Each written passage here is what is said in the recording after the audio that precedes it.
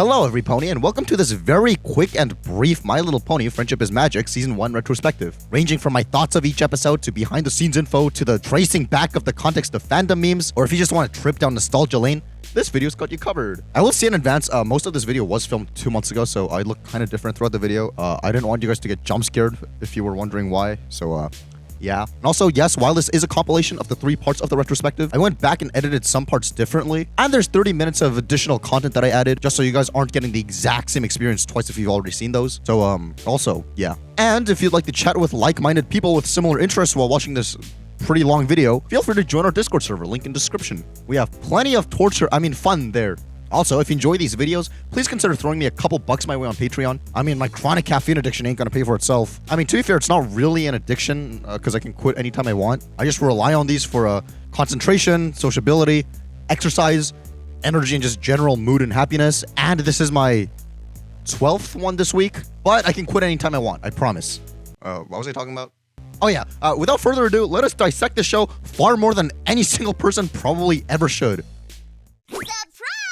In a place called Ponyville, anything can happen. Really? Before the first episode of the first season even aired on the fateful day of October 10th, 2010, particularly eagle-eyed viewers on 4chan were already watching over this franchise with keen interest. While this website prides itself on anonymity, in what seems like fate destined beyond our humanly understanding, a named member going by The Zam posted this on Ko, the comics and cartoons board, a day before the show actually premiered. The fact that the image used was this, which just evokes a very strong sense of nostalgia, coupled with the abbreviation MLP rather than typing out My Little Pony or MLPFIM, really just cements this post as something that should be documented in history books. Like, what a true trendsetter this was. This post was made even more legendary when we take a look at the very first response to it. This is going to have so much, and the response to that being, why would it? The first MLP didn't have much Rule 34. Why would this be any different?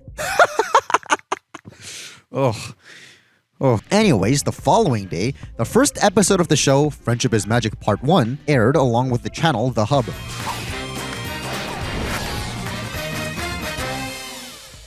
With the Zam returning to Ko to leave a link to the first episode on YouTube. Because this post went 6 minutes without a response, the Zam bumped his own thread, which resulted in a response 2 minutes later. This is not sexy. What were they thinking? For the rest of the day, this post had accumulated a lot of responses that really set this franchise apart from anything the world has seen thus far. But we shall get back to this after we go through the first episode ourselves.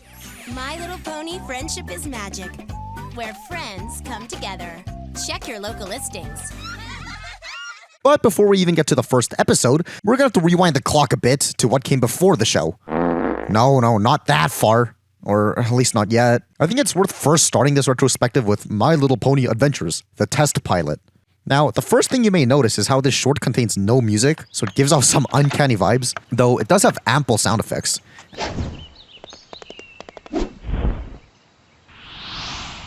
And speaking of uncanny, Rainbow Dash's voice here is quite different from what we hear in the show. Sorry, practicing moves. Woohoo! As she is flying around, Pinkie hops in and brings forth Twilight and Umbrella. Twilight, a bubble and umbrella. Here we can see that Pinkie also has a different voice. I mean, I brought you an umbrella. I'm assuming it's Tara Strong, voice of Twilight Sparkle, playing all 3 characters here, since they all basically sound just like Twilight. Anyways, Pinkie explains how, because her tail twitched, something is going to fall from the sky, which all culminates in... Do you really think a tail twitch is a reliable sign for rain? Look out below! That might be the most underwhelming explosion sound I've ever heard. But speaking of sounds and sound effects, this whole thing seems very Hanna-Barbera-esque. And on that note, seeing things fall around and injure these characters, it's definitely going for a slapstick comedy style, which would be very in tune with Hanna-Barbera cartoons. And it's always cool seeing what things inspired whatever it is we're analyzing to see where it's coming from.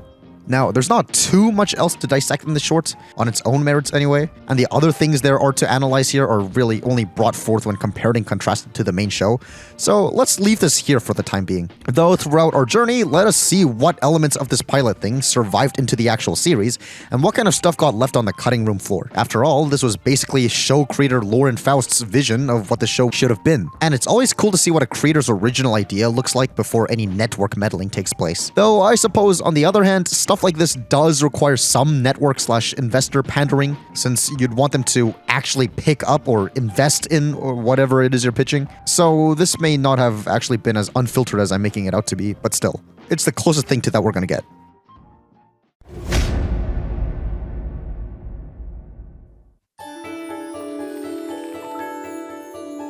Once upon a time, in the magical land of Equestria. So this is it, the birth of a universe. A universe that will go on to inspire millions of fans and haters alike to pay attention to this franchise for the next 9 years and counting. Let's see if they actually did a good job setting up this brand new world. We start off with some exposition about two sisters, where the older one controlled the sun, while the younger one controlled the moon. To do this, the eldest used her unicorn powers to raise the sun at dawn. The younger brought out the moon to begin the night. Interestingly, it seems as if the term alicorn hasn't been thought of at this point, because both of these alicorns are called unicorns for some reason. In fact, nowadays, we have the convenient term alicorn to refer to winged unicorns, or I guess horned pegasi if you go that way. But that term wasn't actually canonized until 3 seasons in, though we'll get there when we get there. So the younger one got mad because nobody was there to admire the night and decided to make the nighttime last forever. But the bitterness in the young one's heart had transformed her into a... Holy crap, that jump scare. And she turned into this evil version of her, Nightmare Moon. But she gets trapped in the moon because the older sister blasts her with the elements of harmony. What is this? We don't know, nor does the show really try to explain what it is yet. And apparently the older sister took control of both the sun and the moon. The elder sister took on responsibility for both sun and moon. Well, what's the point of having 2 princesses if one can control both in the first place? If it was to balance out power so no one pony has unmatched power just in case they turn evil, well, it's a great thing this older sister never abused her newfound power then, isn't it? It turns out that this pony, Twilight Sparkle, was reading this book out on this patch of grass. After showing us this goofy angle, we are introduced to the legendary theme song that is iconic at this point. My little pony. The theme song that we shall revisit later. After the theme song ends, we are left with the horrifying realization that this world has some very empty backgrounds. Then these ponies, who are supposed to be Twilight's friends, invite her over to a party their other friend, Moondancer, is having. Moondancer is having a little get-together in the West Castle courtyard. You want to come? To which Twilight rejects and zips off to go home, with her friend saying, Does that pony do anything except study? I think she's more interested in books than friends. So, if she's that homebound and hates social interaction, why was Twilight reading a book outside, besides to conveniently show the fact that she rejects her friends? Which then leads us to the question of how she has friends in the first place, which is made even more confusing by how she seems to be friends with literally anyone and everyone she runs past. Anyways, Twilight runs home and... does this entire building belong to her? She must be one hell of a rich pony to own all that estate. Are these the benefits one gets from being the princess's prized pupil? If so, how do I become one? Though, I need to ask, is this sand clock real or cosmetic? How do you tell these books apart? Now, don't worry, I'm not gonna dig into every little animation quirk that we run across, but I just want to put that out there. So Twilight refers to this book that talks about how, quote, The Mare and the Moon, myth from olden pony times. A powerful pony who wanted to rule Equestria, defeated by the elements of harmony and imprisoned in the moon. Legend has it that on the longest day of the 1000th year, the stars will aid in her escape, and she will bring about nighttime eternal. Huh? What does this mean? There is so much wrong with this one sentence. Let us break this down bit by bit. Legend has it. Implies that this is a fictional story, maybe not completely fabricated, but a fantastical twist on a true event. If we are to take the story from the prelude as a historical account, which it is confirmed to be later on, it makes sense that ponies relaying this story might add more fantastical elements to it, to make it like more of a spooky campfire story to tell their kids, I guess. This is backed up by how Spike says, Mirror in the moon? But that's just an old pony's tale. I bring this up not as criticism, but as an observation that based on the fact that Twilight is putting trust into this legend that everyone else thinks is fictional, we can add superstitious to what we know about our lead character so far. Man, I sure do hope this isn't completely contradicted in these next upcoming episodes. The next line is That on the longest day of the 1000th year... This isn't inherently weird either, or at least on the surface. Since some days in real life actually are longer and shorter than others, the measurement of 24 hours aside, it really depends on what season it is and how far the sun is away from the hemisphere and all that. Now, sure, that is the case for real life, but in this universe, like we established 3 minutes ago, Princess Celestia controls the rising and setting of the sun, So, which means that she literally controls how long a day gets to be. So, if this is a metaphor for how Celestia is gonna go missing, should this not be the longest night and not the longest day? The stars will aid in her escape, and she will bring about nighttime eternal. Okay.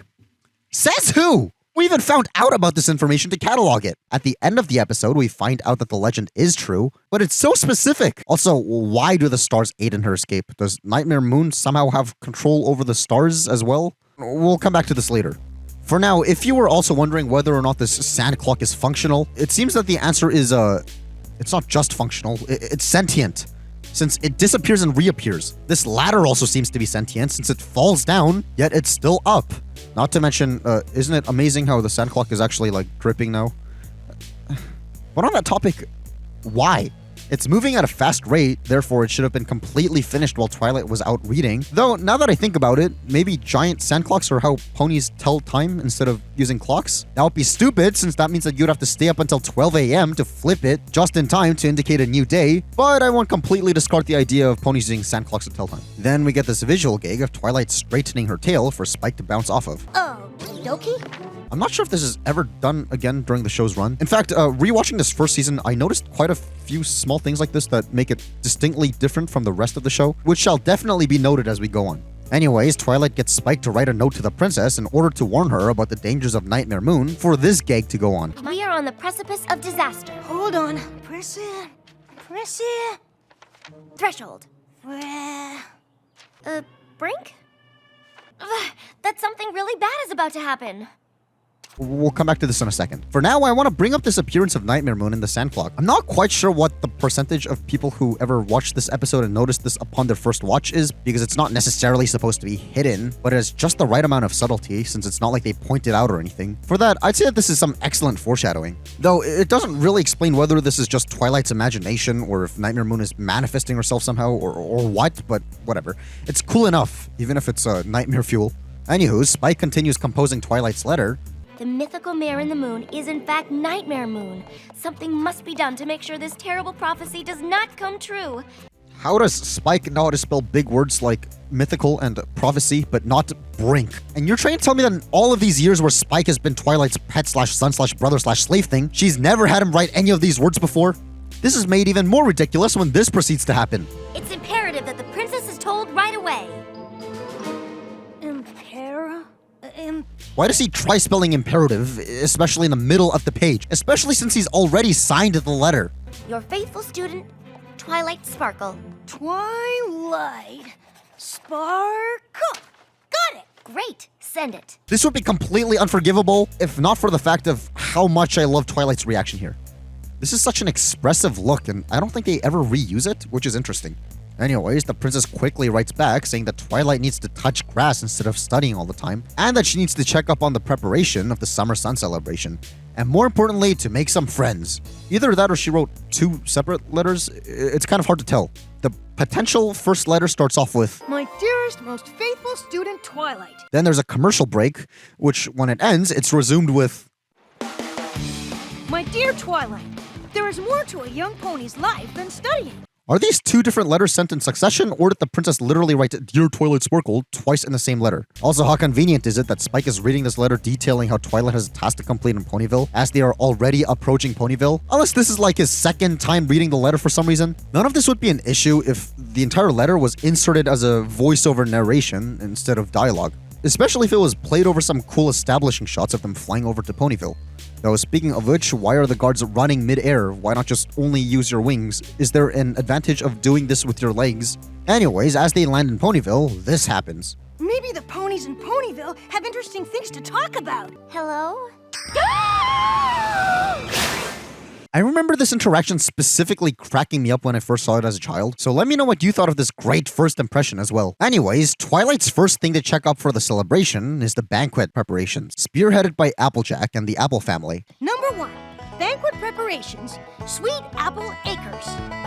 Yay! Hey, wait a second, where did the pencil and paper go? My name is Twilight Sparkle. Well, how'd it do, Miss Twilight? Applejack then introduces her family members. This here's Apple Fritter, Apple Bumpkin, Red Gallop, Red Delicious, Golden Delicious, Caramel Apple, Apple Strudel, Apple Tart, Baked Apples, Apple Brioche, Apple Cinnamon Crisp, Big Macintosh, Apple Bloom,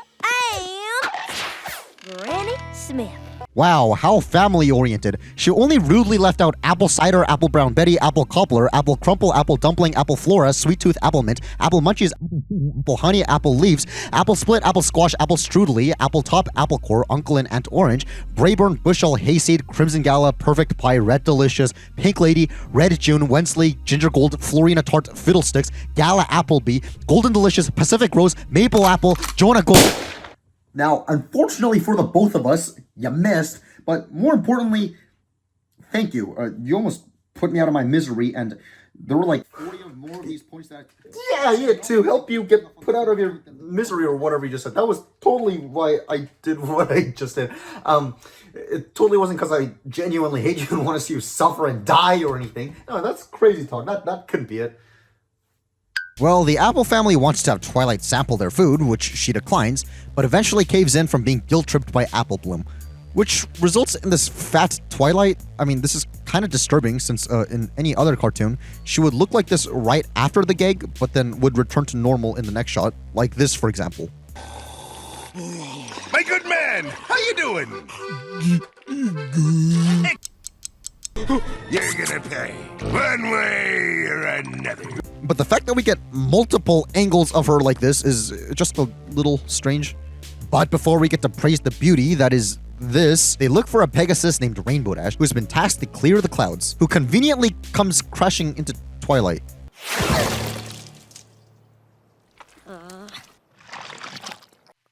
In hindsight, this scene is very odd. For one, the fact that Rainbow Dash just so happens to crash into Twilight exactly at the moment when they're talking about her. I mean, obviously, this is just cartoon logic, and I'm not criticizing that at all, but it doesn't stop it from feeling a little disjointed. Especially when there's literally nobody else in the background. This place is a ghost town. That and how this isn't really Rainbow Dash yet. Just listen to her voice. Excuse me? Let me help you. Like the raspiness is there, but the gusto behind her unrelenting pride seeping through her delivery isn't. This is probably just a result of them not having a super clear idea on her personality yet, mixed with either unconfidence or just uncertainty or just getting used to on Ashley Ball's part. Not saying that's a bad thing at all. I mean, just listen to how I presented myself in my first couple videos. Applejack differs from other ponies from the series thanks to her signature hat. However, almost every toy version of My point is nobody has everything figured out at the beginning. I'm just bringing this up to, once again, make note of why these early episodes feel tonally different from the rest of the show. Still, the way she acts, as in being cocky, flying at fast speeds, laughing at others' misfortunes, and sporting a play first, work later attitude, are all things that went unchanged later in the show, so maybe they actually did have her figured out more than her voice was letting on, but I guess that's another point as to why this scene is so jarring. The fact that we're shown so many aspects of her character in such a short amount of time rather than letting her character naturally unfold in front of her eyes as we spend more time with her. Though, above everything else, I'm glad that they brought up her desire to impress/join the Wonderbolts in this episode. They're gonna perform at the celebration tomorrow, and I'm gonna show them my stuff. I'll elaborate more on this in a bit. So after Rainbow Dash shows that she can clear the skies in 10 seconds flat, What'd I say? 10 seconds flat. which became somewhat of a quotable meme in the fandom. Get used to that because we're going to be seeing a lot more of that soon. Spike and Twilight visit the town hall to check up on Rarity, who is in charge of decorations. And in this scene, we witness the origin of pretty much the only long-term crush plot point. No. Oh, goodness, no. How are my spines? Are they straight? Now, I'm not gonna get into the whole concept of the ethics of a baby dragon crushing on an adult yet, since there will be plenty of time to reference back to that through this retrospective, trust me. But for now, I want to point out how gross Rarity's horn looks here. The fact that it doesn't connect properly, it just looks really gross, and I'm glad they eventually fixed it. This is another thing we can add to the list of early show weirdness. That and this weird angle. She looks like an egg here. Still, I think Tabitha St. Germain had Rarity's voice and tone pretty figured out. You? Oh, my stars, darling! Whatever happened to your coiffure? Oh, you mean my mane? Not much change from this Rarity to later seasons Rarity. I'm just here to check on the decorations and then I'll be out of your hair. Out of my hair? What about your hair? Interesting how they used the word hair instead of mane, right after just using the word mane. Perhaps horse vernacular wasn't really thought of this early on, but whatever the case is, Rarity takes Twilight to her boutique to fix her mane up, where she also makes her try on all sorts of wacky outfits for no apparent reason. The stupidest part is how Rarity says, You were telling me where you're from. which is a very basic question. You're telling me that this question wasn't brought up on their walk from the town hall to the boutique? Well, from their interaction, we learn that Rarity is a posh individual who views herself as regal, as she is impressed by the fact that Twilight is from Canterlot. Though, because we are at peak antisocial Twilight, she leaves to go check up on the final team on the preparation list. The music.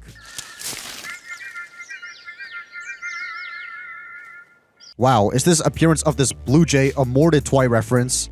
There's nothing really too much to note here. We see that Fluttershy is in fact shy, or at least until she sees a baby dragon, and that she has a way with animals. Though, isn't it quite a miracle how despite there being a lot of daylight burnt between the impromptu eating of all this and making an impulsive detour from the town hall to go to Rarity's boutique, Fluttershy was still out here working on the music stuff?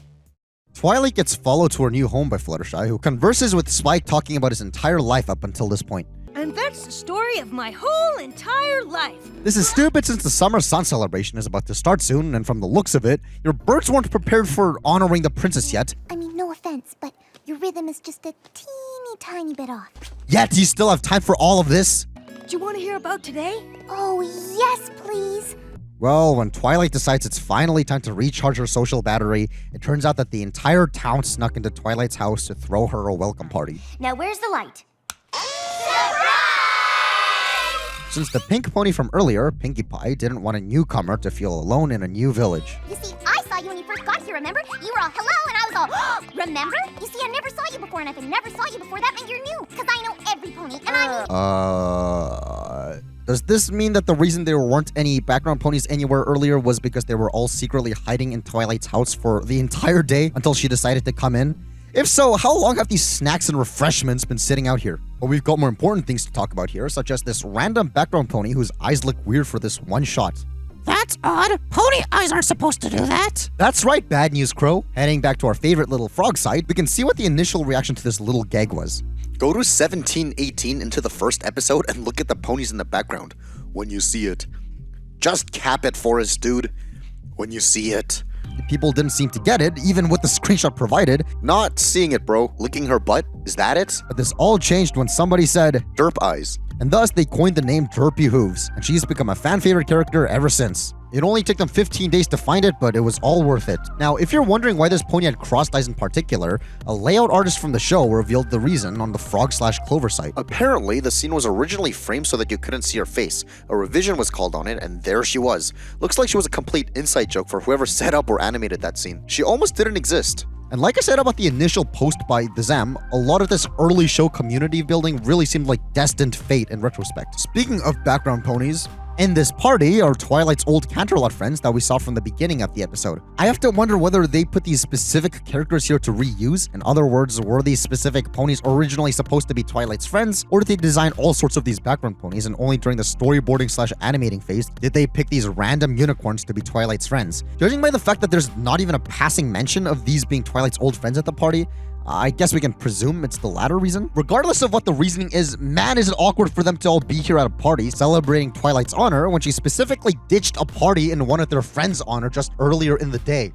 Yeah, you must not have any friends, and if you don't have any friends, then you must... Are you alright, Sugar Cube? Hot sauce. Anyways, who pours something in their drink without checking what it is first? Isn't this an irresponsible lesson for children? You do realize the fact that she suffers after doing so means that the lesson is to not do that, right? Well, in your face!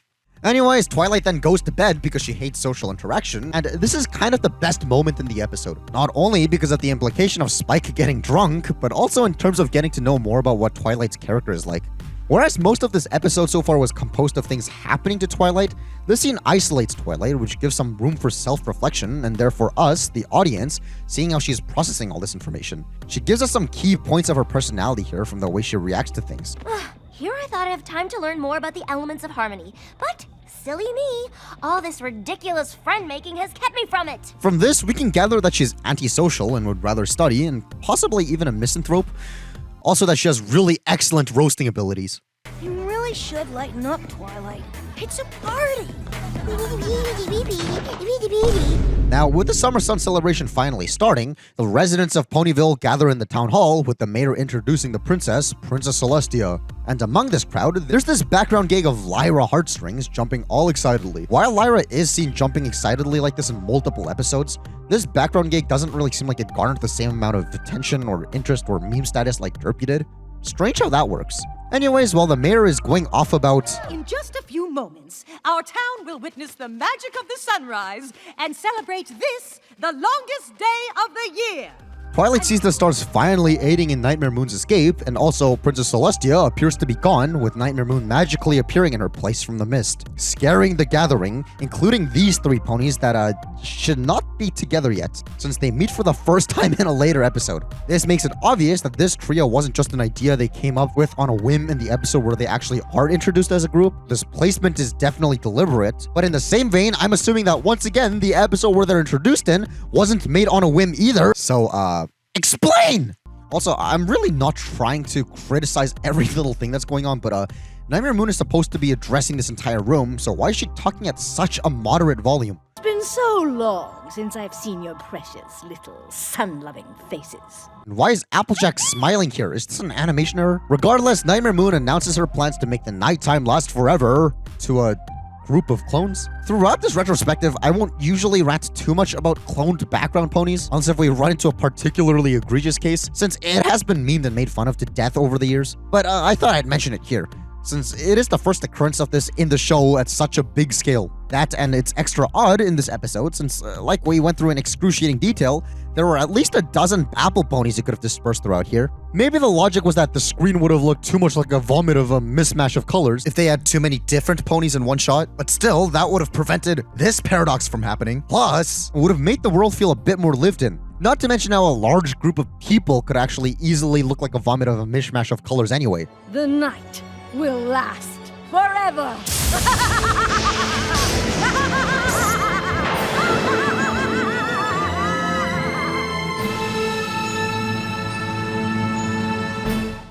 Well, there's a lot to analyze here, and we've still got to look at the initial reactions to this episode, but let us get through part 2 first, because a lot of what I want to say to this episode applies to the 2-part premiere as a whole, so yeah.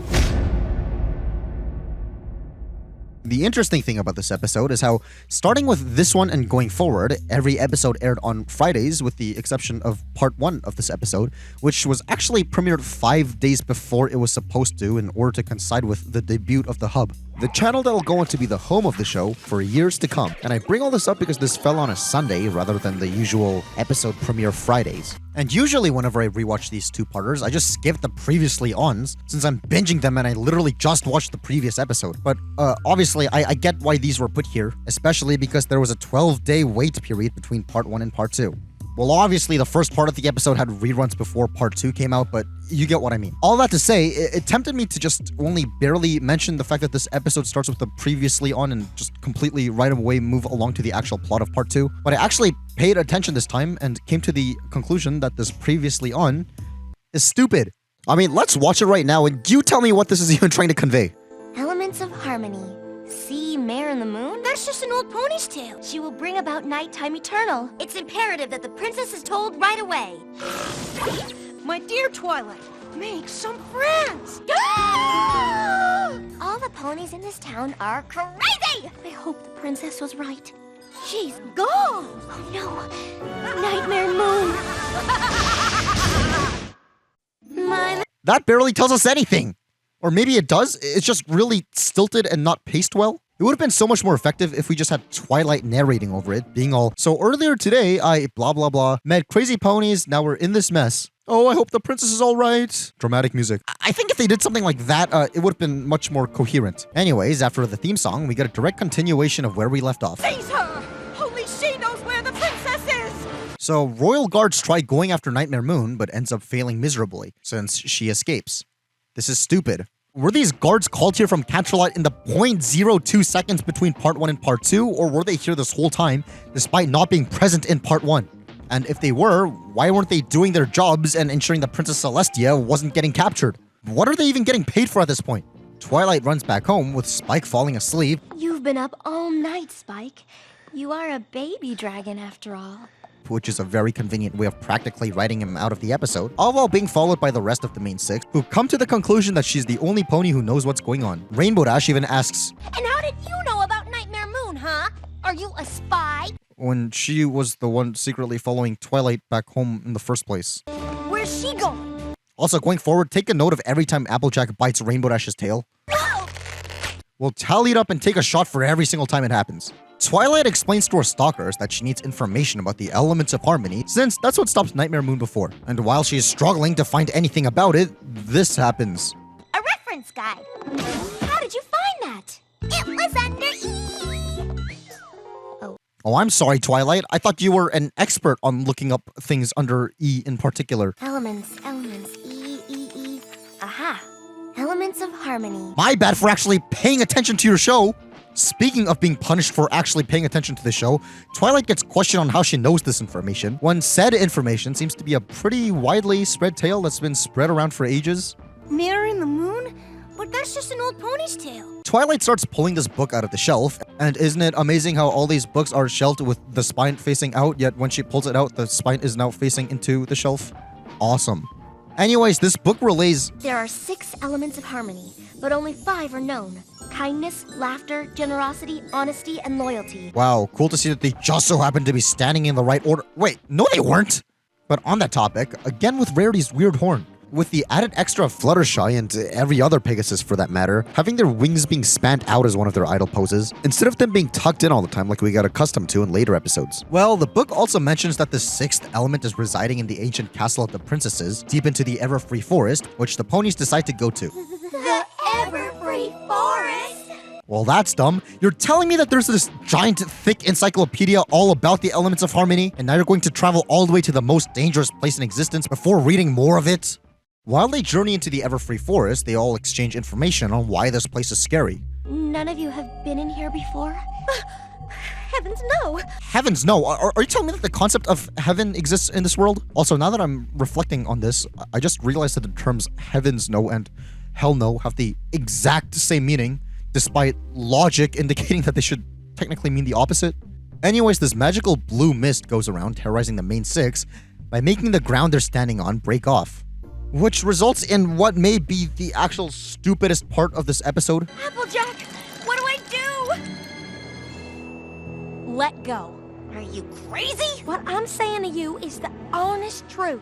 Let go, and you'll be safe.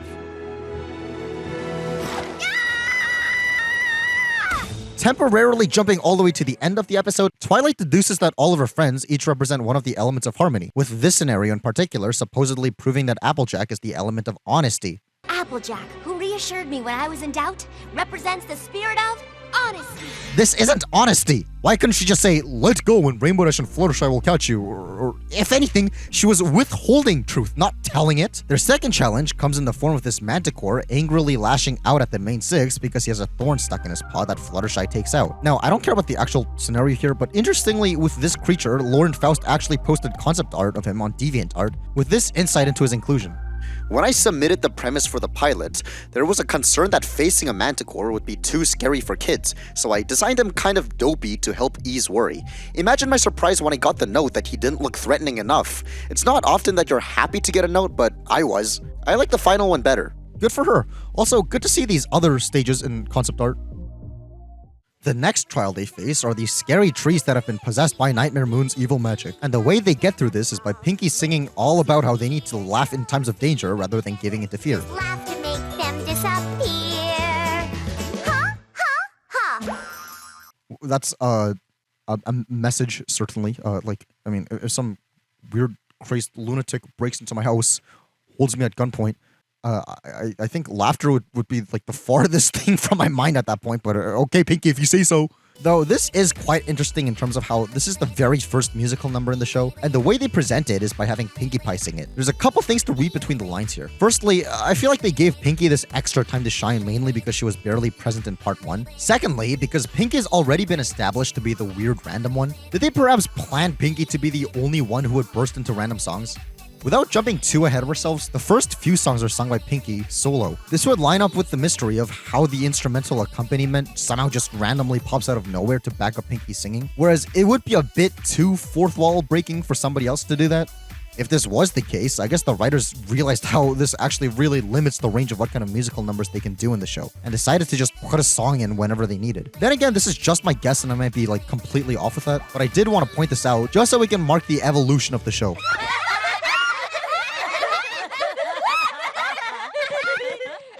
The next obstacle is the sea monster complaining that his mustache has been torn apart. This leads into a pretty funny joke. Ow! What did you do that for?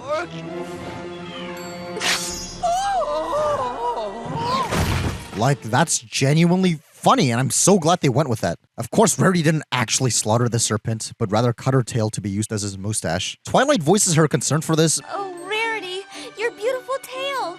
But she didn't say anything when Rainbow Dash's entire tail disappeared earlier.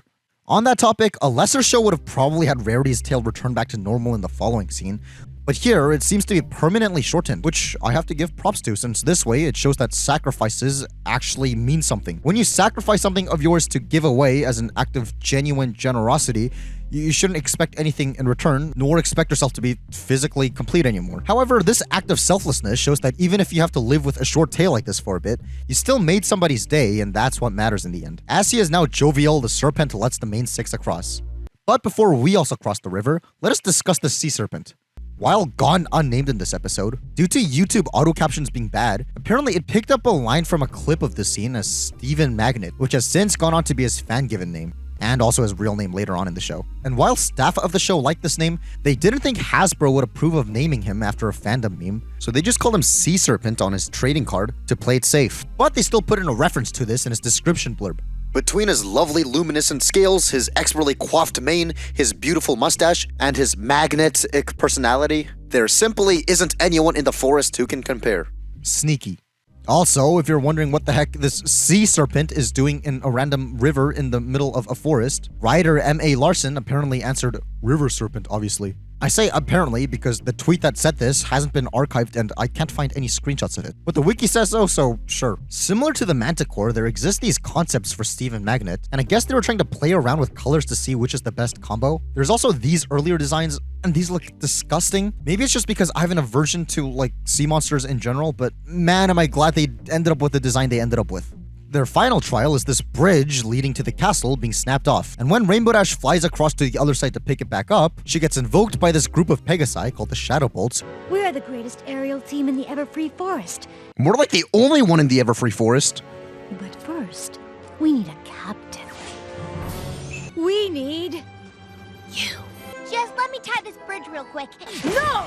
It's them or us. And even though the deal sounds tempting to her, she declines because she cares about her friends more. This is a pretty good character-defining moment. Then they finally reach the castle, only to spot 5 elements of harmony instead of 6. And while she's trying to work her magic to make the 6th one appear, the blue mist that's been harassing them takes her and the elements away. Then this blue mist shows itself as Nightmare Moon, and they have this grand battle.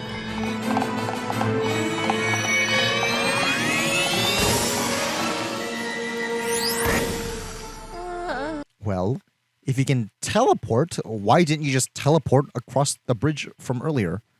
Or teleport yourself up and down the cliff? Or teleport across the river? Or teleport the Manticore away? Hello? Anyways, Nightmare Moon destroys the elements, and wow, devastated Twilight is very goofy looking. Then, as her friends come over to help, Twilight realizes that her new friends actually all represent the elements. You think you can destroy the elements of harmony just like that? Well, you're wrong. We'll come back to this in a bit. Upon realizing this, the 6th element, element of magic, appears, and the main 6 all get these jewelry things to cement that fact. Also, Rarity's tail regenerates, which teaches us that sacrifices mean absolutely nothing. I'll never part with it again. I take my praise back from earlier. As the sun rises, Princess Celestia finally shows herself by making a grand entrance from this ball of light. Then this happens. Princess Luna, it has been 1,000 years since I have seen you like this. We were meant to rule together, little sister. Sister? Why is Twilight surprised at them being sisters?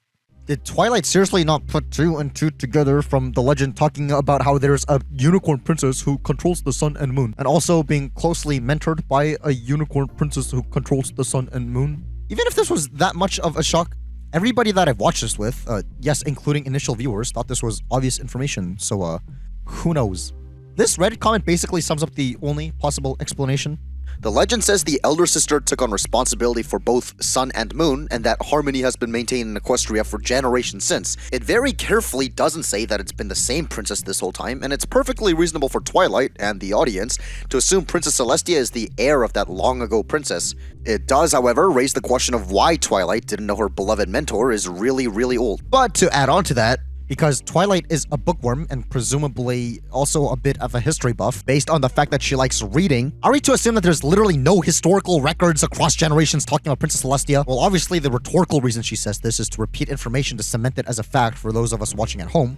But still! Hey! You know what this calls for? A party! We end this episode off with a Pinkie Pie party and Twilight realizing that making friends is important. Are you not happy that your quest is complete and you can return to your studies in Canterlot? That's just it. Just when I learn how wonderful it is to have friends, I have to leave them. To then get tasked by Princess Celestia to stay in Ponyville and send reports about friendship to her. Twilight Sparkle shall take on a new mission for Equestria. She must continue to study the magic of friendship. She must report to me her findings from her new home in Ponyville. All ending with this fourth wall break. Isn't this exciting? Are you excited? Because I'm excited. I've never been so excited. Well, except for the time that went, but I mean, really. We shall talk about Pinkie's character later. For now, I just want to talk about the thorn in my side that's only been getting deeper and deeper and deeper as the episode was going on. The main question I know a lot of people have about this is whether the main six all meeting and becoming friends and turning out to all represent the elements of harmony was a coincidence or pre-planned destiny. There is an episode down the line that kind of touches upon that, so we'll skip this question for now. The bigger question that's been hurting me right now is, did Nightmare Moon's plan fucking backfire or what? I didn't make it too clear when I was going through the contents of the episode, but the reason that the main six are running into all these trials was because Nightmare Moon, as the Blue Mist, was causing all these things to happen. Which means... Alright, listen. If Nightmare Moon didn't send all these things their way, Twilight literally would have never realized that they all had these elements of harmony powers. Not to mention, what stopped Nightmare Moon from just flying here to destroy the elements first thing after coming out of the moon? That would have been so much more efficient than going to Ponyville Town Hall to laugh in their face. Did she want to win or not? She definitely had a clear goal in mind, and she's had like 1,000 years to build up the anger and actually accomplish this. So I would imagine that she was pretty fired up and motivated to go through with this plan, so what gives? One could argue she literally just didn't know that the elements were located in the castle and was following the main six to see where it was. But that's stupid. First of all, this castle was owned by both sisters, so surely it holds some significance between them. So shouldn't the main six at least walking towards the direction of the castle have been a dead giveaway? Once they got to, I don't know, like the halfway point at most? None of this would have been an issue if they just literally put in one line of her saying, "Thanks for leading me directly to the element, ha ha ha." This episode was just sloppy. I still can't get over how stupid that Applejack part was. In what world does this constitute honesty whatsoever?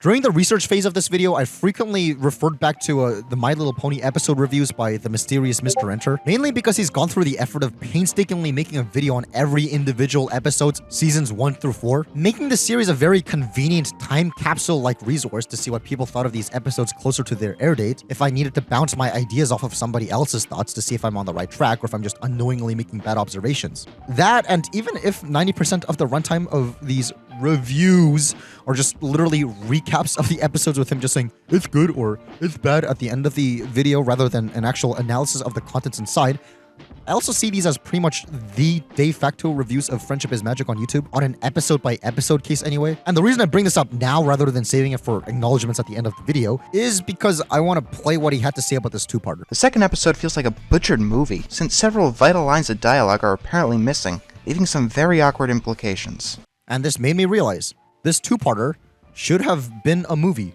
Like, the show should have had a movie premiere, like Jimmy Neutron or whatever. Like, all budgetary and technical logistics and the fact that the show was initially cheaply made to be a toy line advertisement aside, if you wanted to flow this better as a product for consumers, I believe that they should have put like part 1 and part 2 together plus an extra like 5 to 10 minutes just to give everything a little bit more room to breathe. I mean, that would have still not even been an hour long, but I thought the main thing hindering these episodes was the 22-minute cap. You're essentially trying to introduce a new fantasy world along with 7 main characters, and as a result, we really don't give a single one of them a chance to shine, and thus don't really have a reason to be invested in them. Pilot episodes of shows, above just establishing the main cast's personalities, should aim to establish what kind of goals these characters want to accomplish throughout the series long term. That way, we, as the audience, have something to hook ourselves onto and feel more included in the character's journey.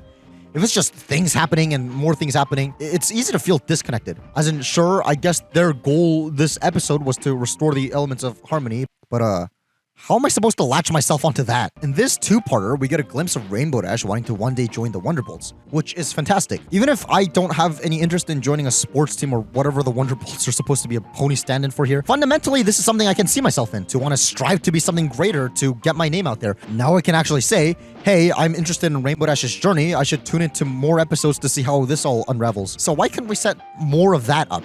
If you have your main characters being attacked by a manticore, then a sea serpent, and evil trees, sure, that's cool, but it's not that deep. If, while venturing through the Everfree Forest, the characters at least briefly discussed what their future plans were, it would have made for a much better first impression, but instead of that, we get... Whoosh! Me and Fluttershy looped a loop around and wham!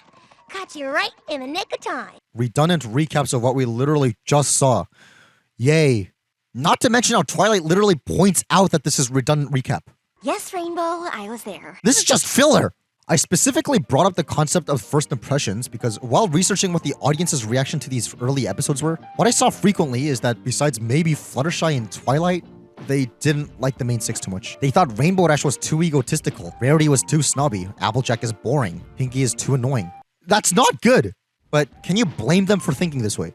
Even when Twilight initially meets the rest of the main 6, the only pony who doesn't give a negative first impression is basically Fluttershy, while the rest are incredibly pushy and don't respect basic boundaries. But even then, Fluttershy doesn't really get the hint that Twilight wants to be left alone either. You simply must get him to bed.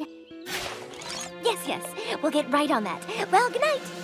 Now, intuition tells me that all these negatives I'm bringing up is something we can only say in retrospect, and ultimately watching this episode for the first time on your very first watch through will probably captivate you from the characters and concepts it presents. Because, you know, speaking of which, going back to that initial 4chan post that started it all, most of the responses were overwhelmingly positive, saying stuff like, I actually kind of like this. Don't really care about what's going on, but it has decently timed gigs, fluid motion, voice acting that doesn't make me cringe. I'm scared, Ko. Hold me. Thanks for telling everyone, OP.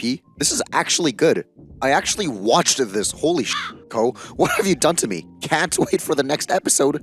Jesus, it's like cocaine. I'm a 24-year-old man. I should hate this. But I watched it all. I love the animation. I love the voices. I hate the story. I can't fucking stop. Damn it. The only thing I bat/eyebrow raise worthy being these comments of all these predictions of descriptions of future art I shall not repeat for the sake of decency. But now that we're done with introductions, let us move on to our first real episode. This episode begins with Spike throwing hard work away. Spike, you do realize that Twilight and Applejack have been busting their flanks off trying to collect these all day, and now you're just carelessly throwing it away like it's nothing, right? I know, right? Anyways, Spike receives a letter. Hear ye, hear ye. I think it's interesting how this letter starts with hear ye, which I don't recall is a recurring thing in these royal letters, which would make this an early installment oddity, or maybe they do, I don't know, who knows. Also, it's kind of funny how Spike says yada yada in place of the month. On the 21st day of yada yada yada. Presumably to avoid, something? I mean, even if months in Equestria were named the same as what we have here in real life, that wouldn't be the craziest thing in existence. Months in real life are named after Roman gods and goddesses, and Equestria has all sorts of mythological creatures running around it anyways, so I don't see what the big deal there would be. Though, I guess then the question would arise on whether these gods and goddesses would have resembled humans or ponies. Anyways, it turns out that this letter is an invitation for Twilight and a +1 to the Grand Galloping Gala. Princess Celestia of Equestria is pleased to announce the Grand Galloping Gala to be held in the magnificent capital city of Canterlot. And she receives 2 tickets for it. Then she asks Spike this. Wow, great! I've never been to the gala. Have you, Spike?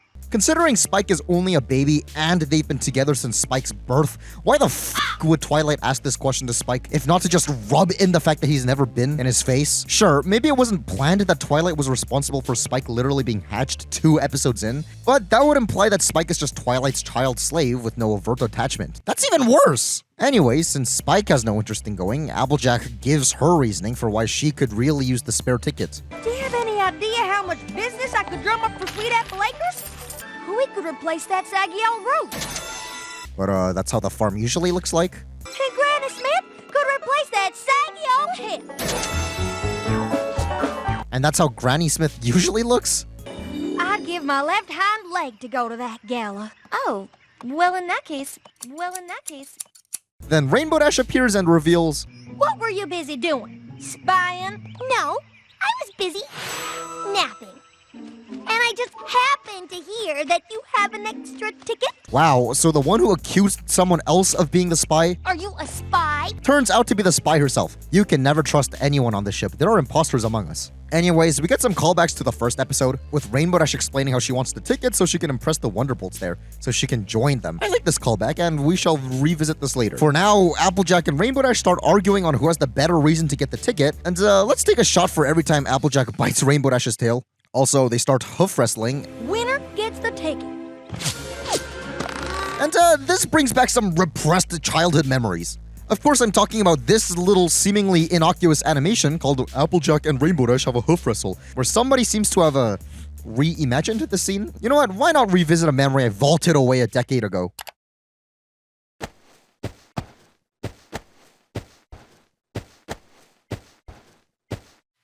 Well, that's not hoof wrestling. Hey, why is this tree only half filled with apples? Anyways, while trying to get some lunch, they run into Pinkie Pie, who also wants the ticket so she can go party. And I'm going to assume that this musical number here Oh, the Grand Galloping Gala is the best place for me. is where they spent a huge chunk of this episode's animation budget on. Then Rarity also appears where she reveals that I design ensembles for the gala every year, but I've never had the opportunity to attend. if Rarity designs ensembles for the gala every fucking year, why isn't she just given a ticket? That seems customary. Are you gonna tell me that she isn't compensated for her work either? Does she just get paid in exposure? Well, Rarity starts having a fantasy sequence where she explains how the gala is the place where she's going to find him, Princess Celestia's nephew, who would end up asking Rarity to marry him. Why is Rarity's horn normal here? Did they just add this last second to fill up space after they came up with this new design? Also, why is Rarity's fantasy in pictures whereas Rainbow Dash and Pinkie's were in full video? The paper texture overlaid on the pictures is kinda cool though.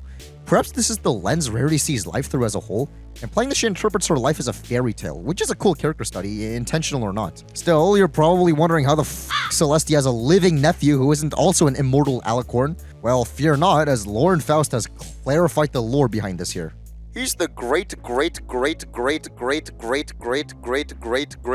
and probably even more great, nephew on Celestia's and Luna's mother's side, about 52 times removed, roughly speaking. I would have preferred to call him a duke, but someone in the approval process thought kids wouldn't know what a duke is.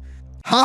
Before we get to ponder upon all that, Fluttershy's main pet, Angel, comes up and swipes away the tickets to present them to Fluttershy, who says she also wants to go to the gala. I would just like to ask, if it would be all right. With Rarity absolutely roasting her by saying, You want to go to the gala?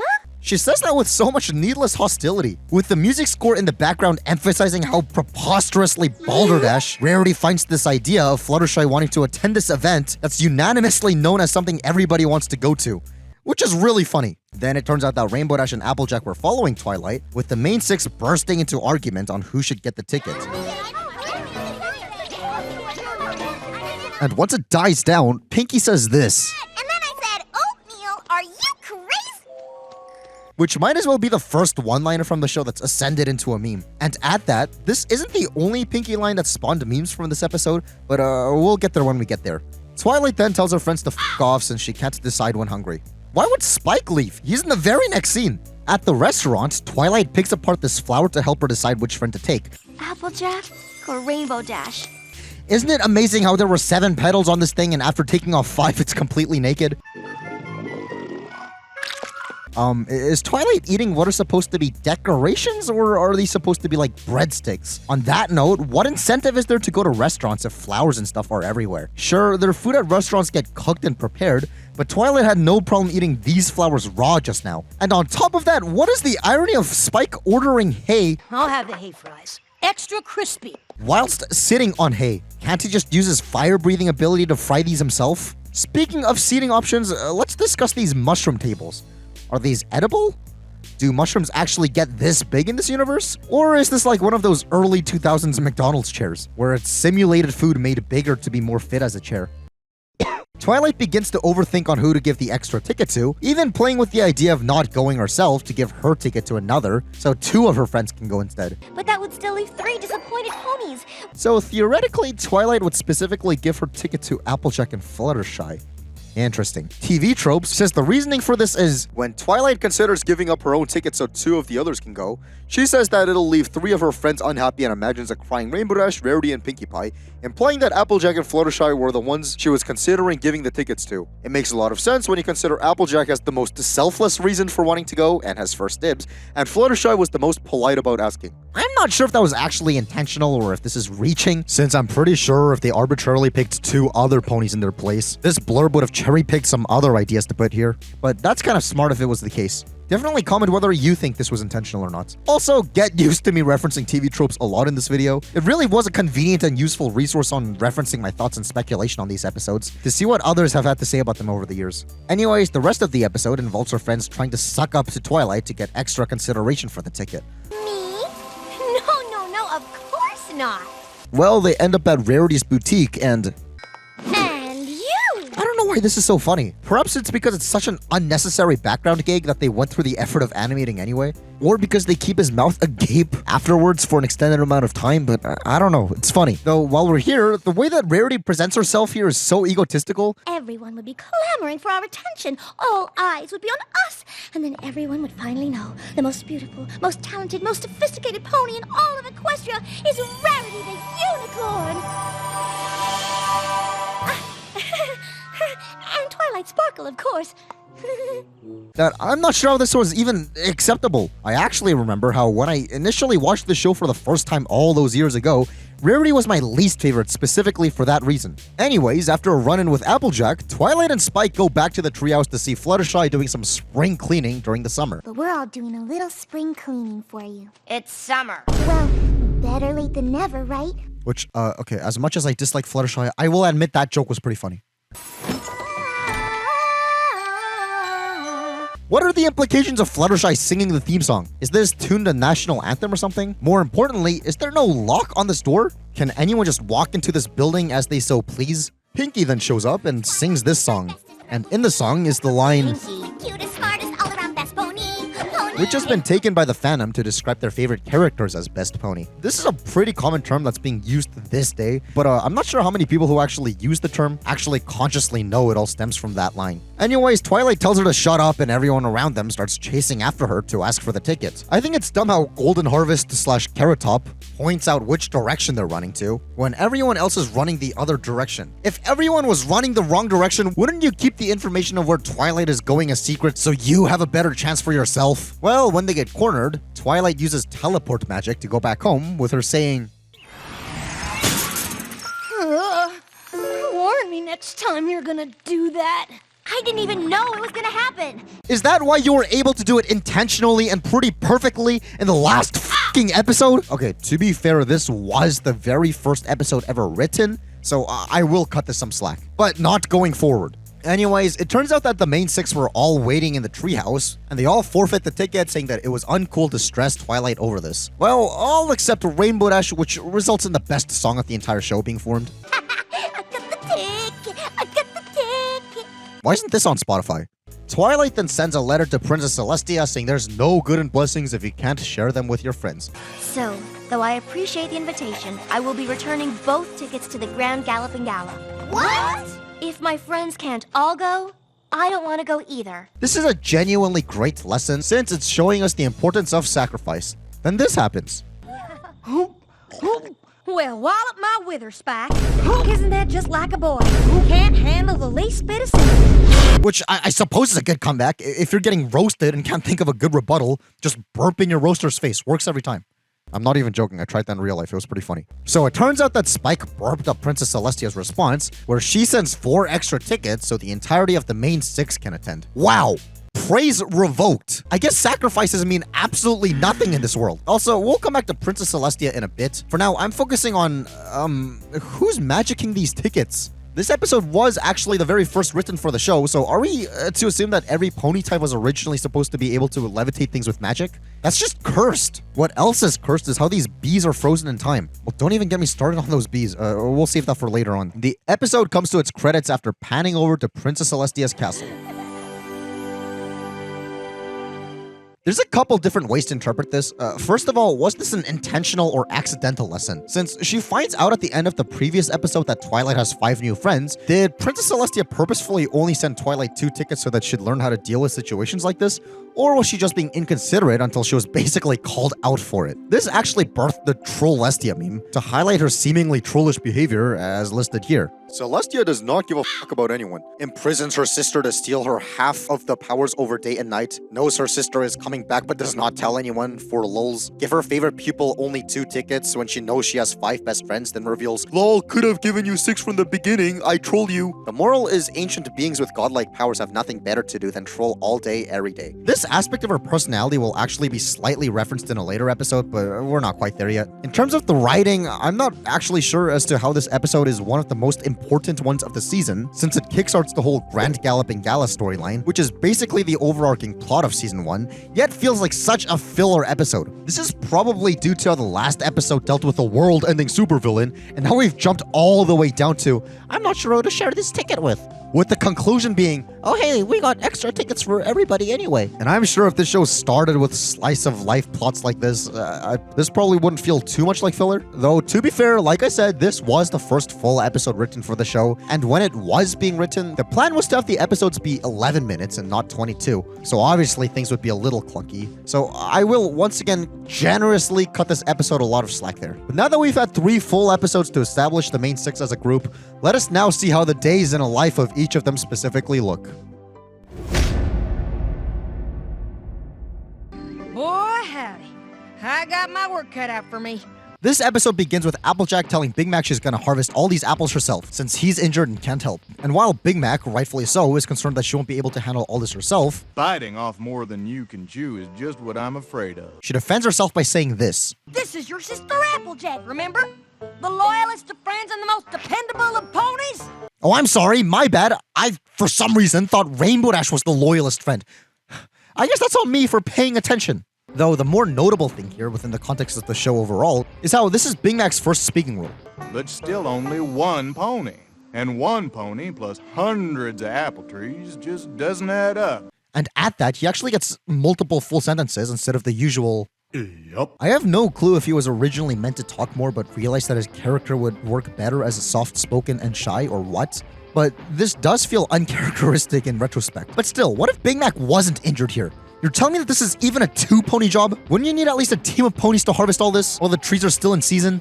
Also, visually, something I haven't really pointed out yet is how things are very less saturated than things will become in future seasons, and even later on in this season. We'll do a full-on comparison of all that eventually, but for now, I do want to highlight how thick Big Mac's eyelining is here. What the heck? Another thing I'd be remiss to not bring up is how this line is genuinely funny. And 1 pony plus hundreds of apple trees just doesn't add up. Don't you use your fancy mathematics to muddy the issue. I said I could handle this harvest, and I'm gonna prove it to you. I know, dissecting jokes may ruin it for some, but I think there really is something to be analyzed here. The look of utter malice and discontent on Applejack's face, coupled with the linguistics here saying your fancy mathematics, implies that this isn't the first or second or probably like the baker's dozenth time that they got into an argument like this. Since this means that Applejack attributes something as simple as Big Mac saying what essentially boils down to, you're just one small horse in comparison to this gigantic field, to muddling the issue with not just math, but fancy math in Applejack's eyes. However, the implication of the joke is kind of itself muddled. Like, I think the initial basis and presumption and trajectory of this joke was to fit Applejack into the whole dumb hillbilly type. However, the next line, I said I could handle this harvest, and I'm gonna prove it to you. Recontextualizes the previous joke to be within the frame of Applejack just being angry that Big Mac was doubting her abilities and not to be a stereotype trope. So I'm not sure if even the writers of the joke even thought as hard as I just dissected it, but who knows. Maybe it was a subversion of the trope, or maybe the joke of her acting dumb is completely a non sequitur to the point she's actually making. I don't know. All I do know is that 1 second it was hilarious and now it's meh. Though, judging by this gulp here, I suppose we are now in some kind of post-meta limbo space of a subversion of a subversion. Gah. After the theme song, which, yes, we will get back to later, Applejack is about to get started on this arduous task. Well, I better get kicking. But these cows start stampeding towards Ponyville. Then we get this visual gag-ish thing, where Carrot Top / Golden Harvest brings her welcome mat into her house with her mouth. That's kind of disgusting. Also, Pinkie has this whole bit. This makes my voice sound silly. Which is, not particularly funny. There's not much of a joke here aside from have silly voice. Point out she has a silly voice. When that Applejack joke from 5 seconds ago worked on like 5 billion different levels. I guess Twilight does say this afterwards. Pinkie Pie, are you crazy? Run! But still, that's not hugely a clever thing to... whatever. The reason I even point this out is because we're about to see another Pinkie and Twilight duo joke in a minute, so let us just compare and contrast this joke to that joke when we get to it. Anyways, amidst the townsponys all galloping and scurrying about the cow stampede, we get to see the mayor once again standing in the middle of town, trying to calm everyone down. There is no need to panic. So, out of the 4 episodes we've been talking about so far, she's had a speaking role in 3. Not too shabby. It seems like we're getting some world building in Ponyville, seeing non-main 6 characters actually get some speaking roles. Especially how, judging by this exchange... But Mayor, whatever shall we do? It seems like she's some kind of like wise mentor type character. Now, what a huge shame would it be if she was eventually phased out of the series, getting rid of all of the backbones for overall show consistency. Applejack comes along and lassos the cows into proper order, where we get this shot. Somebody here doesn't look like she belongs, but honestly, they should have just replaced Fluttershy with Shoeshine as a part of the main 6. I think that would have been way better. Anyways, as the ponies watch Applejack and her dog Winona gather up these cows, we finally get this other Pinkie and Twilight combo joke I've been talking about. This is the best rodeo show I've ever seen. Which is significantly funnier than the other one. The way that Twilight just has the look of, why is she so retarded, cracks me up every single time. Now, I know a bunch of people will start commenting, why is this guy trying to explain humor? Human is subjective. No, it's not. It really isn't. Sure, what makes you laugh is subjective, and some people might find jokes leaning towards like certain political belief systems funny and vice versa. However, fundamentally, there is a science to jokes based on how you structure and word and paste them and deliver them and stuff, which is why I would argue that it's worth analyzing these jokes just to see how they're structured and written. But anyways, while Applejack is still herding the cows, let's talk about Winona. And more specifically, the point of her inclusion. If there's a character who's essentially supposed to be the sidekick of one of your main characters, it makes sense to introduce her early on into the show like this. And that's what her appearance feels like with how they put her in here rather than not putting her in here. So then the question is, if we look at her character appearance chart, why the heck does she not appear at all for the rest of the season, let alone most of the general show? Well, the answer to that seems to be that the first Applejack brushable was paired with this dog that kind of appears to be Winona, and I guess this was like their way of advertising that. Now, I haven't done any extensive research into this yet, since this is a concept that's definitely going to be explored much more in depth once we get to a deep dive on brushables video, but I did want to make a quick footnote here just for this odd inclusion of a character. Anyways, we get the big reveal that the cows are able to speak.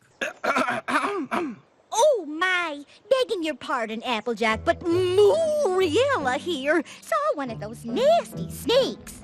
Okay, so how come cows are sapient? Are the snakes they're talking about also sapient? Can you reason with them? And it just gave us all the willies, don't you know? Also, how convenient is it that the one who got scared just so happened to be the only other non-copy and pasted cow? Also, isn't it kind of funny how Daisy Joe has a Wisconsin accent as a reference to how that's the dairy state and Daisy Joe is a cow? Okay, yes, that's actually kind of clever. It's just curious how she shares the same name as Daisy Joe from G3. Therefore, at that point, why not just call her Dairy Joe? Like, imagine being the ponies from previous generations, and you hear that some of you are going to be brought back in this new generation they're making. And while only 6 of you are going to be lucky enough to be main characters, most of you are still going to get updated toys, or at least have the luxury of being background characters. So put yourself in Daisy Joe's shoes. You're all excited and your mind is going wild with all these thoughts of, I wonder how they're going to redesign me. My friends all turn into cute toys. And you just turn out to be a fat cow instead. What a scam! Either way, before we can give that much thought, Applejack says, I completely understand. Just next time, try and steer clear of Ponyville. Now, is this a pun? Because steer is a cow term, which would suggest it is. But if you look up what steer means in specific, a male domestic bovine animal that has been castrated and is raised for beef. First of all, ow! And second of all, I don't know what the implications of steers existing in this world would be, since the real life reason is to essentially apply animal eugenics so we can get a nice slab of steak, which is a-okay in my books because I'm an omnivore. But this is a world inhabited by herbivores. Why would there be a need to produce literal meatballs in this universe? And don't tell me that this is an unintended pun, since Applejack clearly enunciates the word steer. Try and steer clear of Ponyville. Anyways, especially with Daisy Joe bidding Winona farewell, So long, Winona! it gives us the impression that Winona is a regular character to the point of her taking along with all sorts of Applejack adventures. But as we'll soon see, no? I guess this really was just an advertisement for the Applejack toy. Also, then we see Ponyvillians cheering for Applejack, and it's kind of dumb how Shoeshine has mysteriously been replaced with Fluttershy. Also, how come Winona gets 0 credit here? We must do something to thank Applejack for single-hoofedly saving the town. I guess she technically did say single-hoofedly, rather than single-hoofedly and single-podly. But still! Then we fast forward a week where Pinkie throws this party in Applejack's honor.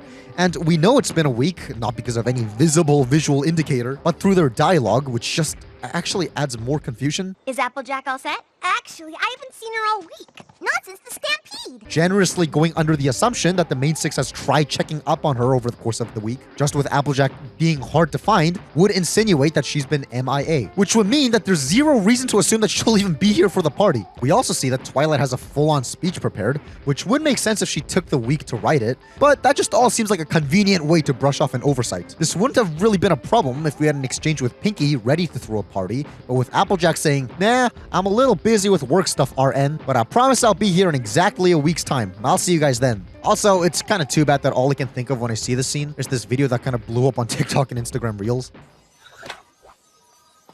Silly black people. They always think they can accomplish everything by just sitting. But on a more wholesome note, this is where we get the birth of Rainbow Dash's cutesy face. This week, she's gonna help me with my new flying trick, and I know it's gonna be so awesome! Exactly!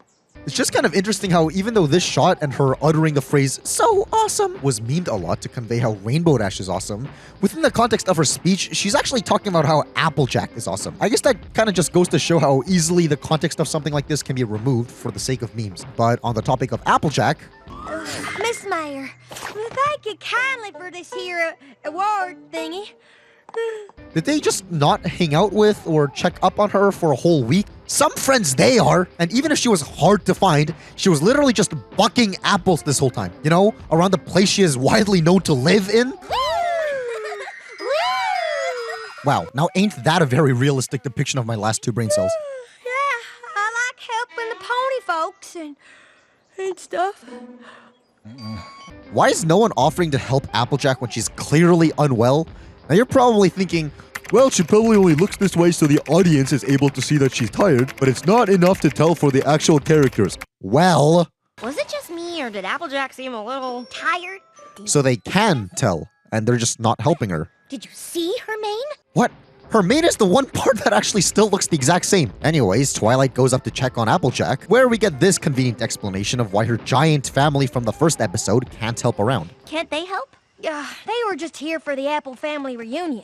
They actually live all over Equestria and are busy harvesting their own orchards. And I wonder if this was always the plan, or if they just came up with this excuse just for the sake of this episode, or what. But whatever the case is, we better not see any of these ponies outside of this context in any other episode. There you are. Then she goes on to help Rainbow Dash, who says she needs assistance with this flying trick. I'm gonna do some amazing flips and spins that are sure to impress the Wonderbolts. Which I guess this line kind of slipped my mind through previous watch-throughs, but man are they putting a lot of emphasis on Rainbow Dash's Wonderbolts arc this early on. Like, all 4 episodes we've talked about so far revolves Rainbow Dash's appearances around her desire to impress the Wonderbolts, which is pretty cool. Anyways, if Applejack ain't being injured from all these falls, what the fuck kind of eldritch horrors did Big Mac go through in order for this to happen? Maybe I wasn't clear. You're supposed to land on the other end. Okay, even with how entitled and selfish Rainbow Dash is acting here, this line... Applejack, what the hey is going on? I mean, I thought I was working with Ponyville's world's best athlete. Might be the most humble thing she ever says in the entire show. Anyways, Rainbow Dash ends up at Twilight's with the most convenient landing of all time.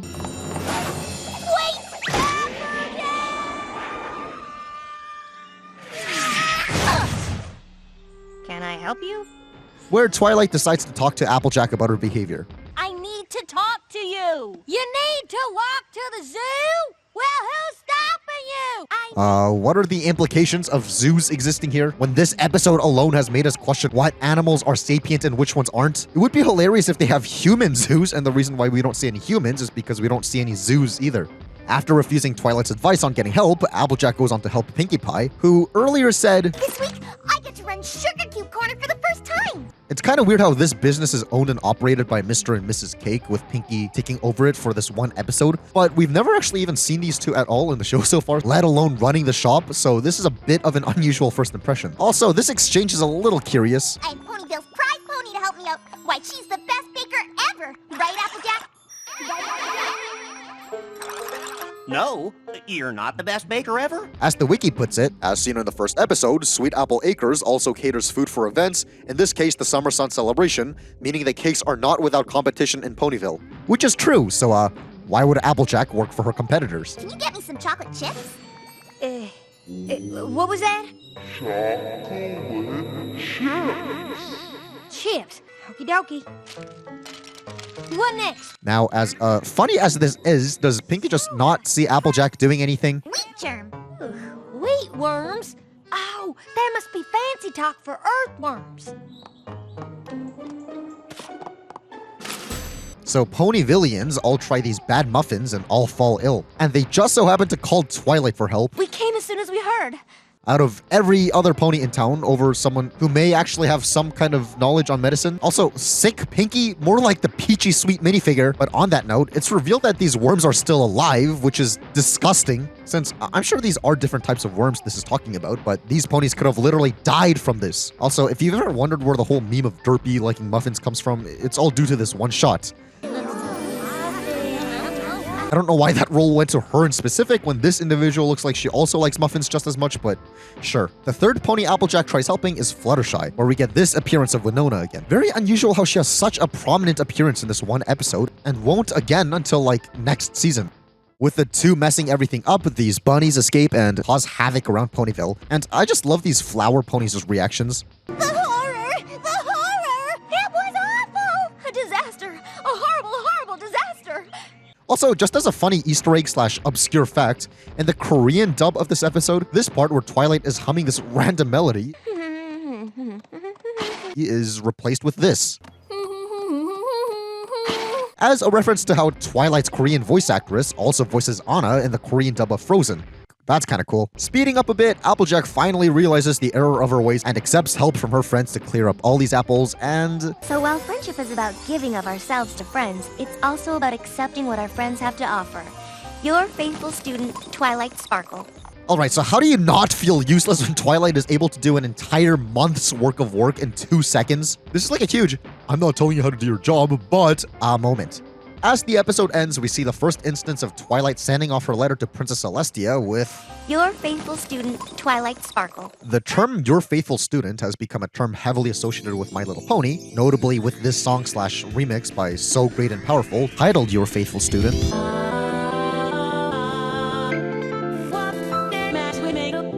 I mean, I showed a clip earlier of her using this term in passing, but the fact that it was used in a context like this kind of cements it more of a title rather than the previous usage, which kind of just felt like a throwaway thing. But it's odd how she won't go on to use this term every time she writes a friendship lesson, probably mostly because adding that line would ruin the flow of the delivery of some of the friendship lessons, which makes sense. But I guess this goes to show that something that's not even used in every episode can build up to this big association / meme due to the fandom looking heavily into everything like this. But speaking of the ending of this episode, we end off on this note. Ew! Spike, I threw those away! Where'd you get them? From the trash. Just a little nibble? Come on. I didn't mention Spike's appearance earlier in the episode, and we'll get to why that is later, but jokes involving him seem to be pretty goofy, and I sure can't wait to see if he'll stay as a comic relief, or if we'll see some depth to him later on. Overall, this episode does a good job expanding on the main six's hobbies, since we basically get to see them all in their natural habitat exploring their passions, or at least besides Rarity, though she was originally supposed to be in this episode, but was cut for time. But speaking of original drafts, according to this now obscure forum post, relaying what the then showrunner Jason Thiessen said at the September 2011 BronyCon, which was the second BronyCon ever held, the original vision of this episode was originally about apple bumping, i.e. Applejack would harvest apples by ramming trees with her head. But Hasbro said, maybe that's not quite the kind of thing we want to be encouraging kids to do, you know? So they rejiggered the concept into apple bucking, which works as a drop-in replacement to the story, making it about sleep deprivation instead. So apple bucking ends up both becoming an iconic Applejack thing, and the story turns out quite a bit more fun than a lesson about repetitive long-term cranial trauma. That would have been quite something. Though it doesn't seem like this idea was that heavily considered or got too far into development, seeing that Applejack apple bucks rather than apple bumps in the theme song. Also, I might as well just say this now, but the reason I have footage over this event playing in the background when I read the blurb instead of playing the clip of it is because that part of the panel wasn't filmed. So the reason I even point this out is because we're going to be referencing this clip every once in a while, and it would have probably come across as very arbitrary if I didn't specify all this. Anyways, now that the show's had the previous 3 episodes to build on the main 6's dynamic as a whole, I think this one did a good job focusing on a particular one out of the 6, since, you know, that results in an episode with more focus. But with that out of the way, let's now move on to our first duo episode. Hoof fighting action overload! She was like a stunt superstar, flying higher and higher, and then Rainbow Dash swooped down, swoosh! The premise of the beginning of this episode is interestingly very similar to the test pilot, with Pinkie talking to a reading Twilight and a flying Rainbow Dash. Wow, cool to see Twilight using her snout to turn pages rather than magic. Isn't this going to result in getting snot in your book? I think it's both mean and funny how she sighs a sigh of relief after Pinkie gets distracted by Rainbow Dash. Phew. I mean, we gotta enjoy all these semblances of early show antisocial Twilight while we still have the chance. Also, isn't it interesting how they redesigned Twilight's reading position? Anyways, Pinkie tries to get Rainbow Dash's attention just for Rainbow Dash to ignore her, and while doing so, she slams into a cliff. I said not now! With Pinkie saying, I was gonna tell you to look out for that mountain. which is pretty funny and reminds me of this issue of Calvin and Hobbes. It's not like the problem messenger couldn't have just cut to the chase and yelled out the problem to begin with. Anyways, despite the fact that Hatch just stopped for a total of 2 seconds to listen to Pinkie earlier, Rainbow Dash would have prevented herself from being injured, she decides to continue avoiding Pinkie. Hi, I'm looking for Rainbow Dash. Have you seen her? Hi there, have you seen Rainbow Dash? Okay, thanks anyway. Which, damn, I guess she's just that annoying. Twilight rats out Dash's hiding spot, leading into this running away / chase scene. That was close. Hi!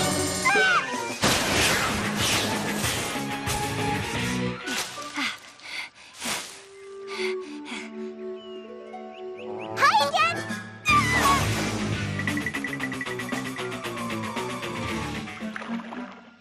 I need a favor, Rainbow Dash. I think it's worth noting how, once again, this style of humor is obviously very Hanna-Barbera-esque, especially akin to the Droopy Show. Sure was a cinch getting rid of that little mutt. That's what you think, brother.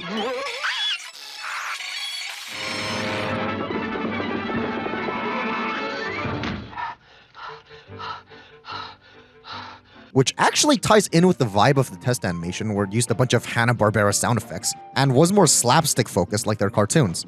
I point this out because that seems to have been the original vision, or at least the direction the show wanted to go. But without jumping too much ahead, this style of humor seems to fade out over the later episodes and seasons, in favor of more situational jokes rather than slapstick. A difference like this is probably one of the reasons that makes the early seasons feel tonally distinct from modern MLP. And whether viewers consciously pick this fact up or not, I think intuition kinda notices these things, which is where the feeling of nostalgia comes in.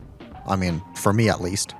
Rainbow Dash gives up on trying to run away, and Pinkie reveals that she wants to pull a couple pranks with her. The first one being causing a small thunderstorm to scare Spike, which is led up by this filler. Over to the right. No, a little to the left. Oh, wait, back to the right. Now, a little leftish while staying rightly. Stop. Maybe a few inches to the south. And now a couple centimeters north. Okay. One more smidge meter to the... which eventually leads to this.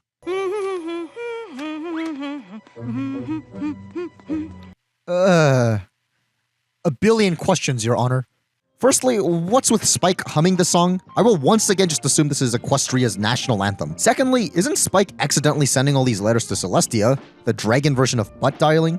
Thirdly, pulling any sort of pranks that directly or indirectly involve the princess seems like you're playing with fire, but okay. Also, I'm not sure if this is even worth mentioning, but for the sake of leaving no stone left unturned, the original draft of the scene had scarier thunderclouds and Rainbow Dash's leg/arm around Pinkie for some reason. Well, while Spike is hiccuping, this happens.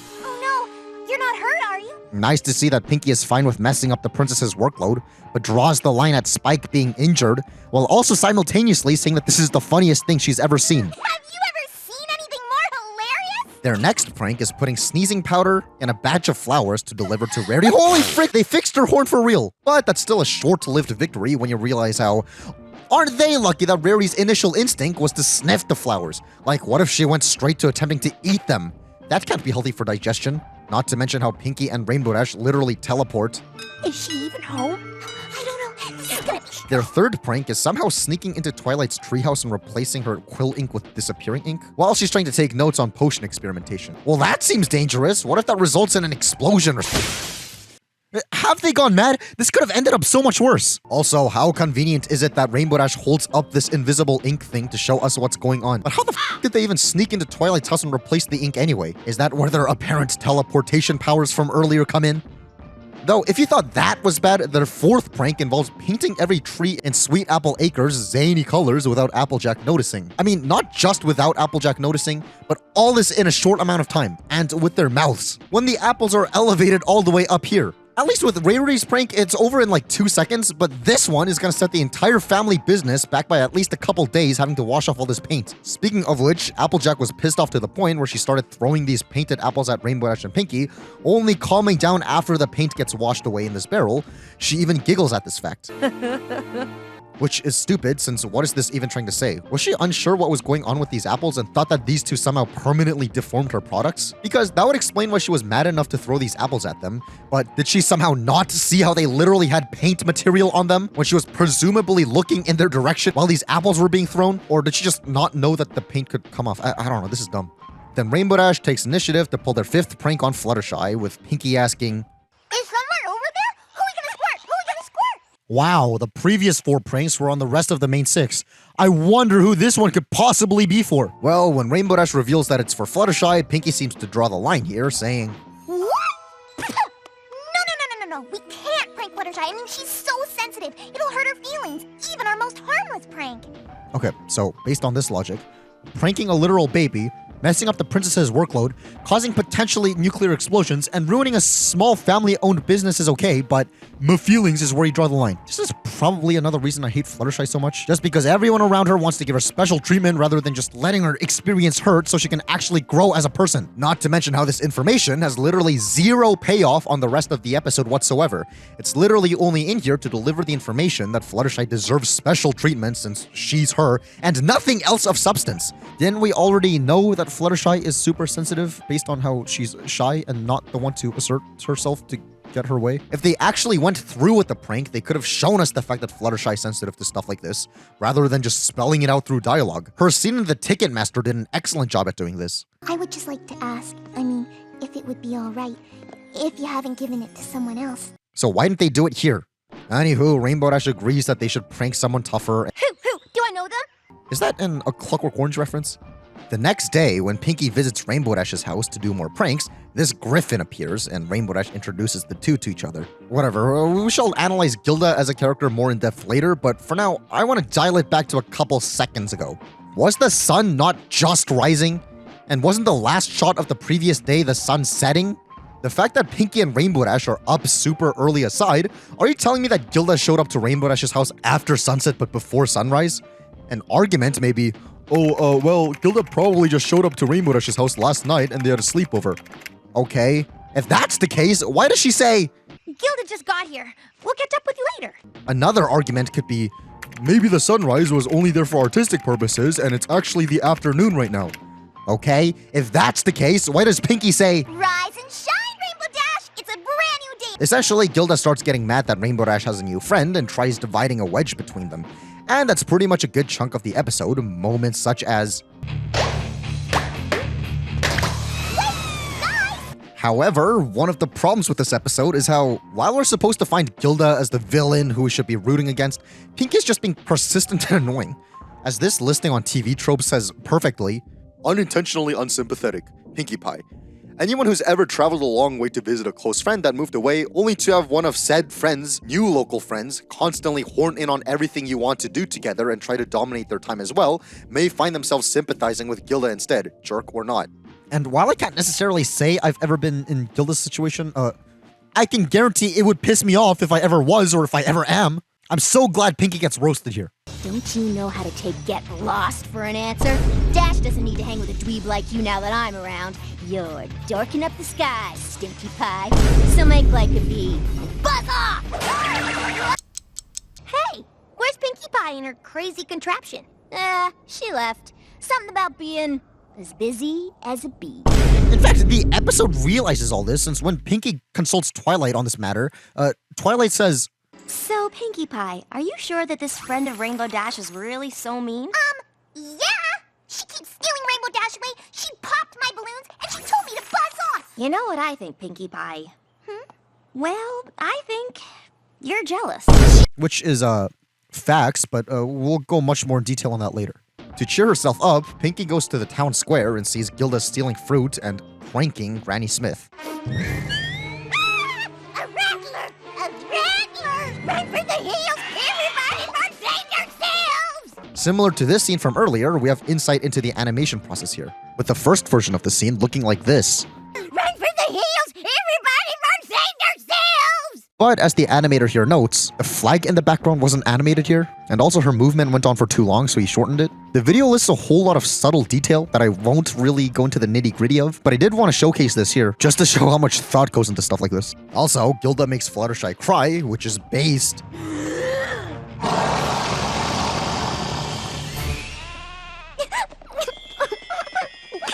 Then, Pinkie throws a party for some reason, and while the main six are mingling, Rarity says, Who's this Gilda I've heard nothing about? I hear she's an old friend of Rainbow Dash, a griffin, so rare. Griffins are rare. Based on what? Is the griffin population just smaller than the pony population, or huh? Also, if this is how Fluttershy is going to act upon the mere mention of Gilda... You've met Gilda, right? What's she like? Oh, well, I'll tell you later, Twilight. Why did she even show up to this party? Speaking of which, this exchange happens. Your Auntie Pinkie Pie's got it all taken care of. I'm a year older than you. I love how this one throwaway line unknowingly causes problems not meant for human minds to comprehend later down the line. Just kidding. No, I don't love that.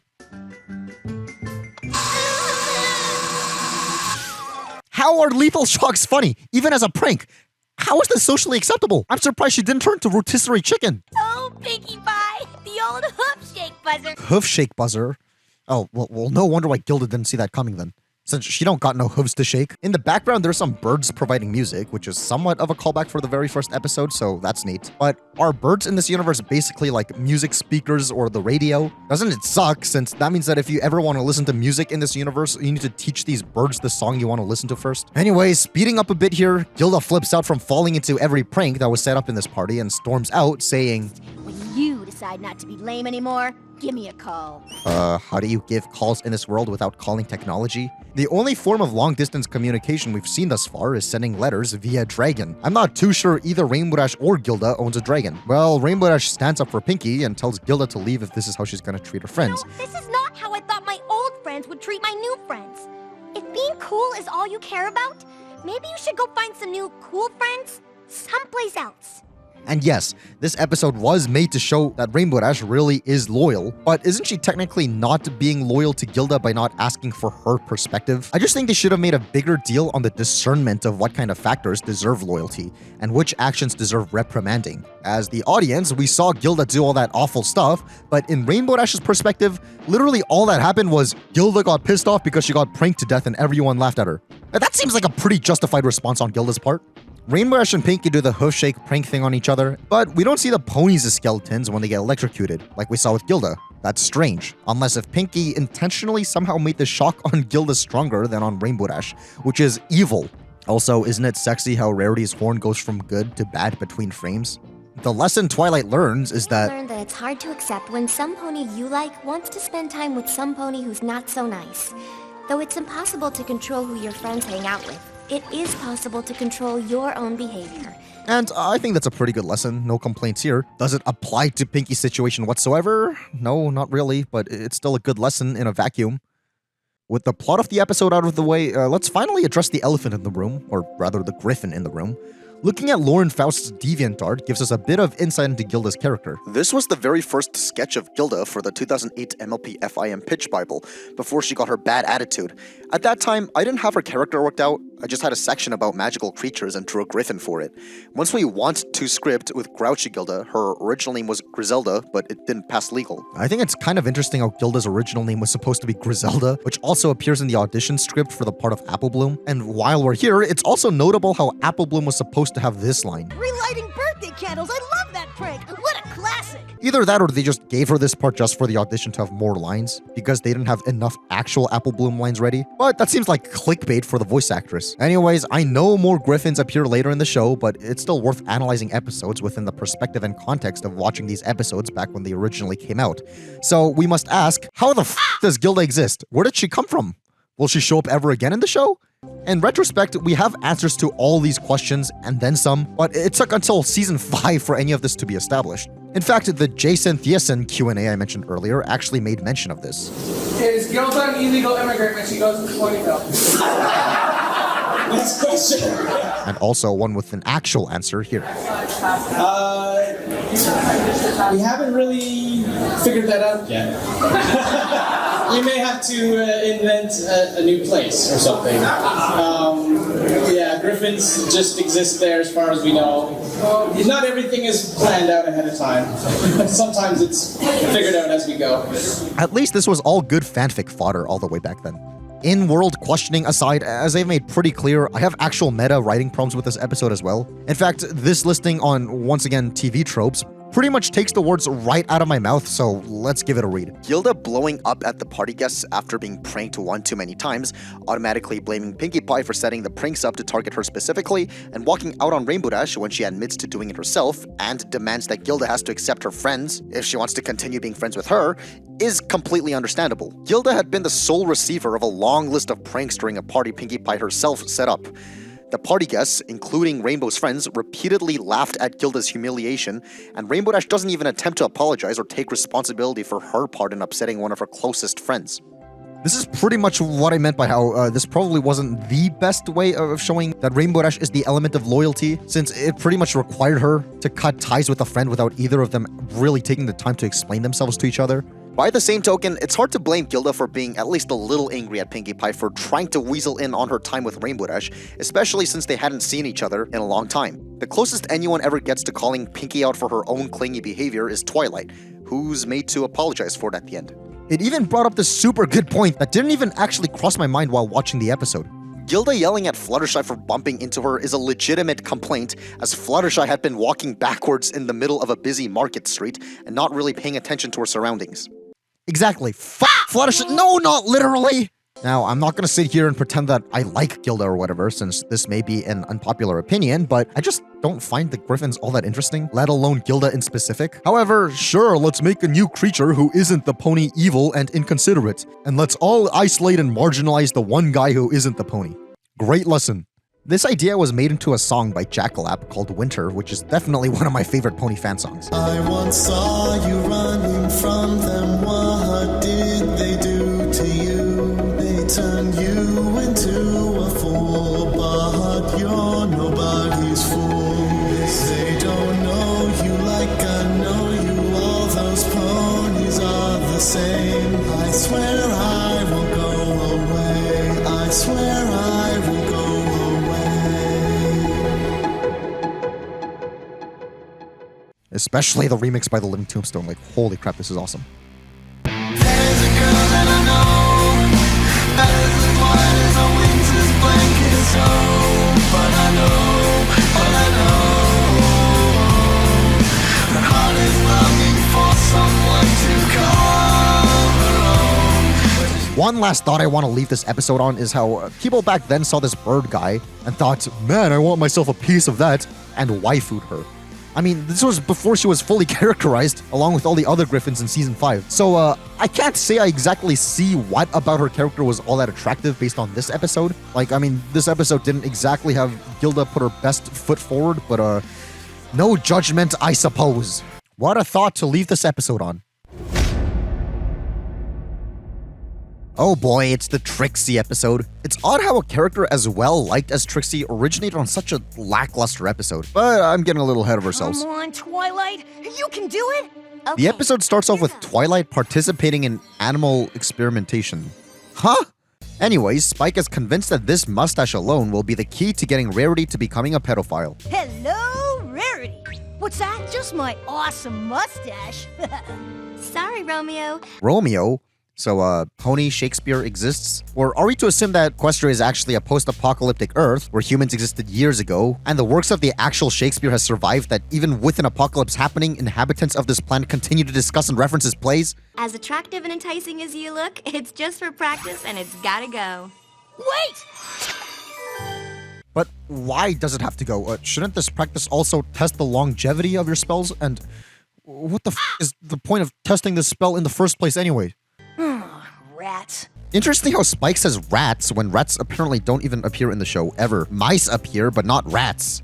After the theme song, we get some excellent world building through dialogue. I thought unicorns were only supposed to have a little magic that matches their special talents. True, for ponies whose talents are for things like cooking or singing or math. But what if a unicorn's special talent is magic? We're really struggling with show don't tell, huh? At least it kinda solves the seeming plot hole that there's a bunch of magic-wielding unicorns roaming about everywhere, but they usually only ever use their magic to lift and carry things. But before we can analyze that, we get interrupted by being introduced to the two best characters in the entire franchise, Snips and Snails.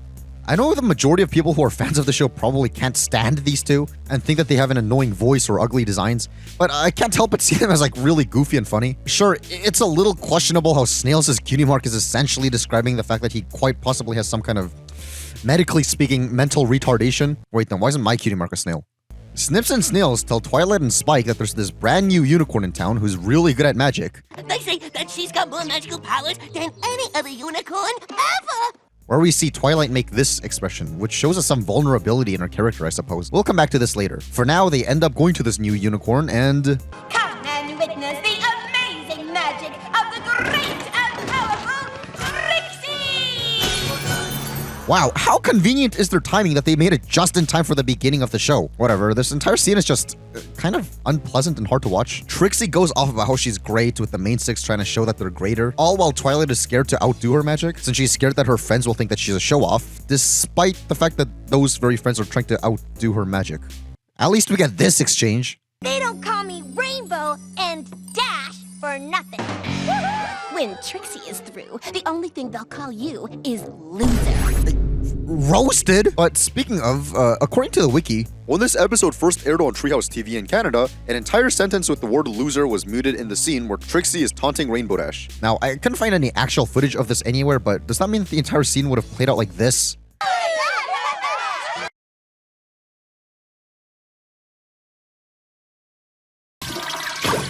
That's dumb.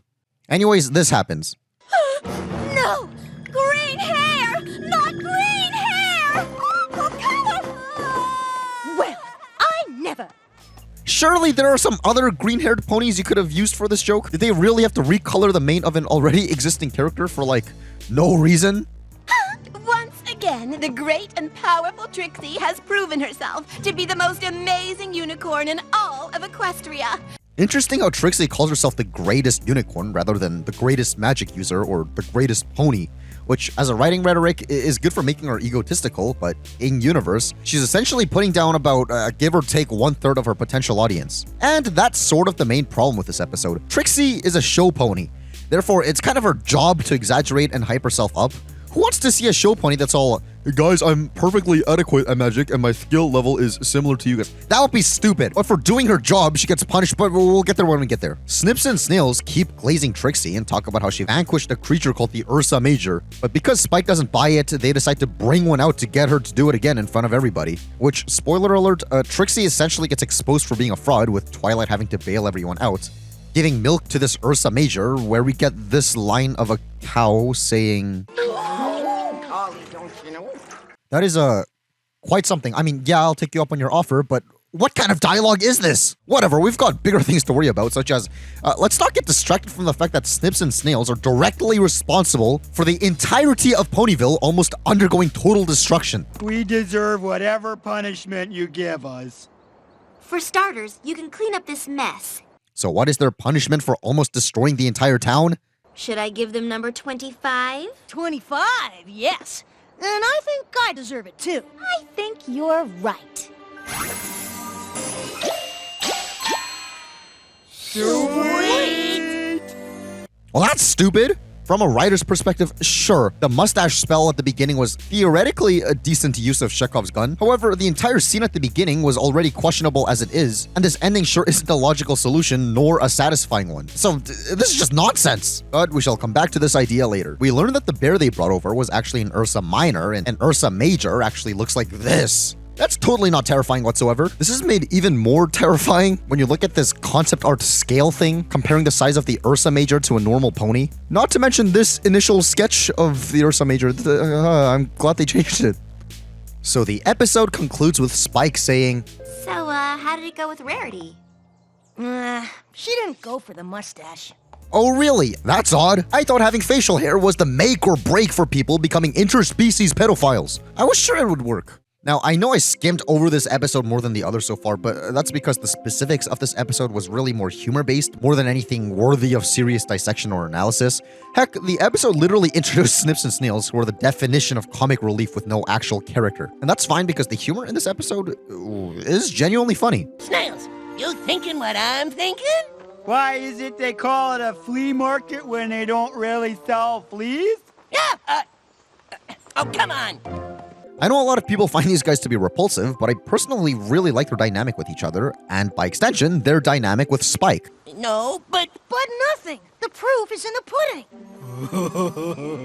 I like pudding. I really think that if they were more recurring, these two could have given Spike a chance to solve some problems himself and perhaps give him some more depth, rather than just having Spike be the one who gives Twilight's character depth all the time. Because with what we've seen thus far, despite having just as much, if not more screen time than the rest of the main six, his entire inclusion really is just for Twilight to build off of. So having these two dimwits be reused in similar contexts in other episodes could have been a good opportunity for Spike to have something to build off of.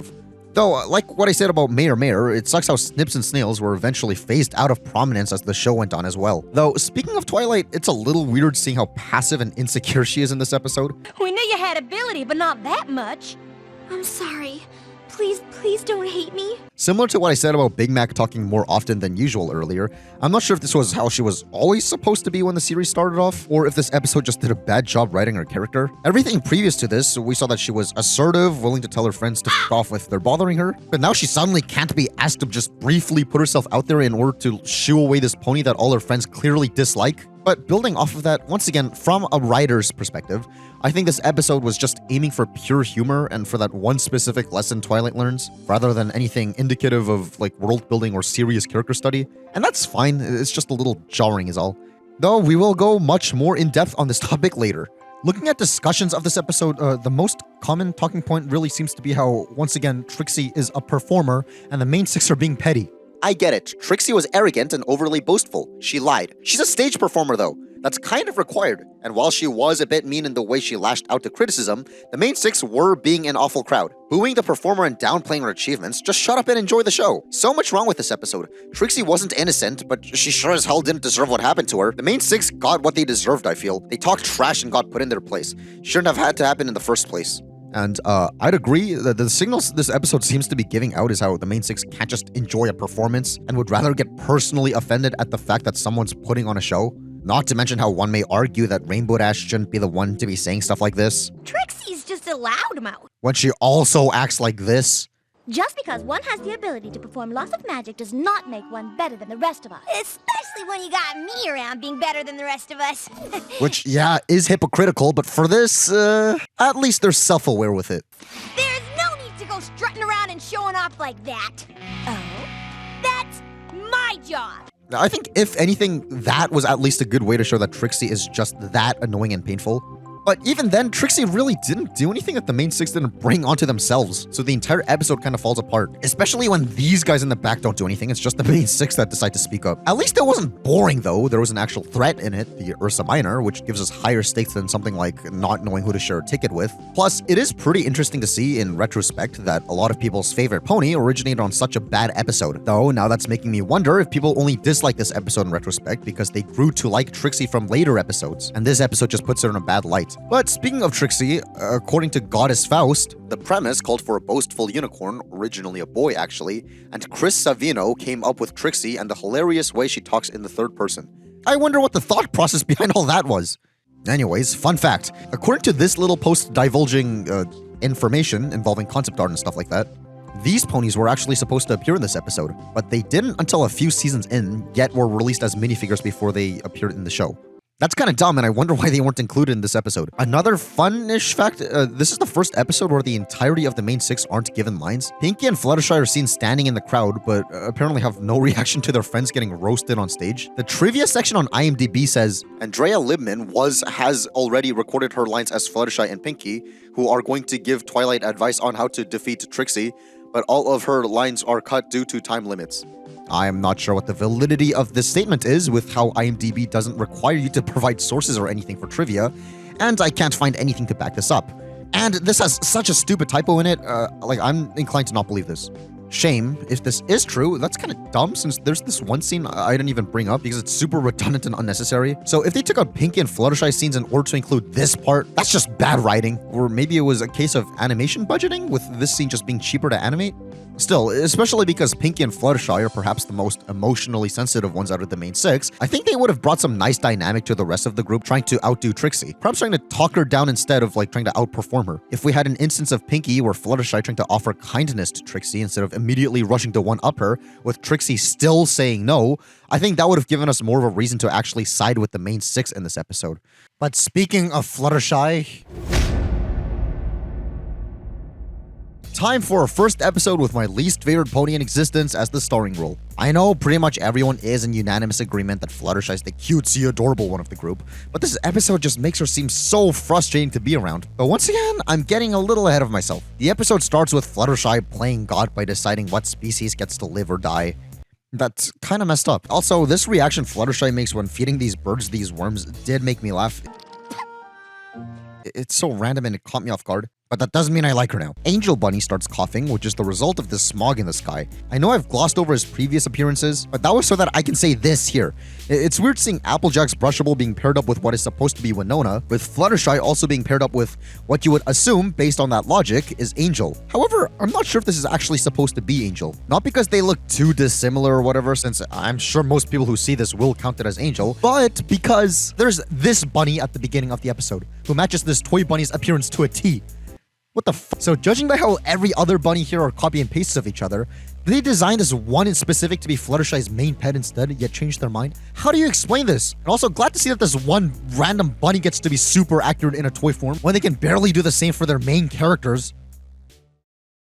Fluttershy tries getting people to notice this frankly hard to miss smog in the sky, and I actually like the scene. The backgrounds aren't so empty anymore, and it's nice seeing all these ponies hanging around. Even though seeing that this one area is crowded does put into question how empty backgrounds were so far. Also, guess there's another Apple family event going on, seeing Apple Bumpkin sitting around. Coincidentally, Fluttershy runs into Rainbow Dash. 6, 47. What is she counting? It's presumed to be how many times the ball's bouncing, but the ball bounces multiple times between her counts, so and wow, how goofy. Anyways, this happens. 1, 2, 3, 4. And we get a glimpse of Lyra and Shoeshine sitting on this bench, which was pointed out by an obtuse viewer on 4chan, and thus spawned memes as well. Notably, the entire idea that Lyra wants to be or is fascinated with humans. Human beings fascinate me, being just the way they are. Tell me, little pony, can you push a cart or drive a car? Twilight comes in and tells these ponies that Princess Celestia said this smog is coming from a dragon. Listen up! Smoke smoke is spreading over all of Equestria. I've just received a letter from Princess Celestia informing me that— Wow, how awkward must it be that Twilight's Canterlot friends are here listening to her. But on that topic, man, are these guys lucky or what that backgrounds decided to not be empty for a change, so that Twilight was able to conveniently tell all of them all this at once. Also, great thing that our little 3.5-hour journey through blind bakes has corrupted and infected my brain to the point that when I see scenes like this, all I can see is this. Now, this is basically where the episode proper starts, with Twilight explaining to her friends that Princess Celestia has given them this mission to eradicate the dragon, or else. And while Twilight is doing so, Rainbow Dash randomly salutes, and people took this and started editing it on top of pretty much every flag imaginable. Like, I can't tell if the show just included a lot of these exploitable images that are open to becoming memes on purpose, or if this fandom just makes memes of everything. Either way, I like it. Then we get this montage of them getting ready, which is pretty cool. Let's go! Let's not.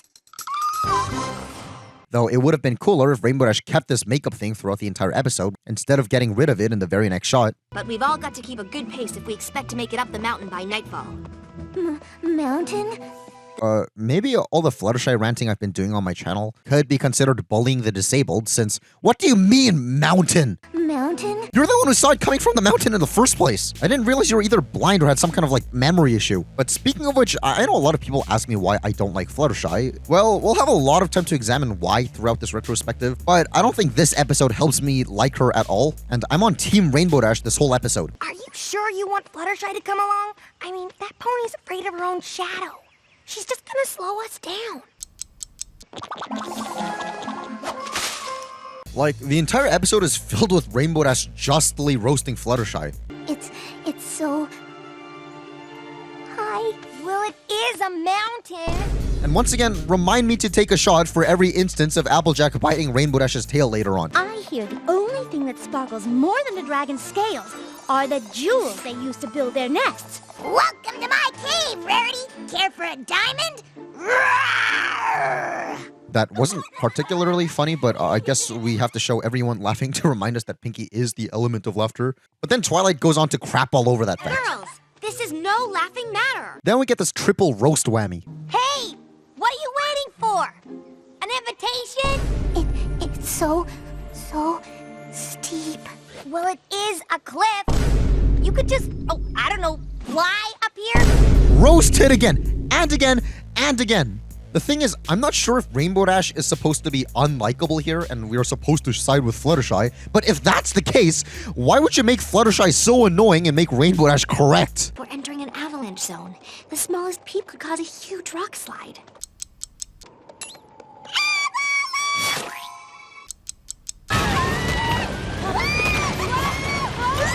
She's constantly holding everybody back when she knows that Ponyville will be dead if they don't hurry up. We don't have time for this. I'll need this if I'm gonna take her around the mountain another way. Round the mountain? That's gonna take them forever. We made it. Told you it was gonna take them forever. Like, even before Twilight told her this, We must not fail. If we do, Equestria will be covered in smoke for the next 100 years. she said herself this. We're all gonna have to start over in a new village. So, Pinkie then tells Fluttershy to hop, skip, and jump across this mountain, which, to her credit, she actually attempts. Yeah. Just don't look down.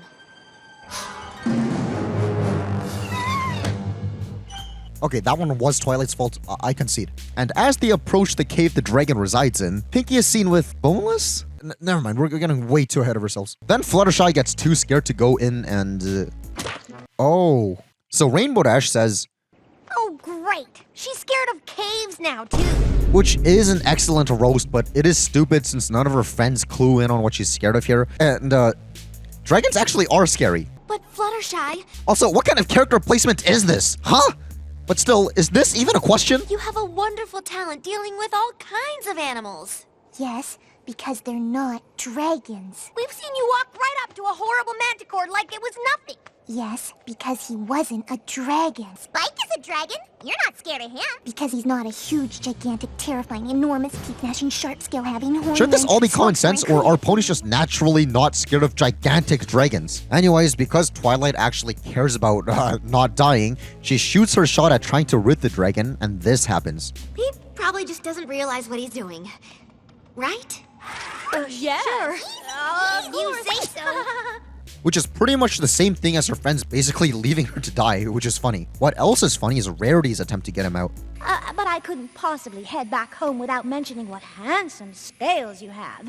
Personally, I think you should skip the snoozing and be out there, showing them off. Obviously, I would be more than happy to keep an eye on your jewels while you're gone.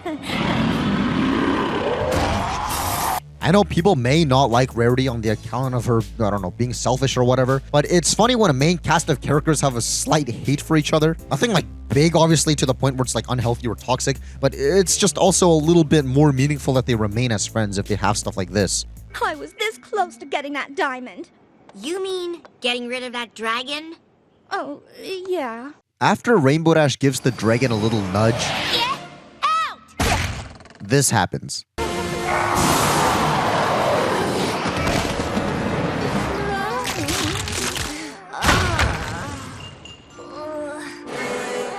How dare you! You do not, I repeat, you do not hurt my friend! Wasn't he technically hurting all of her friends since the beginning of the episode? By Fluttershy's logic, being on the way to drive an entire village to extinction is something to be passive about, but when slightly scaring a grand total of 5 of your friends is now reason enough to completely do a complete 180 on everything? What are you talking about? Anyways, Fluttershy is able to talk him into leaving, which just makes me wonder what she could have done with the Ursa Minor in the last episode. I will say what she says here is kind of touching. There. No need to cry.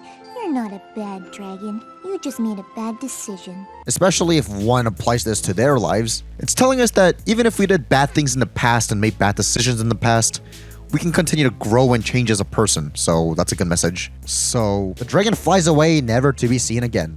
So, what's gonna happen to all that bling in his cave? Did Rarity somehow take it all? Did Spike eat it? Can I have it? So Twilight writes a report to the princess and, I am happy to report that the dragon has departed our fair country. Country? Well, I guess now we know that Equestria counts as a country now. I sure do hope that this doesn't get contradicted or made confusing later on. This adventure has taught me to never lose faith in your friends. They can be an amazing source of strength. Wow, thank you for showing us what we literally just saw. Anyways, the episode ends with 2 instances of this, which Fluttershy also did earlier, which is a reference to fainting goats. This is so random, but I'm so glad they put this in here. Anyways, interesting how this is the first episode to start using this default font thing in the credits rather than like the fancy medieval looking one that we've grown accustomed to so far. I guess that's another thing we can add to the list of why older episodes feel tonally different, even if this font only lasted for 6 episodes.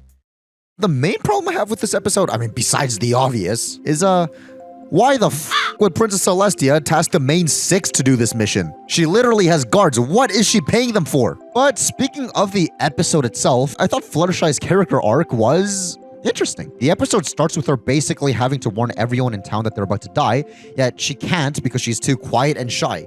And one may expect that the episode would end with her finding out how to speak to crowds and stuff like that. It doesn't, and the only thing she really learns is how to stand up for her friends. And honestly, I like this. It's like a subtle way of telling us, the audience, that Fluttershy's journey is far from over, which, like I said about Rainbow Dash wanting to become a Wonderbolt, gives us a reason to be interested and invested in her story, and by extension, coming back to the show.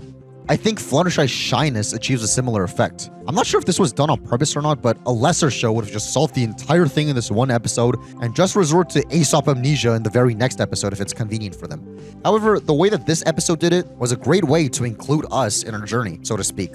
However, that doesn't mean I like Fluttershy now. We'll get to all that in due time. For now, something pretty cool that sets this episode apart from others so far is how we have this page from the concept phase of the show, presumably written by Lauren Faust, that reads, Adventure Stories. Dragonshy. Fluttershy is much too shy. Even though she has a special affinity with animals and a sweet disposition that everyone loves, she can barely ever speak up for herself. That is why she is surprised why Twilight asks her of all the ponies to help on a new mission from the Queen. A dragon from beyond Equestria's borders has fallen asleep atop a mountain and his snoring is blowing so much smoke into the sky. The Pegasi can't keep it from blocking out the sun. Twilight gathers her friends for the adventure, but Fluttershy is too scared. Once the ponies make it up to the mountain, with much difficulty I might add, they try to reason with the dragon, but it is clear that Twilight's diplomacy, Rarity's charm, and Pinkie Pie's humor will not work on such a disagreeable creature. So the ponies have no choice but to force him off the mountain. But the dragon is too strong for them, and Fluttershy watches in horror as her friends are thrown seemingly lifeless down the mountainside. At the sight of her hurt friends, Fluttershy transforms. She marches up to the dragon and gives him the stare. The dragon gulps as she admonishes him. "Who do you think you are? And what right do you have? And how dare you?" The enormous reptile backs away with every passionate step forward she takes. And to the impressed amazement of her friends, this works. The dragon apologizes and leaves Equestria to find another place to nap.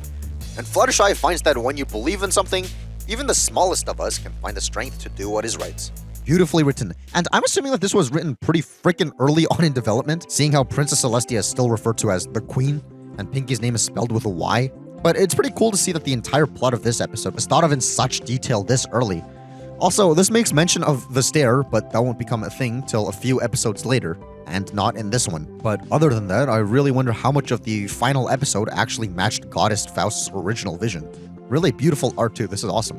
And despite the fact that in the final product, the dragon is a male named Razor, the reason the concept here looks so feminine is because, similar to the Manticore concept art, to address worry that things would be too scary, I skewed the dragons kind of pretty at first. Might have been an interesting direction.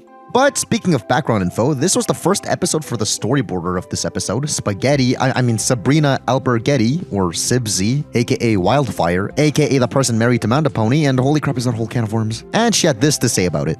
"I got saddled with so much Fluttershy and CMC in Season 1. I started hating Fluttershy." Blasphemy. Nah, I love ponies. How can you hate Fluttershy? Well, my first episode was Dragonshy, and it's like, holy crap, stop whining. See, she also came away hating Fluttershy, so, I win.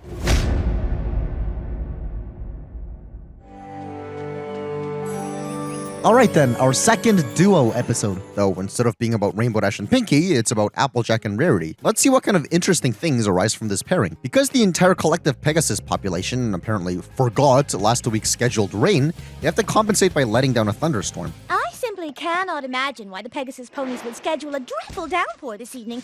They accidentally skipped a scheduled sprinkle last week, so we need a doozy of a downpour to make up for it is all. With Rarity finding the rain gross because it ruins her mane and causes mud. There.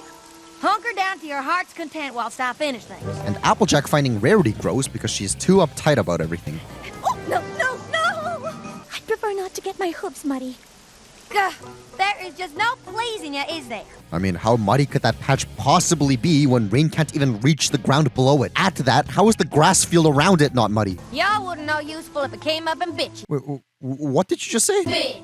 Because Rarity is a lady of class and will not take being called the B word sitting down, they enter a roasting competition. Does so, does not. Does so, does not. Does so, does so infinity. Does not infinity plus 1. Make out! Anyways, Twilight calls them in for shelter, with it showing that Applejack apparently has her hat stapled onto her head, judging by how it doesn't fly off while running super fast in extreme wind. How convenient. Speaking of convenient, Spike is conveniently written out of this episode on the account that Spike is away in Canterlot on royal business. In what world? Is this perhaps a sign of them not knowing what to do with Spike's character this early on in the show, or is this just sloppy writing? Did they just not decide what Spike's role would be yet? Between being Twilight's son or brother, or just the general assistant who gets assigned to random ponies for a period of time? And judging by this line, where he's presumably assisting somebody else, I wouldn't be too surprised if the last option was the case, but then they realized how weird that would be considering he's still only a baby, and if being an assistant was his job, we'd have to ask how he got this occupation as a baby, and if that's even ethical. We'll come back to this later. I just think what Twilight says here is funny. Is inside a tree really the best place to be in a lightning storm? It is if you have a magical lightning rod protecting your home like I do. It's like they were both put here specifically because people would have pointed out those two things as plot holes if they didn't address it here. Anyways, Twilight reveals that she's always wanted to have a sleepover, and Slumber 101. All you've ever wanted to know about slumber parties but were afraid to ask. what the heck? How is she reading the title of the book in the middle of the book and not the cover? Also, what kind of reference is this? Also, what do you mean by this? My own personal copy. Your own personal copy? What does that even mean? So like, are the rest of the books not all yours? I mean, this treehouse is a library after all, so presumably not. But then why would you store your personal books undistinguished from the stock? Whatever, my point is that this was an unnecessary line. So they go through sleepover shenanigans, but we must ask, what did Twilight mean by... You and Applejack should totally sleep over. We'll have a slumber party. I've always wanted one of those. How far back is always? Like, as a kid? Is that why the first appearance of her involved her shooing her friends away? Or always, as in coming to Ponyville? Learning about friendship and thus also about this activity? I'm not sure. Perhaps the script was written during a phase of not fully having Twilight's backstory all figured out yet? Since this may seem to imply that she was too busy studying or had strict parents preventing her from playing with her friends. Like, as we can see from this early concept art of Twilight, she doesn't seem to be enjoying studying. She seems to be doing this against her will. So this could have been their initial intention. Ta-da! Ooh. Nah, you just ate them. Wow, amazing to see that they enjoy marshmallows in this universe when marshmallows are primarily made of gelatin. Let's see what our next fun thing is, shall we? What does this mean? Pillow fight? Pillow fight? I don't know how you can simplify it more than that. Oh, I get it. Pillow fight. What I'm seeing here is, and I'm sure you've all caught on, is that Twilight, at least in this episode, is really a blank slate character. It seems like the thought process behind this episode was to basically just have a blank vessel be there for Rarity and Applejack to bounce off of. Either that, or they just wanted to make Twilight literally know nothing so that we, as the audience, know as much as she knows and learn as much as she learns throughout the show. If this was the case since the very first episode, that would be one thing. But because this wasn't the case since the very first episode, this is kind of stupid. Especially because it's been established that Twilight is a practical individual who is a good problem solver. But in this episode, we get lines like this. There's a giant tree branch in the middle of my bedroom, and the book doesn't say anything about having a giant tree branch at your slumber party. Or at least I haven't found that entry yet. Which is a cute, sure, but there's nothing in here about branches. Well, they do have a section about backyard slumber parties. Is that what we're doing right now? Does this count as camping? this is not the same Twilight from, I don't know, say Applebuck season. Once again, we'll come back to this later. Keep your muddy hooves on your side of the bed. That sounds so racist out of context. Well, at least Applejack not having her hat on for a chunk of this episode makes her toys accurate. 1/5 of my video has been thoroughly destroyed, I guess. I like how based on this interaction, it's implied that Rarity likes getting splinters in her teeth. Whatever, so Applejack and Rarity make up, yada yada, you've seen the episode. Is it smaller than a saddle? Though, what are the implications of saddles existing? In fact, looking at very early concept art of Rarity, we can see that apparently fashion was supposed to involve even more horsewear, opposed to human-esque clothing that they end up wearing. And that was a decision well made. This looks disgusting. Though, once again, according to Sibsy, she said, "I don't get the saddles, I think it's just to sell toys. More accessories." It gives spikes right on her back all the time, but never while she wears the saddles. I know, unreal. I mean, some ponies wear saddles later on in the show, but still, it doesn't explain the implications of why they look like seats and who's supposed to sit on these. So the lesson Twilight learns is, Dear Princess Celestia, it's hard to believe that two ponies who seem to have so little in common could ever get along. But I found out that if you embrace each other's differences, you just might be surprised to discover a way to be friends after all. which is true, but this could also be interpreted as, if you find someone unlike you, you're gonna bicker and fight until you find a reason to be friends. Wouldn't that just be a reason to only be friends with people similar to you? Like, if you don't want to embrace each other's differences, why go through the hassle when you can just hang around with people who are similar to you? Now, obviously, in a pragmatic sense, it's really boring to hang out with people who are very similar to you, but this episode doesn't really focus on that aspect, and rather just focuses on the challenges that come around from being around people who aren't similar to you. So, yeah. Like, holy guacamole, this is such a nothing episode. I guess it's nice that we're seeing how our main characters play off of each other, but I think we sort of already know that Rarity likes being prim and proper, and Applejack likes getting her hooves dirty and being active. If you put these two together based on that premise, I wonder what kind of conflicts that could possibly arise. Did we really need a whole episode based on this one premise when minor interactions would have had the exact same effect? Wouldn't you rather see these two interact with characters outside of the main six? You basically gave us one-note traits that the main six will be exemplifying in the pilot episode, so the reactions are pretty predictable. Like, the audience aside, isn't it boring for the writers to only write stories involving these six? I don't know, I can see the argument that this is early on in the show, therefore we should be seeing inter-main six dynamics like this regardless if they're predictable or not. And yeah, I guess my main complaint probably only comes from this being a retrospective, meaning this is a look back on Applejack and Rarity after seeing a lot more episodes with them. But I guess in the context of just watching the show blind from the beginning, this ain't bad. Or at least until we get to Twilight. Truth or dare? I think the truth of the matter is that some pony could stand to pay a little more attention to detail. And I think the truth is some pony ought to quit with her fussing so the rest of us can get things done. I don't think this is how the game's supposed to work. She's not the same pony she was in the show so far. Like, you can make her not know much about friendship without making her brain dead. Are we getting warmer? Why? Is it too cold in here for you? I can turn up the heat. She means, are we getting any closer with our guesses? Oh!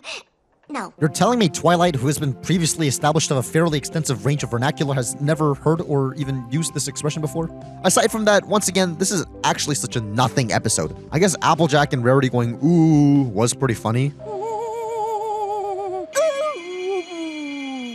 But the only other cool thing to do with this entire episode is how, according to the writer, Charlotte Fullerton, this episode was originally supposed to be titled Opposites Attack instead of Look Before You Sleep. The first one was the sleepover episode, Look Before You Sleep, originally titled Opposites Attack.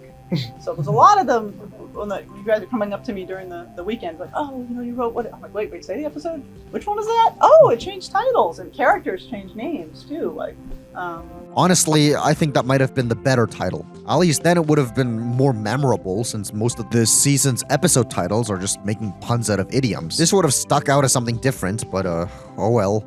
Puffiness schmuffiness. That's good eating.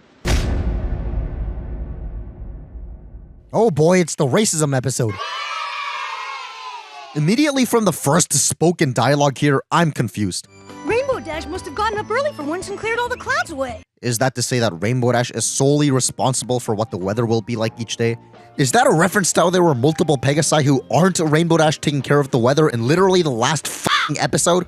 On top of that, is it just me or does it sound like Twilight's voice is really off? It doesn't help that her actual dialogue is the most unnatural sounding thing anyone could possibly say. Wow, what a gorgeous day. I bet all of Ponyville is going to be out enjoying the sunshine. Twilight and Spike find the town to be deserted, and coincidentally all their friends are hiding in the Sugar Cube corner. Also, the fact that Spike says that Rainbow Dash must have gotten up early implies that this is still morning. Early enough for Rainbow Dash to be usually doing weather stuff at this hour. Does that mean that the rest of the main six all agreed to wake up extra early to all hang out at Pinkie's place without Twilight? Whatever the case may be, it turns out that they're hiding from this individual. Also, isn't it amazing how this one little instance of Berry Punch pulling Berry Pinch into this house earned her the nickname of Overly Protective Parent Pony, but more on her later. We get her first prominent appearance of Applebloom, who asks, Did you see Zecora? with Applejack barging in and saying, I told you never to say that name. First of all, how did they find out her name in the first place? Knowing Zecora's name would imply that Zecora has told a pony her name before, presumably in a conversation. Did Zecora come across as creepy during that conversation? Because if she sounded reasonable and explained herself in this conversation, none of this makes sense, unless she left a note with her signature on it, maybe?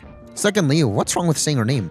Has this town's habit of completely shutting down whenever Zecora is around been going on for a long enough time for there to have been superstitions made around saying her name? Thirdly, hypocrite! That's like unironically saying, guys, no f***ing swearing aloud. While stalking Zecora through the window, Rarity says this. Just look at those stripes. So garish. Which, she doesn't know any better, so whatever. But then what's with this reaction when Twilight explains? And her stripes aren't a fashion choice, Rarity. They're what she was born with. To be fair, the ponies actually bring up valid reasons for finding her scary, such as the fact that she lives in the Everfree Forest, which we shall come back to later. For now, I want to bring up how this is literally a complete 180 of Twilight from the last episode. Last episode, she was very oblivious to everything, not knowing anything. Now she's a know-it-all with an encyclopedic knowledge to the point where she's acting condescending and snarky. Where's the consistency?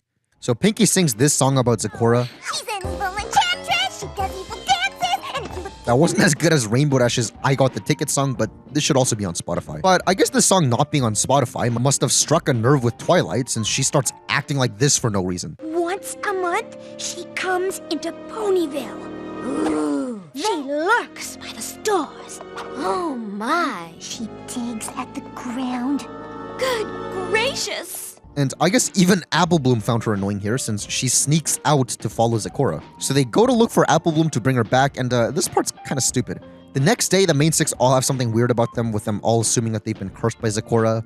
But we know upon rewatch that they're not actually cursed, they just got pranked because they touched these flowers. So, how come Applebloom was walking in this road with one path, which was clear, yet when we get this shot, the path she walked through also has the poison joke in it? Did this entire field grow between shots? Anyway, Spike gives them these nicknames. We got Harity, Rainbow Crush, Spitty Pie, Apple Teeny, Flutter Guy, and I got nothing.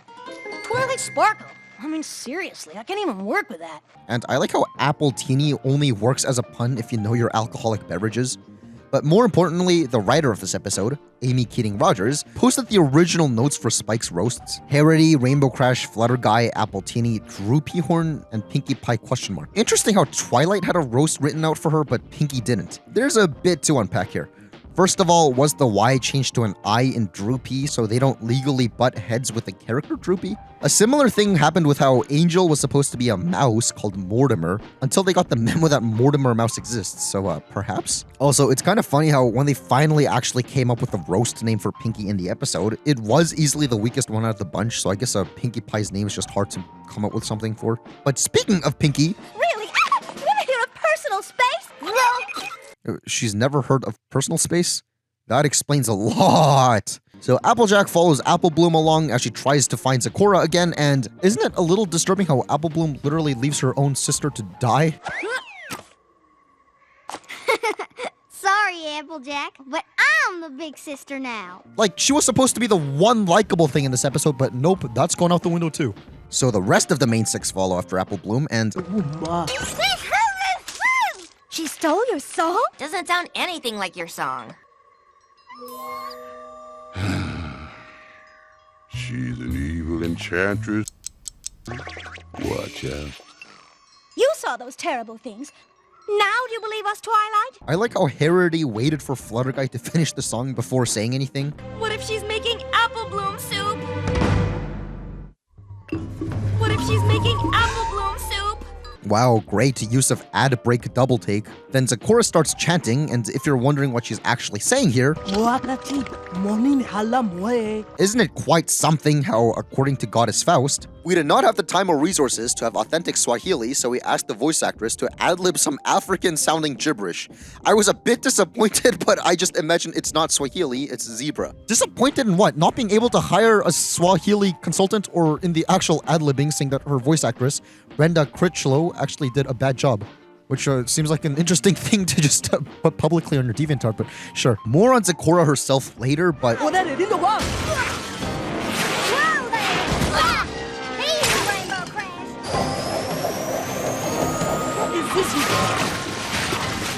No!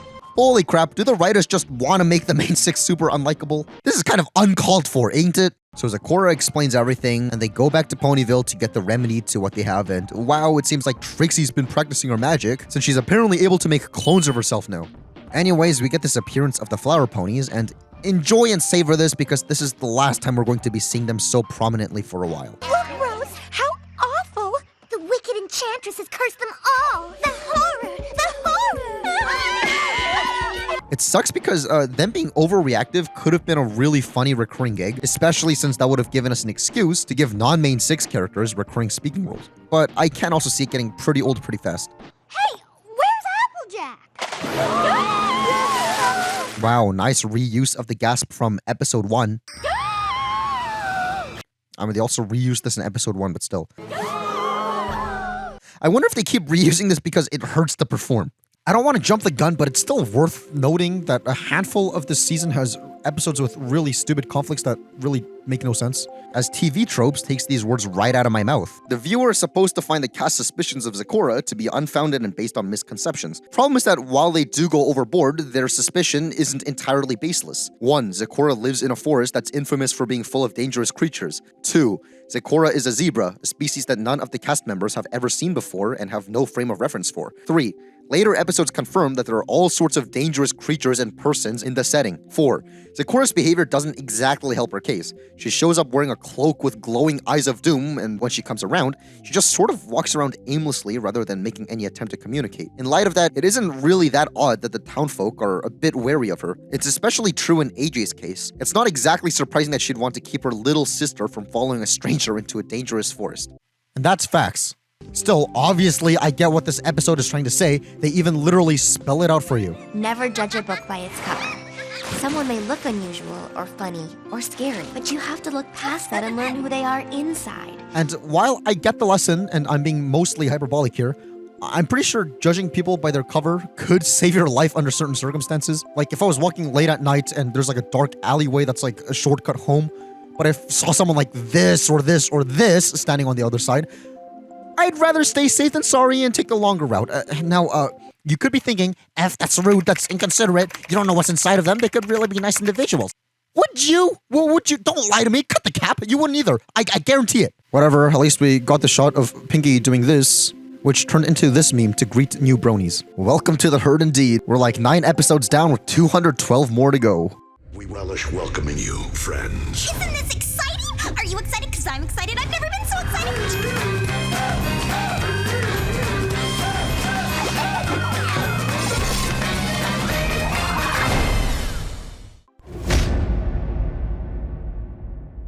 This episode starts with Fluttershy singing and picking flowers. La la la la la la la la. At least we're not getting the theme song hummed like before. Anyways, the squirrel offers this dandelion for the collection just for it to be killed by the most inconvenient appearance of wind in existence. Which, the wind existing should suggest that these flowers that are being placed on top of each other and not being fitted snugly should also fly off, but sure. Wow, nice to see Fluttershy's flower bag has a mind of its own. Then this rock becomes sentient. Never mind, that ain't no sentient rock. That's just Navi from Zelda. Though, while on the topic of rocks, this looks like it has a tumor growing out of it. Further inspection will reveal that this is a rock a few feet away from this main rock, but it looks really weird. I suppose we can add not having proper depth perception between items in the background as something that makes the first season tonally different. Since, at least as far as rocks are concerned, later seasons give them more detailing, so you can actually tell where one stone ends and another begins. So Fluttershy murders this apple to make it easier for this insect to consume, just for it to go up and eat this entire basket of apples instead. Which, there's a couple odd things here. Firstly, who the frick left this perfectly good apple basket here? And why was this insect hiding behind a rock, opposed to just being in the middle of already eating all these apples? Secondly, despite Fluttershy being very passionate about wildlife, this is apparently the first time she's seen one of these? I've never seen anything like you before. And she immediately lets it snuggle in her mane. This is stupid. Clearly, Fluttershy isn't afraid of insects, like how some people are and some people aren't, but shouldn't everyone at least be cautious around insects you've never seen before? Since, poisonous insects exist, isn't the smart thing just to be weary around any that potentially could be? Now, you might be thinking, maybe poisonous insects just don't exist in Equestria, maybe insects that are poisonous to us aren't poisonous to Wow, I can't wait till we get to Season 7, Episode 20 so I actually have a rebuttal to that argument. Thirdly, seeing a pony as peaceful as Fluttershy literally crushing something, resembling a small creature spilling its guts, is kinda tonally jarring from the rest of the show. It doesn't help at all how, for me in particular, I actually saw the Friendship is Witchcraft version of this episode before the real thing, so I had no idea what the actual context of Fluttershy crushing this apple would have been. Oh, did you find a new friend? I killed it. And yes, I will do a Friendship is Witchcraft retrospective on this channel one day. Just be patient. Because for now, there are more pressing matters to deal with, such as how instead of just killing this apple, she must have also killed this entire basket of flowers too, since it's gone now. So Twilight talks about how Princess Celestia is going to visit them tomorrow, and... Oh, hurry up, Spike. This place isn't gonna clean itself. It also didn't mess itself up. Roasted! Twilight then goes to town to check up on preparations, and damn, that's kind of a nice subtle callback to episode 1 if that was intended. Though the dumb thing about this is how there's a plain English text. What happened to the rest of her name? We couldn't fit it all in. Which might not initially seem like a big deal, but then once you realize that this is pretty much the only time something is written out in plain English in the show, it's a little questionable. Every other instance of text in this universe is usually gibberish or non-existent, like the book from last episode. They usually do this so that they don't have to re-edit everything for dubs and stuff, which is smart, since when a show has text in a certain language, yet don't change it for dubs, it's a little distracting to say the least. Yes! Where's Alia? So I made sure to check dubs of this episode to see if they edited this, since this actually seems pretty easy to edit, but nah, I guess not. Then I thought, okay, maybe Korean is just too uncommon of a language to justify an entire scene alteration. So I checked the Japanese one, since the Japanese version of the show has its own theme song.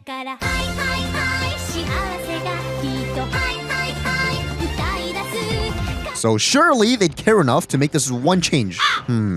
So then I checked the Spanish one, since that's probably the second most common language the show is watched in, but nope. That makes this joke really stand out, especially because when we do see their text, it's called Ponish or Pony Latin, yet we have this sign in English. Then again, Pinkie also says, It was under E. implying that they used the same alphabet. My head's going to explode. Also, this whole Ponish and Pony Latin thing can't be excused in Equestria Girls, where it makes no sense for them to be talking in Ponish and Pony Latin, yet their text looks like this. Anyways, Twilight visits Mr. and Mrs. Cake at the Sugar Cube Corner. How's the banquet coming? Nice to see that the Apple family ain't in charge of the banquet for this event. Perhaps Princess Celestia wasn't pleased with their performance during the Summer Sun celebration. Fluttershy shows up and finds her new pet duplicated and gives one to Twilight. 3? I'll take one off your hooves. Then she visits Rarity for one reason or another, and This is way too boring for me. Do you want to look nice for Princess Celestia or not? I refuse to believe that Rainbow Dash would have look nice for the princess as a priority whatsoever. Sure, she might want to look cool in front of her or want the princess's respect, but that seems more like something more personality based. I doubt that she believes looking like this would achieve that. I only had one a minute ago. I'll take one. Me too. Oh, they're perfect. The funny thing about the next scene is how Twilight says, Oh, the decorations, the banquet. I really hope everything comes together in time for tomorrow. She points out how she checked up on the decorations and food, but doesn't actually specify why she went to Rarity's for. I mean, yes, she was making a dress for Rainbow Dash, but it's not specified if that was just something they're doing together as friends or if it was anything officially affiliated with the event. Anyway, she wakes up to see a billion of these guys flying about, and we get this depressing joke. Spike, help me round up these little guys. What does it look like I'm doing? I know. Stop fooling around. Bruh, how often must Twilight reprimand Spike for things out of his control that this is his default response? The rest of the episode just deals with these parasprites duplicating and causing havoc, though, is this Rainbow Dash's house? Is she homeless? I know we see her actual house later in the show, and this shot was presumably composed like this because they weren't in the mood to design and rig an entire Rainbow Dash's room location just for one shot, and that's understandable. However, it's the fact that they had her sleeping. Did she sleep here overnight, or was she just napping? We've seen a few episodes ago that nobody in this universe bats an eye at ponies napping in public, but it's just because we got the scene with Twilight just waking up and this music cue, which would imply that this is still morning. Either way, Rainbow Dash sleeping on this bench outdoors resembles homeless people sleeping on benches. Wait a second, why is she suddenly not on the bench? That's just uncanny. Anyways, these parasprites take Ponyville under attack and start eating all their crops and food, because even though for all intents and purposes the main six got rid of them, Fluttershy decided to secretly keep one. We did it! Nice work, Applejack. Where did they come from? Well, I may have kept just one. Fluttershy dooming Ponyville counter? One of the ways these parasprites terrorize Ponyville is by eating Lyra's pie, with Lyra reacting by tearing up, and of course, because this is a bit of an unusual reaction, this didn't go unnoticed, with memes of this being made as well. I got it! I'll cast a spell to make them stop eating all the food. What?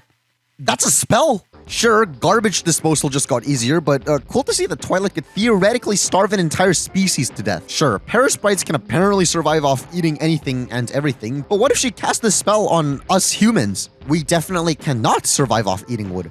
Also, if she can magic an entire species into not being able to eat food, I think the fuck she can magic them into not being able to eat objects either. But apparently not, as Twilight goes to Zecora for help. Have you gone mad? I mean, that didn't seem too different from how the main six treated her in the last episode. But judging by how Zecora says this, we can assume that these two have talked since the last episode for her to be able to tell that this is out of character for Twilight. Though you're telling me you got close to Zecora in between one episode? I appreciate the callback to the last episode, I really do. But couldn't we have made these not in direct succession? That way the dynamic is much more believable and not forced. In fact, this scene is incredibly pointless too. All Zecora does is tell Twilight that Ponyville is beyond relief. You're doomed.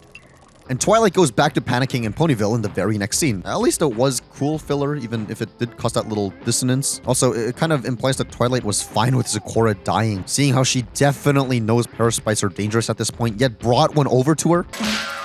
Okay, here's the plan. Rainbow Dash, you distract them. Everyone else, we need to build an exact copy of Ponyville right over there. We've got less than a minute. Twilight's reaction here is genuinely funny, and I like seeing characters getting pushed past their breaking point. It calls for some interesting story. Then Princess Celestia comes to visit, but her entire visitation is so weird. First of all, you would imagine that a royal visit like this would have a formal welcome from the mayor or something, but it's so nonchalant. And all she says is that they're going to have to move the visit to some other day, along with the implication that the main six basically left another village/city to starve. I'm afraid an emergency has come up in Philadelphia. Apparently there's been some sort of infestation. Also, Rarity's horn goes from normal to gross. And then Princess Celestia abruptly asks Twilight for a friendship lesson. Before I have to go, would you care to give me your latest report on the magic of friendship in person? Which is probably made a bit stranger by how this is the first time Twilight reports a friendship lesson in person. I don't know, this entire scene is kind of clunky. It doesn't help how we see some goofy angles that aren't really seen later on in the show. With all that said, the lesson is... I've learned that sometimes the solution to your problems can come from where you least expect it. It's a good idea to stop and listen to your friends' opinions and perspectives, even when they don't always seem to make sense. Oh yeah, I completely forgot to mention any of Pinkie's scenes. Look, Rarity! Applejack loaned me a harmonica! And not a moment too soon! You know how many more instruments I've got to find? A lot! That's how many! So there's this recurring gag throughout the episode where Pinkie keeps mentioning how she needs instruments. Does any pony know where I can find an accordion? Girls! And the rest of the main six thinking she's just being random. You are so random. And you are also stubborn! And because it turns out Pinkie actually needed all sorts of instruments because they lure parasites away, Twilight talks about how you should always listen to your friends. Now, this entire lesson falls apart on the simple account that Pinkie didn't even try explaining herself to anyone or anything. It would be one thing if Pinkie tried explaining why she's doing what she's doing just to get brushed off by her friends, but she doesn't even try and assumes on her part that her friends know why she needs all those instruments. Will you forget about your silly instruments for 1 second? You're ruining our efforts to save Ponyville! I'm not the ruiner. I am the ruinee. Or is it ruin us? Ruinette? If Pinkie just explained what she's up to, this entire disaster could have been avoided. I'm trying to tell you all that the ruining is on the other hoof. If you just slow down and listen to me. I mean, maybe they'd listen if you just cut to the chase. I think, especially along with the last two episodes, these episodes are really being tied down by having to teach a moral at the end. I get that that's Twilight's entire mission and all that, yada yada, but I may be wrong, but it does seem like the writers really wanted to embrace the adventure stories, like Dragonshy, yet they were tied down by these friendship lessons and morals that they were being forced to spell out at the end. We get a whole episode with this as the metatextual context in Season 2, but it's kind of cool to see this for ourselves, these little quirks in writing that may not be apparent on the surface. But on that note, you're telling me that Pinkie is the only one in this entire frickin' town who knows what parasprites are? Not even this gardener whose job it probably is to know about potential pests? The main explanation for this seems to be that because Pinkie was raised on a farm, she was probably taught about all these pests at a young age. But then by that logic, you'd assume that Applejack would also know because she also grew up on a farm. And especially Fluttershy would also know because she grew up with animals and wildlife. But anyways, this episode essentially ends with businesses being ruined, food supply being shortened drastically, homes being destroyed, and that's played for laughs. How is that funny? I believe that the reason this episode concluded this way is because, once again, the writers were definitely trying to make the show lean much more into slapstick humor. And in slapstick humor, characters and things get hurt over and over and over again with clearly no repercussions that carry over to the future. However, the reason this feels so out of place in this show is because, without getting too ahead of ourselves, later on in the show, a certain building being destroyed calls for its own plot point spanning multiple episodes. So that's another thing we can add to the list of why older seasons feel different. I mean, the entire Sweet Apple Acres barn got demolished in this episode. That's not something that would have happened as a gag in later episodes. Still, while this episode does have low lows, it does have high highs. Like, this gag of parasprites eating words out of books is creative. They're eating the words! And this interaction never fails to make me laugh.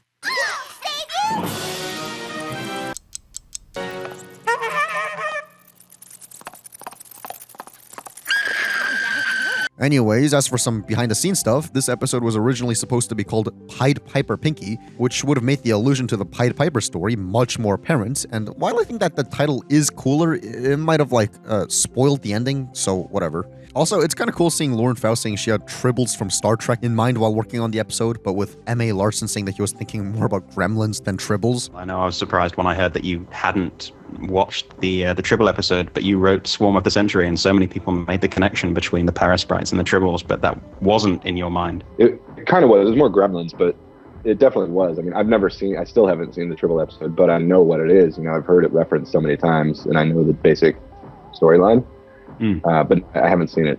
I think it's interesting how you can have two people inspired by two different things with a similar trope and create this product from it. It just makes me think of all you future writers out there who will create stories based off this episode or other episodes of this show. But I think that's enough of that. Let's move on.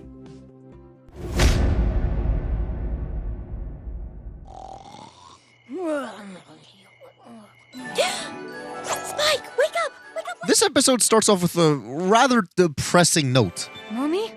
Winter wrap-up. You're not Mommy. Even though at this point in the show, we're not aware that Spike doesn't know who his actual parents are, this 1-2-second joke is depressing in hindsight, especially when you realize that Spike never got to know his parents, and dreaming is possibly the only way he would ever be able to lose himself from the harshness of reality of being ripped apart from his mommy and daddy at such a young age. Anyways, Twilight talks about how today is the annual winter wrap-up, which is when ponies clear up the season of winter in order to transition into spring. The first day of spring is tomorrow, so every pony in Ponyville needs to clean up winter. Though when she opens the door, it seems like winter has already been cleaned up. There's not a trace of winter in sight. Like later when we go outside, there's snow everywhere. There's nothing in this shot to insinuate winter, which is weird. Also, nice to see that Twilight stole Rarity's scarf. And also, nice to see that when it's actually time for winter wrap-up, she's not even wearing any of this. And I thought she was always overly punctual. Why is she now suddenly late? The citizens of Ponyville split off mostly based on race to do their duties, with Twilight pondering over who she should help. Oh gosh, where should I go? I'm not sure where I'd fit in. What kind of stupid conundrum is that? Duh, I'm a unicorn. Should I go help the Pegasi or the ones I can actually help with? Who came up with this? Well, let's at least appreciate the prominence of Mayor while we still have the chance. All right, every pony, find your team leader, and let's get galloping. Anyways, then we get our very first non-Pinkie solo song in the entire show, unless we're counting the I Got the Ticket song, I guess. Or I guess technically Flutterguy's rendition of Evil Enchantress. Anyways, this is notable since most people really seem to only remember the song Winter Wrap-Up rather than the actual contents of the rest of the episode, which makes sense since so far the main conflict of this episode seems stupid. But on that note, why does this song sound so much sadder than I remember? 3 months of winter coolness and awesome holidays. This first verse gives us a perspective on having to let go of winter even though they like it, since the season is over, which is bittersweet, so I guess that's fitting, but this just looks and sounds depressing. There's something perhaps a little uncanny how these ponies are in some unknown blank location, along with their silhouettes being frozen in time. But overall, hot damn, this song is super nostalgic and comfy. The tempo change, the harmonies, the bridge, don't even get me started. No easy task to clear the ground, plant our tiny seeds. Still, there are some things that don't add up. This doesn't apply to only the song, but it is definitely highlighted in the song. Earlier, Twilight specified this. Don't they just use magic to change the seasons like we do in Canterlot? Ponyville was started by Earth ponies, so for hundreds of years they've never used magic to clean up winter. So if she can't help out using magic, since that's not the Earth pony way. By that logic, why the f*** are the Pegasi allowed to fly around? And on that note, Twilight is wondering throughout the song how she's going to fit in without using any magic when her special talent is magic. You know what would be a nice way of finding out? Asking other unicorns! It seems like every opportunity that arises to actually give some non-main 6 characters some dialogue to do some world building, the writers shoot themselves in the foot, and I will never understand that. It's very possible that the studio didn't want them to this early in the show, but still, that would have actually made this world feel more lived in. The fact that they don't leaves us with a bunch of unnamed recolors inhabiting this world that we're supposed to be feeling immersed in. This is why I believe so many people love putting emphasis on background characters, just to attempt to give this world more breadth. If all the fanon lore on some of these characters didn't exist, I think this fandom and perhaps the show itself would have been a lot more boring. But speaking of background characters, nice to see Derpy's helping out. Wait, that's not Derpy. Unless if she dyed her hair red for some reason. Oh, never mind, that wasn't Derpy. The real Derpy's right here. No, that's not Derpy either. Derpy has gold eyes. No, wait, no, wait a second. How many Derpy recolors are there? In fact, I looked into this and people actually took notice of this and made fan art referencing this, which is awesome, but like, why? Anyways, Twilight first asks Rainbow Dash if she can help. Right. No wings. Well, not for 3 seasons at least. Twilight then spends the rest of the episode trying to help various roles, yet finds out that she's not good at anything. There! It looks just like yours. It's just a little rough around the edges. Let me lend you a hoof. Let's just untie this ribbon, and if we take out these sticks here, we shape. You did a great job your first time around. I'm sure my first time was just as wobbly and bobbly and crash-horrific as yours. Really? No. But did I make you feel better? You do realize that there exists such a thing called learning and improving, right? Think of how much quicker they can wrap them winter with your magic. No, no, no! I'm gonna find some other way that I can help out if it kills me! Holy crap, is she acting like a huge baby. It's like the same thing I said about Look Before You Sleep. That perhaps the writers, or the studio, wanted to make Twilight literally know nothing so that we know as much as she knows and learn as much as she learns. Kinda like Curious George, where every episode starts with him doing something stupid about something he doesn't know and ending up learning a lesson at the end. You know, I actually might do a Curious George retrospective in the style of this video someday. Let me know if you'd like to see that. But once again, she's acting so childish and immature, which she wasn't doing in some episodes. Like, what the heck? Same with this interaction. Well, see, I just wanted to... Oh! Is this really the same Twilight from literally any other episode we've seen so far? Anyways, Twilight then notices that every time this town tries wrapping up winter, they're all disorganized, and the lesson she learns is that she could use her organization skills to help. I know you all want to complete your jobs on time, but arguing is no way to go about it. What you need is... organization. And I'm just the pony for the job. Once again, isn't it interesting how Mayor has a decent role size here? We don't have time to argue. It's almost sundown. Spring is going to be late again. Another year of scandal and shame. It's odd how it's not like she has a small appearance every few episodes, but it's more... she has a giant role in just enough early episodes to give us the impression that she'll have a recurring role in the show, but she doesn't. It's also kind of dumb how, despite the fact that I've been calling her Mayor this entire time, that name actually isn't said in the show until season 5. The name Mayor was said in a chapter book from the season 3 sessions and the card game, but in show she's just called Mayor, or something along those lines till season 5. But we all know her by Mayor, probably because the mobile game that everyone has calls her that. Unless if you're watching this so far scratching your head confused as to why I was calling her Mayor. But speaking of names, Rainbow Shine says, Ditsy Doo accidentally went north to get the southern birds. Oh, that featherbrain! Didn't she learn her lesson last year when she went west? And it's kind of funny how, if you look at this within the context of the fandom, this was Ask the Goddess Faust about Derpy. In the first episode, there is a gray Pegasus with a blonde mane at Pinkie Pie's party with loopy eyes. Fans have dubbed her Derpy Hooves, and she's blowing up. I'm coming to this party a little late, but I was curious as to whether or not this pony had a name or not and what her cutie mark represented. With her response being, Ha! I lurk around a bit and I noticed the Derpy phenomenon. As far as I know, her wall-eyed moment was an accident, or perhaps a layout artist entertaining him/herself. Who knows? Background ponies have no names and their butt symbols are picked at random, so she can be Derpy if everyone likes. A later episode references a less than intelligent local Pegasus named Ditsy Doo, so maybe she can be her if we ever need to show her. But I would not want to step on everyone's Derpy love. So it's kind of cool to see something like this actually unfold in the show in real time. And while far less popular than the name Derpy Hooves, some people did end up referring to Derpy as Ditsy Doo. I know a mare, she knows me too. The stunning Derpy Hooves, or Ditsy Doo. The only issue with this is how Derpy is canonically called Derpy in season 2. Now, careful, Derpy! I don't want to do any more damage than you've already done. So who the heck is Ditsy Doo? Is this pony's name actually Ditsy Doo, and is Derpy Hooves perhaps a nickname? Or is there a completely different brain-dead Pegasus out there altogether? Are one of these ponies Ditsy Doo? But speaking of Derpy/Ditsy Doo, this episode also quote-unquote introduced this little pony, who got the fan name of Dinky, with the idea that she's Derpy/Ditsy's daughter or niece or something like that due to their color schemes kind of being similar, with her being called Dinky Doo or Dinky Hooves, depending on what you decide to call this pony. On a very similar note, this is also the episode where Dr. Hooves started as an idea. Looking at this old 4chan thread from before the episode aired, we get this random mention of Pony Time Lord, with this guy being interested in it, and with somebody posting this meme and other people chiming in with stuff like this. And while this pony has appeared in other episodes so far, he has had a 4-episode absence leading up to this one. So it makes sense why people would bring this up now, and to nobody's surprise, the fandom started calling this guy Dr. Hooves/Hooves, as a reference to how he looks similar to the 10th Doctor from Doctor Who, especially due to the time-related cutie mark. And because Dr. Hooves and Derpy Hooves share the same last name, I mean, once again, depending on how you spell it, people started shipping these two, with Dinky being their kid. It's kind of interesting how this entire family became a thing due to this one episode, though this whole dynamic does kind of get destroyed in future episodes, and can't really stay intact unless if you use a lot of mental gymnastics. But we'll get there when we get there.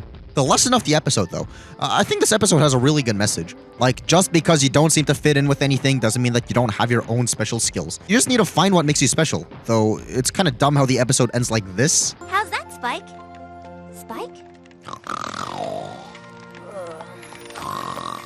Oh, Spike. Oh, Spike, how silly, falling asleep on the job, how silly, making me late for my assignment with the princess, how silly. This seems like something that Twilight would normally give Spike a beating over, but I guess she's just in a happier mood than usual. But that brings me to my overall point about this episode.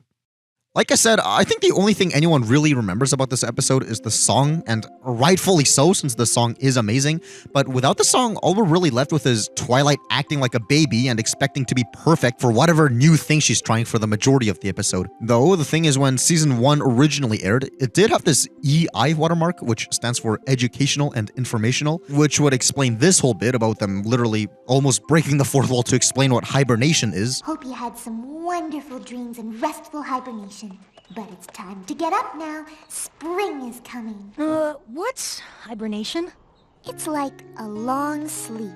Animals often hibernate through the winter to save their energy and eat less food. However, it does make sense to think that they ditched the whole EI thing because it was too constraining on the show's writing. And I wonder if the writers wanted to originally aim for a more educational show or if they were forced to. Because either way, making this more of an educational show would explain Twilight's odd characteristics in this episode and a few others where she's acting like this. Anyways, I should reiterate that it's not a huge deal that they don't have this all figured out from the start, but I want to take note of stuff like this as it happens. Especially when this isn't even a consistent thing throughout all the episodes. And it's not like this is just a quirk from the writer of the episode, Cindy Morrow, since her other episodes are tonally the same as the other episodes. I don't know, maybe I'm just tripping and seeing things that aren't there. Definitely comment your thoughts about this. I'm kind of just going crazy talking about ponies for 2.5 hours at this point. Overall, I thought the episode, while strange, was good and had a great message. Now, I'm not just saying this, I truly mean this.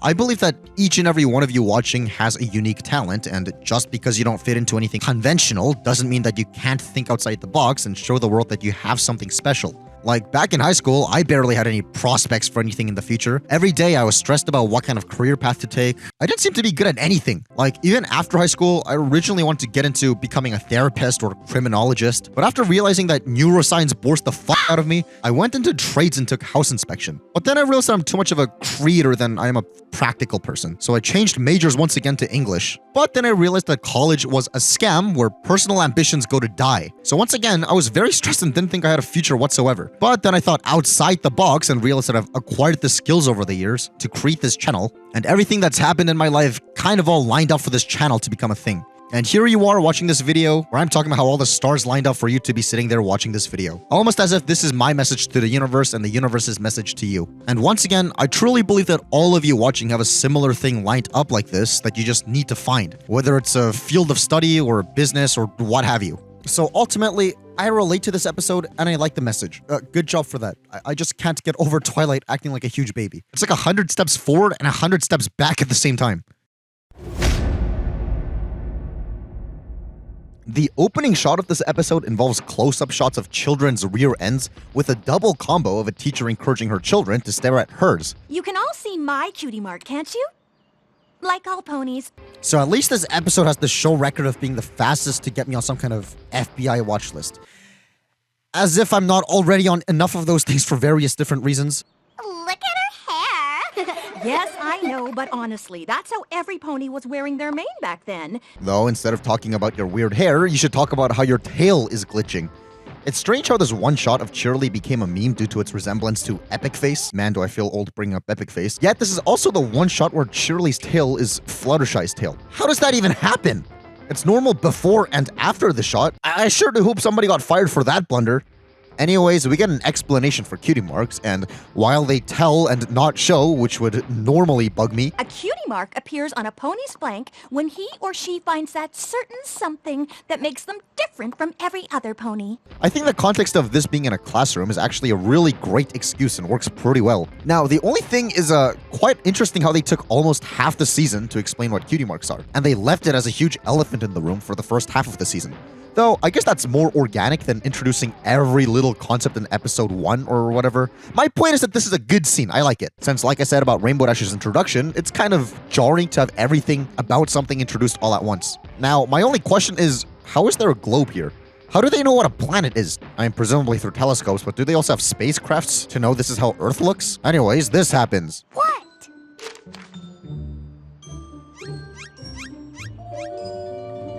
Apple Bloom!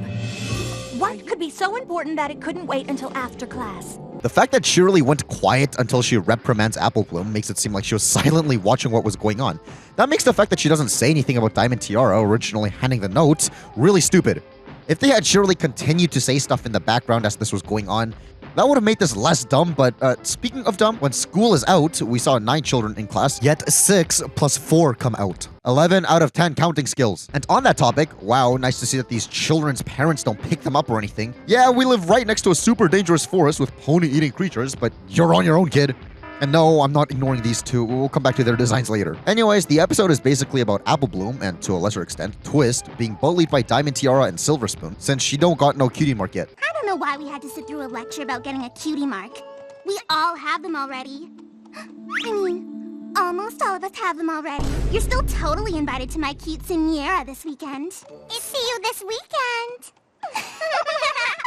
Blank, blanks. Honestly, this makes me wonder, shouldn't Diamond Tiara and Silver Spoon be going to a rich private school? Same with them in Equestria Girls. The heck are they going to a normal school for? Perhaps for the sake of plot, sure, but also perhaps because rich schools just don't exist in Ponyville? We'll come back to this later. So Applebloom tries doing a bunch of random things to force herself into getting a cutie mark, with her first idea being selling apples with Applejack. And here we get some cool things to dissect. First of all, we see Lyra talking to some random kid. Wait, I wonder what the context of this is.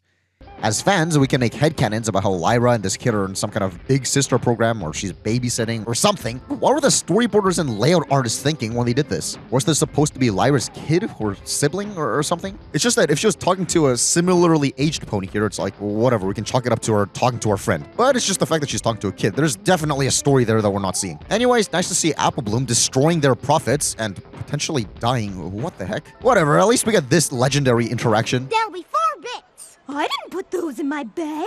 Which is pretty much one of the only things from Bon Bon we're going to be seeing for a while. Like, as much as Lyra and Bon Bon became a thing with lots of people shipping them or just liking their dynamic or appreciating their friendship or whatever, when push comes to shove, there is clearly a unanimous landslide on which half of the duo is more well-liked. Granted, the sample size here is 12, but I think the pattern is obvious. So it's cool seeing at least this one thing that separates her from being a part of this duo, where we get to see her doing things on her own. Also, it seems like Applejack ain't gonna be much help in Applebloom getting a cutie mark and selling apples, judging by how much she gives away for free. How are they gonna break even after this? But speaking of the background 6, it's cool to see Dr. Hooves also get a line. Why not? I have plenty at home. Though there's a lot to dissect here as well. First of all, like I mentioned during the last episode, this would have been a little after Dr. Hooves was established to be a thing in the fandom, so having him be pointed out with a speaking role like this could have been a nod to those who are in the know, since staff of the show clearly lurked and interacted with the community on 4chan, which would make this pretty awesome. Though I'm not too sure if this was on purpose. On one hand, it is curious how they gave Dr. Hooves this line in particular, but a lot of fans that have seen the scene point out the fact that he wasn't given a British accent, when you'd expect that Dr. Who guy would have one. Buy some apples. I'm American. If he was given one in the scene, it would clearly make it a reference, but the fact that they didn't makes it kind of seem like a coincidence. Though this could be another case of the whole Stephen Magnet situation with the card where they weren't allowed to be too on the nose with the fandom meme acknowledgements, so they just kind of gave a subtle wink instead. A potential clue that could sway this into just being coincidence is how if we look at Sibsy's storyboard for the episode, this scene apparently just called for a quote, male pony, meaning that Dr. Hooves' inclusion was arbitrary at best. Still, at least in the Korean dub of this episode, he says Dr. Who's catchfphrase thingy. Anyways, Applejack tells Applebloom to f off, and this happens. Twist doesn't have hers yet. Do you think you'd feel better if you went to the party with her? Mm-hmm. Well, there you go. Were they not initially planning on going with each other when they were basically only friends with each other in their entire class? But still, it turns out that Twist, in a cruel twist of events, in a real plot twist, it turns out that Twist has found her cutie mark. Some candy canes. Just as a side note, interesting how Twist lives in a flower-heavy household. Perhaps her family's made up of florists? If they are, I wonder how Twist learned about her talent in making candy canes. But speaking of pony families, it's kind of strange seeing this concept art of an average pony nuclear family, since we really don't see any in the actual show. There's something just oddly wholesome and comforting about this image, and it really is strange how stuff like this doesn't really appear in the show. Perhaps that was intentional, since real-life families aren't always like this, but it's interesting how we don't see a single instance of this at all, or at least at this point in the show. And most shots with an adult with a kid, like Lyra from earlier, are just incidental and nothing done on purpose to depict a family. Tangent aside, after getting roasted by the cool kids, You're still gonna come to the party, aren't you? Of course she will. It's not like being the only pony there without a cutie mark will be like the most embarrassing thing ever. Rainbow Dash takes Applebuck under her wing and tells her to try a whole bunch of stuff to increase her chances of finding a cutie mark. The key here is to try as many things as possible as quickly as possible. One of them is bound to lead to your cutie mark. Such as juggling, which, according to this video, is completely off. Take, for example, this clip from Beauty and the Beast. You can clearly see a distinct throw and catch for each individual object. The eggs are believably affected by the movement of his hands, and moreover, Gaston is reacting to the pattern and moving his hands to catch the props where they land. On the flip side, you have something like this scene from My Little Pony, where you can tell that the character was animated first without any props, and then the balls were added in separately. See the discrepancies between how Appleblum's hands and the juggling balls are moving. There isn't a distinct throw and catch for each ball. They all kind of seem to have a mind of their own. And also hang gliding, which almost kills her. That's dark. And also karate. Interesting how we never see this dojo in the rest of the series. It's also kind of funny how a few episodes ago, Spike said this. Imagine me with a nice long Fu Manchu type beard. Which is in reference to this type of facial hairstyling, which is clearly Asian, same with karate. That must mean that Asian ponies exist, which we later see do, which would furthermore imply that immigration exists in Equestria, which I guess they just travel by boats? But then the confusion arises when we actually see what kind of creatures live outside of Equestria in the movie, and any place outside of Equestria seems to be inhabited by different sapient species. So perhaps Karate here was actually introduced to the ponies by a completely different species altogether, which would actually make more sense since the pose Applebuck makes here is unnatural for a pony to make. I know I'm looking way too deep into this one throwaway gag, but I'm just baffled at how they introduced this karate place without ever going back there ever again. I mean, I suppose there would be zero reason to, but it's such a unique location that detaches these early episodes with the rest of the show. It's also curious how when she goes roller derbying, we see these really weird pony designs. What the heck? Cool to see that these guys all have their own trading cards though. While sitting around, we get one of the most convenient appearances of Diamond Tiara and Silver Spoon ever. I love being special. Can you imagine how embarrassing it must be to be not special? Like, huh? You would think with how often they happen to be walking by Applebuck, they're actually stalking her. Anyways, Pinkie also appears out of nowhere, and this happens. You look like you'd be good at eating cupcakes. Eating cupcakes? A cupcake eating cutie mark. It's so obvious. I don't have any cupcakes, but you look like you'd be good at helping me make some. I guess, making cupcakes cutie mark could work too. You're telling me you'd rather have your talent be eating cupcakes rather than making cupcakes? How long do you expect to live with that being your special talent? But speaking of cupcakes, while nobody knows the exact date of when the fanfic Cupcakes was posted, it uses the phrase blank flank in it, which wasn't used until this episode, which clearly means that it was at least partly inspired by this episode in particular. And man, who would have thought this one scene with a cute little song about cupcakes would have had someone turn this into a cannibalizing psychopath with a child apprentice. Anyways, then we get to what must be one of the most convenient appearances of Twilight in existence. What's been going on in here? What the f***? This scene kind of serves zero purpose, besides to show us that not even magic can produce cutie marks. A cutie mark is something that a pony has to discover for herself. What? Whereas if you're himself, you can get help with yours? Yes! I knew you could do it. I wonder if this scene is redundant since we've already learned that you can't cheat your way to getting a cutie mark. And no amount of hoping, wishing, or begging will make a cutie mark appear before it's time. But I'm also guessing if the scene wasn't in the episode, people would have started theorizing that you can magic cutie marks into existing. Oh, this is just a lose-lose situation when it comes to redundancy plus oddly convenient plot writing versus the risk of people making a wrong theory that could be solved with redundancy plus oddly convenient for the plot writing. But speaking of oddly convenient for the plot writing, we magically end up at Diamond Tiara's cute Sanira. There's no way I'm going to that. And while the shift is jarring, and they have to lampshade how jarring and nonsensical this is, How could I have forgotten the time? How could I have forgotten Pinkie Pie was hosting the party? How could I have forgotten it was at Chicken Cube Corner? There is a whole lot of detail to unpack here. First of all, if this guy's Cutie Mark is talking about how he's good at popping things, we should revoke it considering he tries popping balloons that aren't even there. What the f***? Secondly, this one shot. This one shot has so much behind-the-scenes lore hidden within. For starters, Berry Punch has a couple nicknames other than overly protective parent pony. She's also known as Berry Shine, but more importantly, Lauren Faust herself headcanoned her name to be Pinot Noir, based off her, quote, drink of choice while working on MLP. Which means that she's based off this one specific alcoholic drink. And in order to cement the fact that she is, Sibsy had this to say. I love Berry Punch. OMG. In that one episode with her by the punch bowl, she was supposed to burp, but it never got through. Haha. I always want to make her drunk. Stupid standards, lol. I put her there on purpose. I don't usually care which background pony I use, but in that case, it was thought out. Yeah, that was the reason I picked her out of the designs. Hee hee. As soon as I saw the grapes, I was like, she's the drinker. I'm glad it caught on, even though it kinda got cut out. Haha. Oh well, at least there's the drinking game site BerryTube if you want your own town drunkard pony fix. After I heard about Twist, I was afraid he wouldn't show up. When did Applejack learn about Twist? The only direct link from Twist to Applejack would be Applebloom. But we've been following Applebloom this whole episode and there wasn't really time for them to catch up. But speaking of which, why are there a bunch of random adults at this party? We're basically to think that they're parents of the school ponies here, but on that note, where the f*** are Diamond Tiara's parents? Are they seriously not there for their own child's party? This was likely an oversight at the time, but her parents not being there is actually depressing in hindsight. Anyways, Sweetie Belle and Scootaloo show themselves and stand up for Applebloom, since they're also blank flanks. You got a problem with blank flanks? The problem is, it means she's like totally not special. And speaking of depressing, the lesson learned here is because these three don't have their cutie marks yet, they have a life full of potential to look forward to rather than being bogged down by one cutie mark for the rest of their lives. They still get to experience the thrill of discovering who they are and what they're meant to be. Which, like Winter Wrap-Up, is a great lesson, but only to an extent this time around. Since, how was everyone else at the party supposed to take this? Some kid even says, Maybe I got my cutie mark too soon. That's kind of depressing. Twilight just gave this poor child an existential crisis. Also, what the heck are Sweetie Belle and Scootaloo doing here? Judging by how they say this, Diamond Tiara and Silver Spoon drive us crazy. they're not even on good terms, nor even in the same class as Diamond Tiara or Silver Spoon. So what the hell?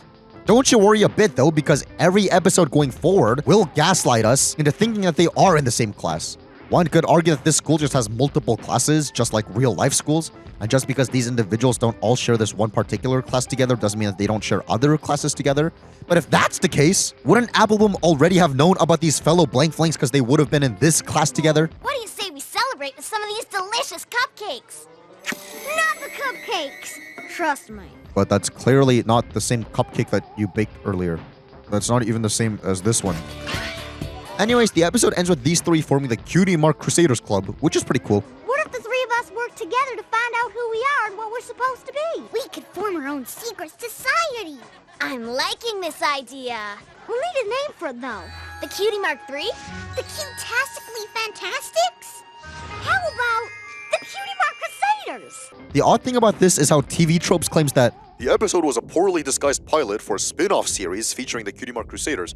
It never serviced, and instead the Crusaders more or less became the secondary protagonists after the main six. And the thing is that I've always heard bits and pieces of a potential Cutie Mark Crusader spinoff, but I could never really find any direct sources of where this information even comes from.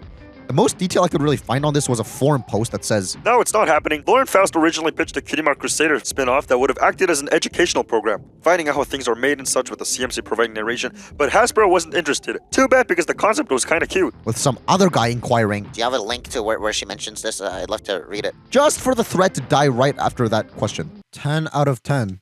Overall, despite having some questionable decisions and leaps in writing, this was a pretty solid episode. And like I kept saying, putting into motion some overarching plot lines, such as these three trying to find their cutie marks, is how you breathe some life into the universe, because that gives you some reason to come back to the show to see where the story goes. Though, while on the topic of the CMC, I'd imagine that Applejack was at this party to supervise her little sister, but by that logic, you'd imagine Rarity would also be there. But it's kind of interesting how Sweetie Belle isn't even revealed to be Rarity's sister till a few more episodes in, and I wonder if they had always planned that to be the case or what. Also, in the case of how these three just met for the first time in this episode, despite being huddled together in the very first episode, a layout artist for the show, Nayuki, was asked, So, if Nightmare Moon is in the first episode, what are the CMCs doing there if they haven't met yet? with the answer being, I actually posted out that scene, so I guess it's my fault. I didn't know they hadn't met yet when I worked on it. Story time. When I get a scene, it comes with the storyboard, audio, and the characters/BG files needed. On this particular scene, the storyboard clearly had the CMC drawn there, but the characters sent to me weren't them. I assumed that I was just sent the wrong characters and matched the storyboard. I didn't realize until later that I was sent to different characters because of the events of the Call of the Cutie episode later in the season. Either way, the scene was approved and ended up playing out as a fun foreshadowing for our adventurous trio. To sum up, at first it was the CMC, then it was changed to not being them, then I changed it back. Derp. I suppose that is certainly a thing that could happen. Well, at least we were introduced to Twist, who seems like she's going to be a good side character throughout the show. Like, even though the episode concluded with Applebloom making 2 new best friends, surely she's not just going to abandon her original best friend, right? But on that topic, back to these two, Archer, Bodkin, and Sun Glimmer. It's quite disturbing how they're literally just recolors of Scootaloo and Sweetie Belle, with the latter taking the former's seats in class in future episodes, almost to rid them from existence. Terrifying. However, Archer at least found herself a job as the local ball retriever in the mobile game. Some people also know Archer as Scootaloo, but the game's files refer to as Archer, so I'll just call her that. But speaking of this class, the decision to make this the only school that we see in this world till far later in the show, I wonder if this actually says something about how the population of children in this universe ain't big enough to justify multiple schools or teachers here. But still, this episode served as good world building for explaining the importance of cutie marks and showing what life outside of the main 6 is like in Ponyville. But speaking of the main 6, let's check up on how they're doing. Now, with almost every episode so far, I've been kind of just looking at everything from an impartial perspective and seeing where this information takes us. However, I actively do not like this episode. Try to catch on to see if you can tell why before I spell it out. The episode begins with Rainbow Dash and Applejack competing in a game while completely roasting each other to the point where you're led to ask why they're even hanging out together in the first place. You think you're the top athlete in all of Ponyville? Well, I was gonna say in all of Equestria, but... Especially with this tail dusting. Damn, that's just like straight up murder. But on that note, interesting choice of wording here. You think you're the top athlete in all of Ponyville? When Rainbow Dash used this exact phrase a few episodes ago in a completely genuine way. I mean, I thought I was working with Ponyville's best athlete. If Applebuck season actually came after this episode, that would have been a really cool callback and also an excellent roast. But as the way it sits here, it's just a inconsistency. I lost. Anyway, since Rainbow Dash can't stand the thought of somebody beating her, I hate losing. she challenges Applejack to the Iron Pony competition to see who's more athletic. A series of athletic contests to decide who's the best once and for all. And no, Rainbow Dash acting petty and like a child is not why I don't like this episode. I honestly find this behavior pretty cute. And yes, there is a difference between Rainbow Dash acting like a baby, which is cute, versus Twilight acting like one, which is disgusting. So save your comments. Like what, you ask? Well... Oh, hey, look, their synchronized head turn is funny. Anyways, the games begin and... Well, you see, aren't Earth Ponies supposed to be naturally stronger? That means that if you're an Earth Pony and there's a non-Earth Pony going toe-to-toe with you in a strength match, you already lost where it matters. Let's get something straight. You can win the hammer thing, but not arm wrestling. Sure, different muscles go into those activities, but does that mean that Applejack skips working out her wrist and forearms? Why am I talking about their anatomy as if they're human? But speaking of horse anatomy, Rainbow Dash starts cheating via using wings. Or at least it's portrayed as cheating, and it's called cheating. You can't use the wings to hold your wings, huh? You're cheating. However, like I said, Earth Ponies are seen throughout the show to be naturally physically stronger, as the wiki even puts it. Earth Ponies also do most of the manual labor, such as scoring ice and clearing snow. In other episodes, Earth Ponies are shown pulling rickshaws, carriages, and even trains, suggesting natural physical ability. In more extreme cases, Earth Pony characters are shown accomplishing remarkable physical feats such as pulling entire houses across the landscape or easily breaking through barricades. Therefore, I'd say Rainbow Dash using her natural abilities, just as Applejack was presumably using, is more than fair. If not, then interracial competitions like this will literally be lopsided and yield inconclusive results. But speaking of which, throughout this competition, we get plenty of spike abuse. Why me? Go! Whoa! Ouch. Ready for another pony ride? No. Rainbow Dash wins the Bronco Buck. I I lose. Which has me wondering, why is Spike even in the show at this point? When not being used as a plot device to help Twilight send messages to Princess Celestia, he literally has zero role besides to either spout roasts every 2 seconds or to be a human punching bag. And it makes me question what the writers' intentions with this were. I have a couple theories as to why, one of which being that seeing this is a show made for, contrary to popular belief, little girls. And they may have wanted to have like a recurring boys are icky gig, which would also explain Applejack's comment from earlier. Well, wallop my wither, Spike. Isn't that just like a boy? Can't handle the least bit of sentiment. Which would seem to line up since he's like the only recurring male character at this point and most of his scenes involve him being the butt of the joke. Either that or they had no idea what to do with him at this point besides putting him in whatever situation they could without much of a direction or own identity.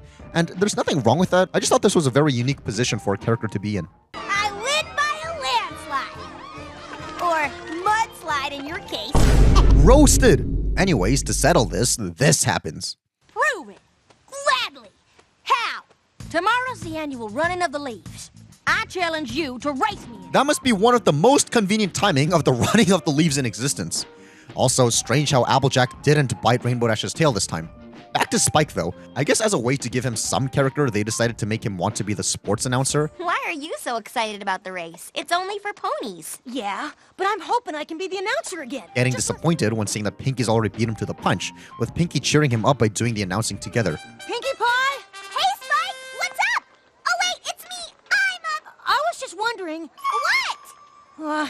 Forget it. Would you like to be my co-reporter? We could comment on the action together. It seems like this may have been the writers slightly acknowledging that Spike as a character may be wasted potential, and this is actually meta commentary suggesting that Spike could be and wants to be so much more than what he's stuck with. However, the only way he could really have any time in the spotlight is when he's bouncing off of other pony characters. Or not, I might be looking too far into this. It's just still an observation I made that kind of seems to make sense.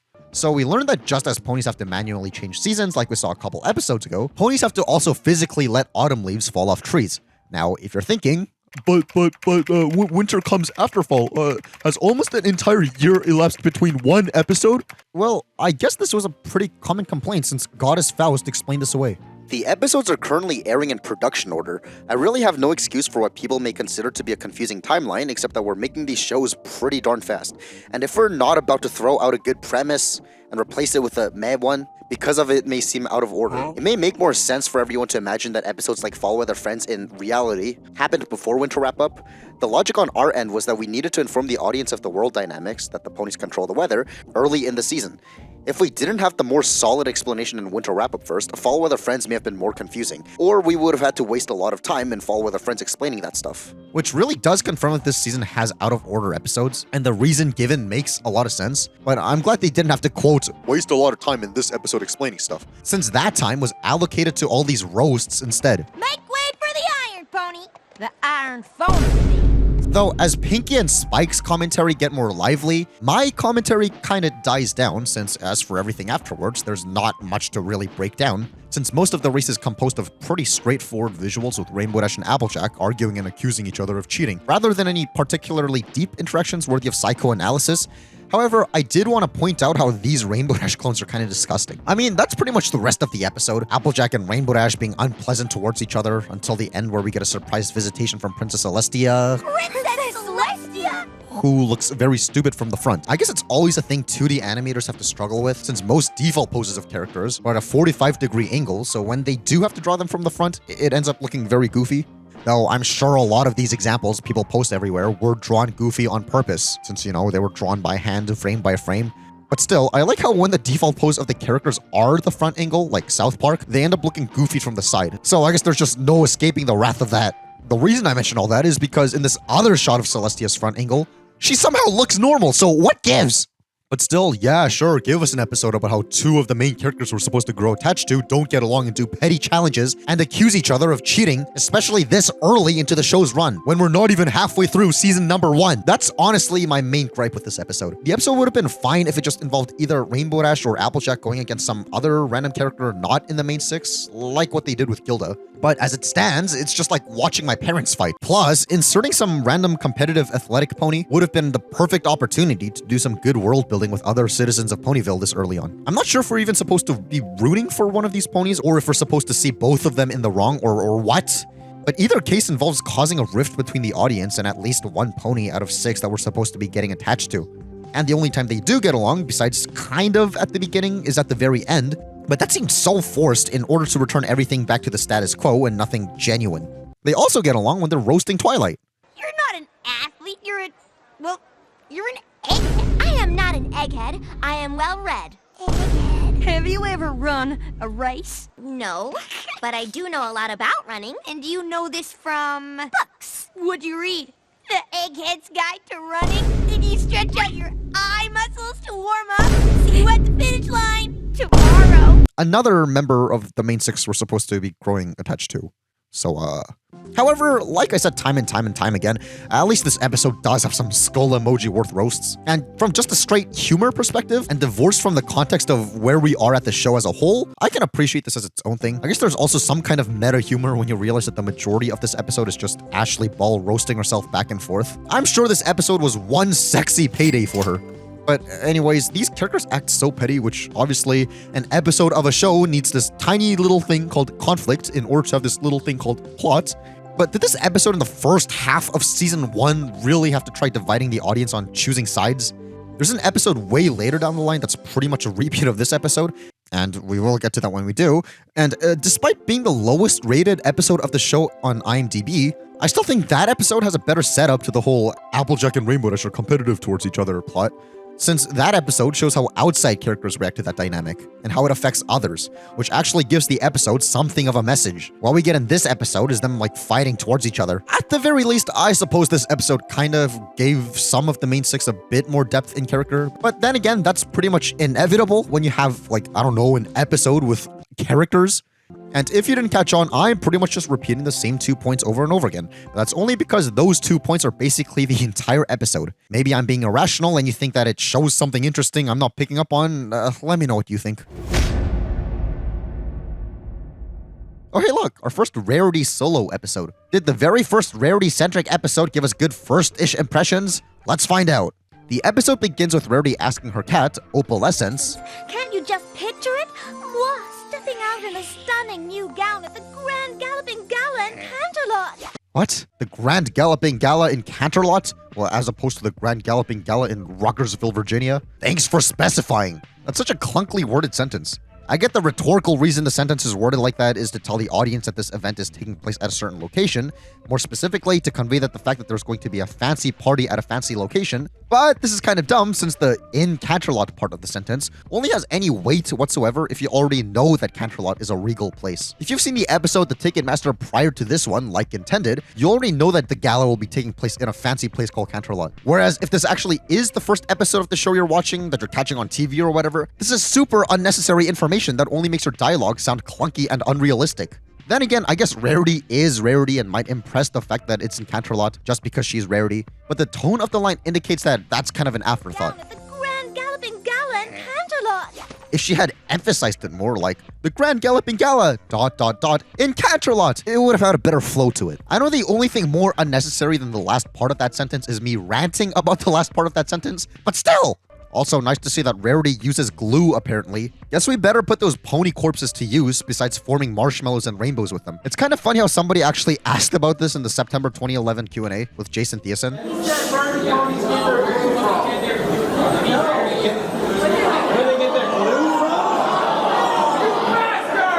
kind of question is that? That's terrible. You get it from the store like everyone else.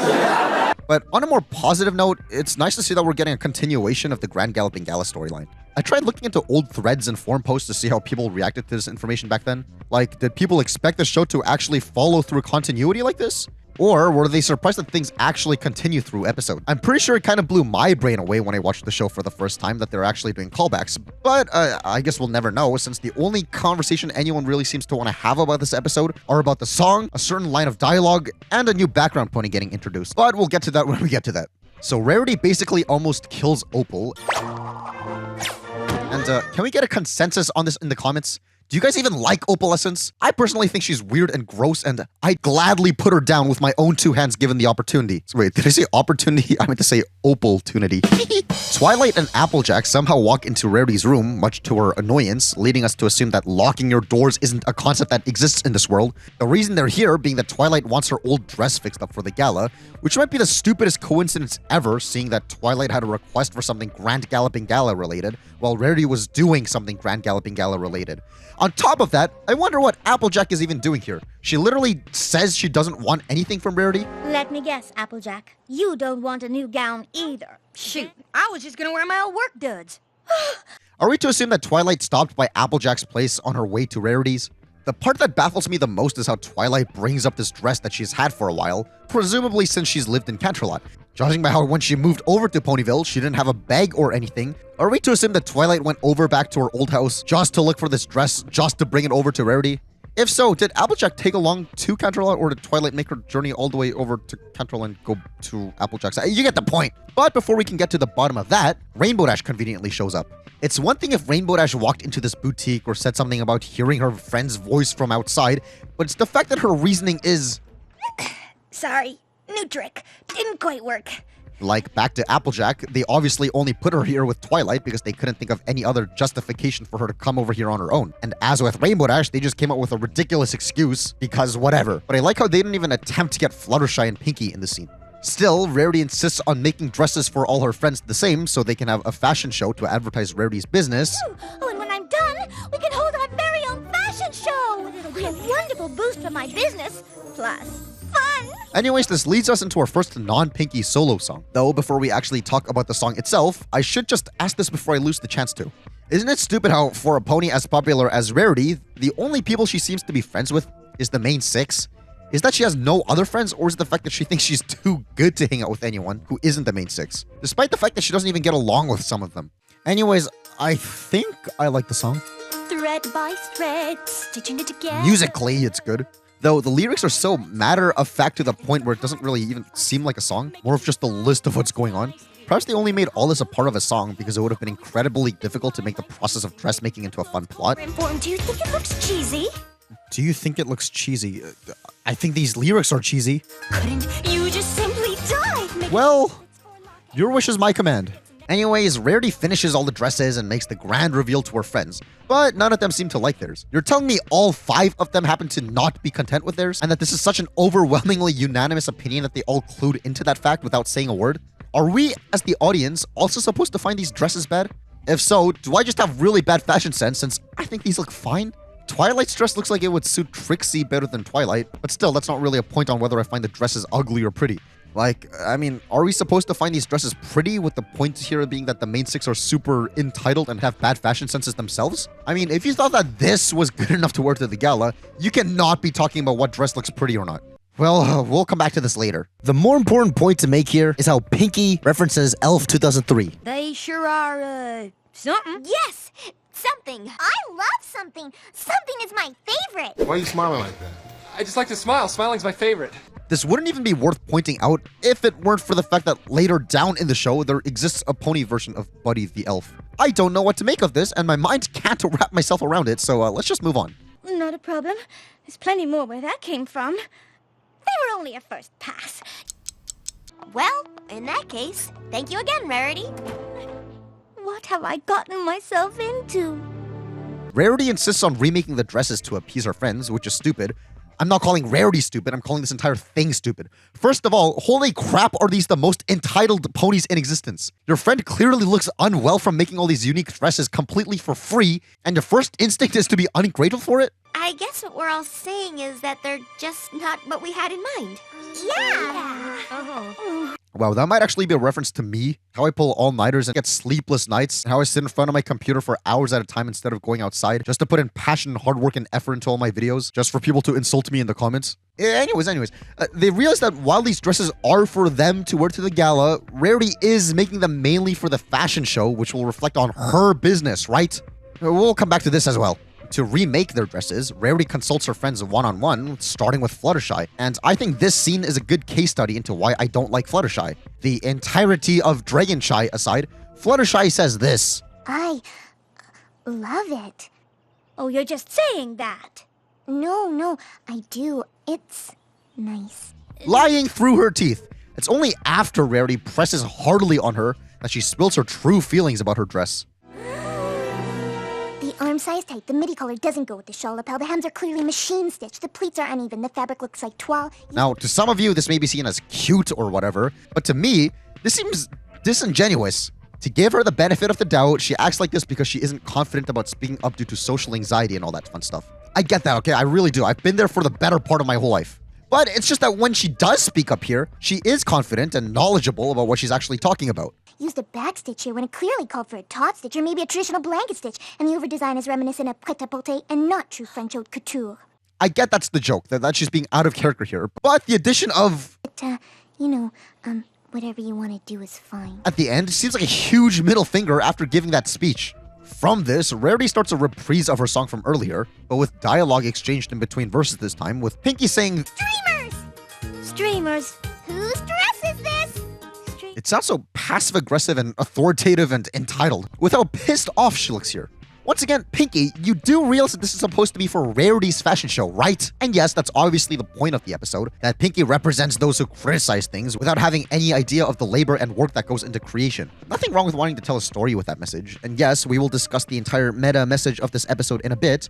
My question for now is why we needed to have the main six be in that place, opposed to a character we're actually not supposed to like. At least we get the birth of this legendary line. It needs to be about 20% cooler. Is this really such a zinger line that it was deserving of being the topic of a billion unescapable memes back in the day? I'm not sure, but it's like such early 2010s internet lingo, and I love it. I want to inject these kind of images into my veins more than they already are. So Rarity unveils the new dresses, with the clients all loving it, and Spike shows up for the first time in the episode to reveal that he got hoity-toity to attend Rarity's fashion show. Hoity-toity in question being this, quote, bigwig fashion hotshot in Canterlot? So, how did Spike get the opportunity to talk to him? Or is that not a good question, since the answer is basically he'd do anything, no matter how difficult, in order to simp for Rarity? Anyways, nice to see that Rarity cares about Opal enough to bring her along to the fashion show, while also simultaneously not caring about her to the point where she dips from the show and never makes a prominent appearance ever again. Though at this fashion show, we see that this particular pony is in charge of providing music. Alright, so turntables and mixers and speakers exist, yet in the first episode they wanted birds to be the one providing music. That makes sense if Princess Celestia prefers live bird music rather than DJ music or live pony music, but does that mean that bird is a separate genre in this world? Anyways, the main six, sans Rarity, goes up on stage to do their show, and it's very unusual Fluttershy is up on stage. Getting Fluttershy to go up on stage and act as confident as she is here seems like a plot of an episode all on its own. Though introducing Fluttershy's stage fright in this episode would have obviously made everything much more unfocused, so I get why they didn't make a big deal out of it, but it's still incredibly out of character. Also, judging by how Lyra's horn is supposed to look like this just looks like this horn belongs to whoever's behind her. She looked normal in the previous shot, so what gives? Now she has no horn at all? Because these dresses look weird, hoity-toity doesn't seem to like them. Then we get this gag. Oh, those amateurish designs look like a piled-on mishmash of everything but the kitchen sink. This seems like a very cartoony and surrealist joke, which, from my memory, doesn't really seem like something that would be carried on to the later seasons. Aside from Pinkie gigs, but that's different. Well, it seems like everybody is extra clueless in this episode, since Spike does this. Yes! Alright! Go Rarity! While Rarity is clearly distraught.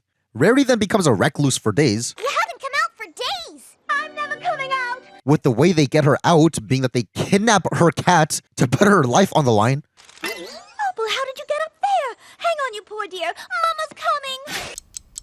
How dare you strand my poor Opal in a tree? Well, how else were we gonna get you out here to show you this? Which I would normally be able to excuse since it's been established that Rarity doesn't lock her house from earlier. But I can't look past the fact that Rarity seemed to be very attached to Opal, to the point of talking to her whilst doing activities, but all of a sudden she doesn't want to be with her in the time of sadness? Wouldn't you think, if anything, Rarity would want to lock herself up in her room with Opal? Anyways, the main six show Rarity this new dress they made using Fluttershy's expertise. We all finished your dress for you! Thanks to Fluttershy's freaky knowledge of sewing. Which is stupid, since Fluttershy has both the knowledge and talent to make a dress that impresses Rarity, an actual fashionista who makes dresses for a living. Why the f*** didn't she just make her own rather than being super picky towards Rarity? Somehow, Hoity-Toity was convinced to give Rarity's fashion another chance, to which he is pleased by this time. offering her to feature her dresses in his boutique. And to focus on the positives for a bit, I actually really like the presentation of these dresses here. I know I'm speeding it up quite a bit just so I can actually fit it all over my dialogue here, but it seems like it would have taken a while to storyboard and animate, so that's nice. The lesson Twilight sends off to Princess Celestia is... This week, my very talented friend Rarity learned that if you try to please every pony, you oftentimes end up pleasing no pony. Well, it seemed to please the friend group. Now that we got the episode out of the way, let us dig into some metatextual analysis. This panel/interview with Charlotte Fullerton, the writer of this episode, gives us some good insight. I want to ask a specific question about Suited for Success. I've done multiple interviews with a lot of different production staff members, and almost every one of the storyboarders I've spoken to and a lot of the artists I've spoken to, that's their favorite episode of season 1. And the reason why is that they feel like it kind of reflects how they feel as artists. You know, poor Rarity tries to put in her best effort, and everybody comes in and edits and tweaks. Lauren and Rob Renzetti and I said that in the room. As we got to that point in the script when the reprise of the song, and she's freaking out and having to make all these changes, like, wow, this is a little thinly veiled. Our own frustration with, and somebody was just talking to me about that earlier today, in their own profession that has nothing to do with writing animation, and they deal with clients doing that, and do you make the changes they say they want, even though it's going to wreck things, or it's not necessarily even going to improve them one way or another, it's just pointless time and money wasting changes? Like, do you do that regardless of your profession? So that's cool that you guys actually caught that. This is made even more clear if we look at the lyrics of what the main 6, aside from Rarity, sing in the song. Clearly, all of this is along the lines of what the showrunner/censorship board/company will tell you, when they want you to change this idea that you thought would be perfect before giving it the go-ahead, as long as we're happy with it, without the consideration of how it may reflect on the audience or the creator themselves. In that context, this episode seems to carry more personal and meaningful weight than other episodes so far, which is nice. Which is awesome. Even if the line makes no sense in the context of the episode, since the ponies singing that line are Rarity's friends when they're not the ones spending money on the dress material, nor labor costs. But it's obviously an example of what your superiors are likely to tell you when creating something for a network. This is why when we were talking about the pilot and Dragonshy and stuff like that, I hammered on the point of Lauren Faust's original vision that she had for the show before actually being picked up by the network, to see where this episode in particular might have been coming from. But I guess we'll see more of that as we go on. Ms. Fullerton also gives us lore on the 20% cooler line. You said the word cool a moment ago, and there's a very famous phrase in the fandom that comes from that episode. Were you the writer of it needs to be 20% cooler? Yeah, you know, I'd love to take credit for that because I love that line, but I really think either Lauren or Rob said it during the story meeting just as a funny thing, and I wrote it down and then put it in the song. Like, I think it wasn't necessarily supposed to be the line of dialogue during that spoken part of the song, but yeah, I think it was just one of those spitballing things with, oh, you know, this would be funny to say, this would be funny to say. I'm like, ooh, I know where I can put that. You know, I'm just sort of jotting down. You could take credit for it if you wanted to. I could, but I can't remember which one of them said it, but I'm pretty sure it wasn't me. I wish. I came up with other stuff.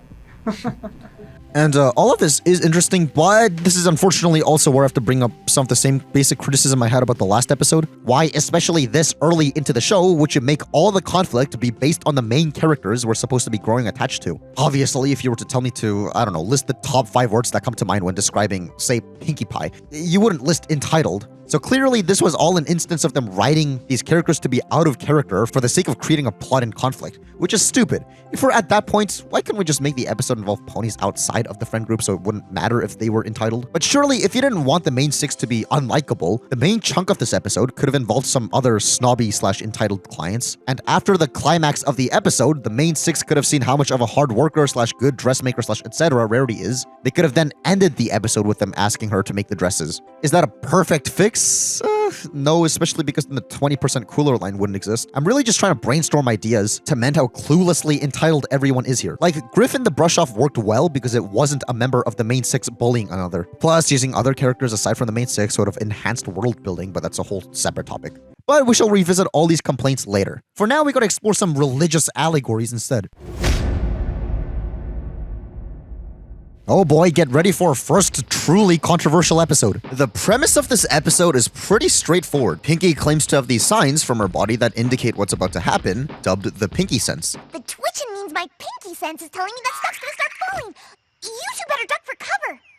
Oh, Pinkie, it's not gonna rain. Why, there's barely even a cloud in the sky. Yet, Twilight tries finding a scientific explanation for all that instead. Pinkie Pie predicted something would fall, and it did! She said something would fall, and a frog just happened to fall right around the same time. A coincidence. Nothing else to it. Yeah, I'm sure you can draw this to some parallels to real-life debates. Though, we shall get back to that much more detail later. I get different little nickly... Just because you later go on to do blackface twice doesn't mean that you can go around saying stuff like that. At least we get possibly one of the best character introductions in existence. But my shoulder's achy. That means there's an alligator in the tub. That's so random, and the fact that Gummy isn't just a one-time character makes this really awesome. Though the interesting thing about Gummy is how, like we saw, Applejack was packaged with his dog, who is her pet in the show, and Fluttershy was packaged with his bunny, who is her pet in the show. It seems like an odd decision to not give Pinkie a mouse pet in the show, but instead to give her this alligator, let alone one without any teeth. Who comes up with stuff like that? That seems so random, but ultimately is a much better choice, mostly because the color scheme of Pinkie and Gummy is so much better than Pinkie and this mouse who's been retroactively erased from existence. But speaking of color schemes, isn't it kind of disturbing how our two reptilian companions, Spike and Gummy, are essentially the same colors just with their skin and eye colors flipped? I had to be cursed with this knowledge, so you do too now. Anyways, while Pinkie speaks of her Pinkie sense, we get this visual gag of Twilight standing atop this literal soapbox to say this. Magic is something you study and practice. It only happens when you decide to do it. With you, it makes no sense at all. Now, if you don't know what soapbox means exactly, Google defines it as a box or crate used as a makeshift stand by a public speaker. And a thing that provides an opportunity for someone to air their views publicly. Or as vocabulary.com puts it more colloquially, on a soapbox has become a metaphor for expressing very strong opinions about a topic. If you lecture your meat-loving family about vegetarianism again, they might tell you to shut up and get off your soapbox. All this to say that what Twilight said here is of some meta significance. Though the confusion arises amidst the ambiguity of whether the soapbox is signifying what Twilight is saying to Pinkie or what the show is saying to us. As in, this soapbox could have been put here to mock Twilight as a character or to mock the real-life equivalent of the argument that she's making here. I can't tell. But once again, we'll get back to the message of this episode later, and the only reason I pointed this out was because it was obviously a deliberate decision to mean something. Twilight brings in Pinkie to conduct experiments on her in the basement of the treehouse, which apparently exists and is never brought up ever again. Well, that's not terrifying at all. I wonder if any grimdark fanfiction will be written based on this. Ha ha ha ha. The next chunk of the episode involves Twilight stalking Pinkie around town to observe her supposed supernatural powers. One such case being Pinkie rolling around like this on elementary school premises. Okay, so she's allowed to do this, but when I go to my local elementary school and start rolling around on the playground like this, I get the cops called on me. Another case being Twilight stalking Pinkie near Applejack's farm, and this happens. I promise you there's nothing to fear from that. Twilight, you came to visit my new apple cellar. Hey, who opened the cellar door? If we had Applejack pop out, or if they animated like a nail bouncing out, that would have fixed everything, but there's nothing in sight. This is scary.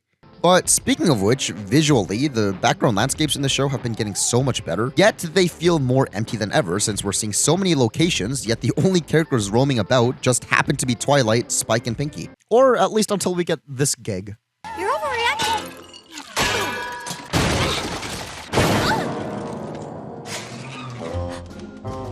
Which, obviously, the whole anvil on head trope is definitely Looney Tunes-esque. More specifically, Roadrunner-esque. Same with Pinkie's scientific name here. I'm observing Pinkie Pie. Scientific name?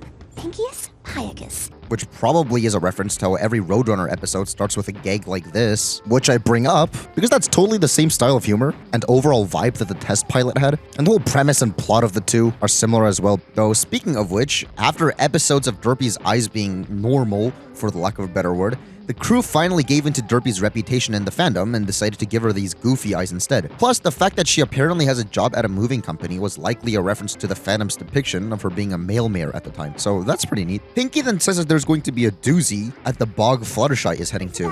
It's a doozy. Something you never expect to happen is gonna happen. And it's gonna happen at Froggy Bottom Bog. where they all get chased around by this Hydra. A Hydra that will never show up ever again for the rest of the show's run. There's so much cool fan art of it, plus it's on the season 1 poster, yet it appears never again in the entire show. I suppose there ain't much story you could tell with this guy, but that's a shame since it actually looks pretty cool.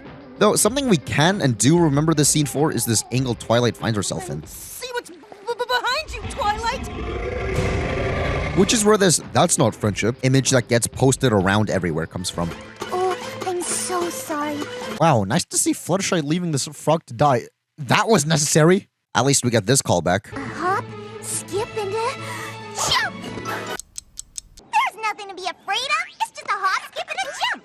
See? That's pretty cool. Good job. Anyways, interesting how Twilight says, What would a brave pony like Rainbow Dash do? the funny thing is, at this point in the show, I'm not sure what Rainbow Dash has really done for Twilight to see her as the brave type necessarily. And a part of me just sees this as them breaking show don't tell in the sense of the writers trying to get us to subconsciously associate bravery as a part of Rainbow Dash's character. But on the other hand, it's sweet to see what Twilight thinks of her friend, which shows us some genuinely nice development from her attitude towards the concept of being around other ponies from the first episode. Anyways, this happens. Is this a Rapidash reference? Either way, Twilight concedes that she can't explain everything away with science and logic. I give up. I can't fight it anymore. But Pinkie's sense somehow makes sense. I don't see how it does, but it just does. Which turns out to be the doozy that Pinkie was talking about earlier. That's the doozy! What is? You believing! I never expected that to happen! Still, now that we're at the end of the episode, let us hear what the lesson is. Spike, what have I been saying about focus? Oh, I don't know, since you let him sleep through one of your other lessons before? There are wonderful things in this world you just can't explain, but that doesn't necessarily make them any less true. It just means you have to choose to believe in them. Interesting. Somebody actually asked this away on Goddess's DeviantArt. There has been much debate and confusion about the moral of feeling Pinkie keen. People are reading into it too deeply and interpreting it to be anti-intellectual, anti-skepticism, pro-religion, and so forth. Personally, I think it's both the first two and also not, and accepting that there are phenomena that cannot be explained similar to theories or educated guesses, taking it at face value since there are some things that are impossible to completely explain or rationalize. Would you help shed some light, whether it be the intended lesson or perhaps your own interpretation? With her responding with, "Oh geez, I don't know if I want to open this particular can of worms. I can't speak for others who worked on this episode, but from my perspective, it's kind of like you said. There are simply phenomena that are difficult to explain, and I'm of the opinion that faith can apply to more things than just religion. For instance, are we alone in the universe, or is there life on some other planet somewhere? We don't have convincing evidence that aliens exist, but it takes faith to say that it's not possible at all. I've heard some pretty heated debates from smart people regarding certain cases of cryptozoology. In the end, if there is an idea we explore that leads us to inconclusive answers, we are left with a choice. Believe it anyway, reject it, or wait for more answers. Obviously rather deep for our audience, I know, and obviously up to lots and lots of interpretation.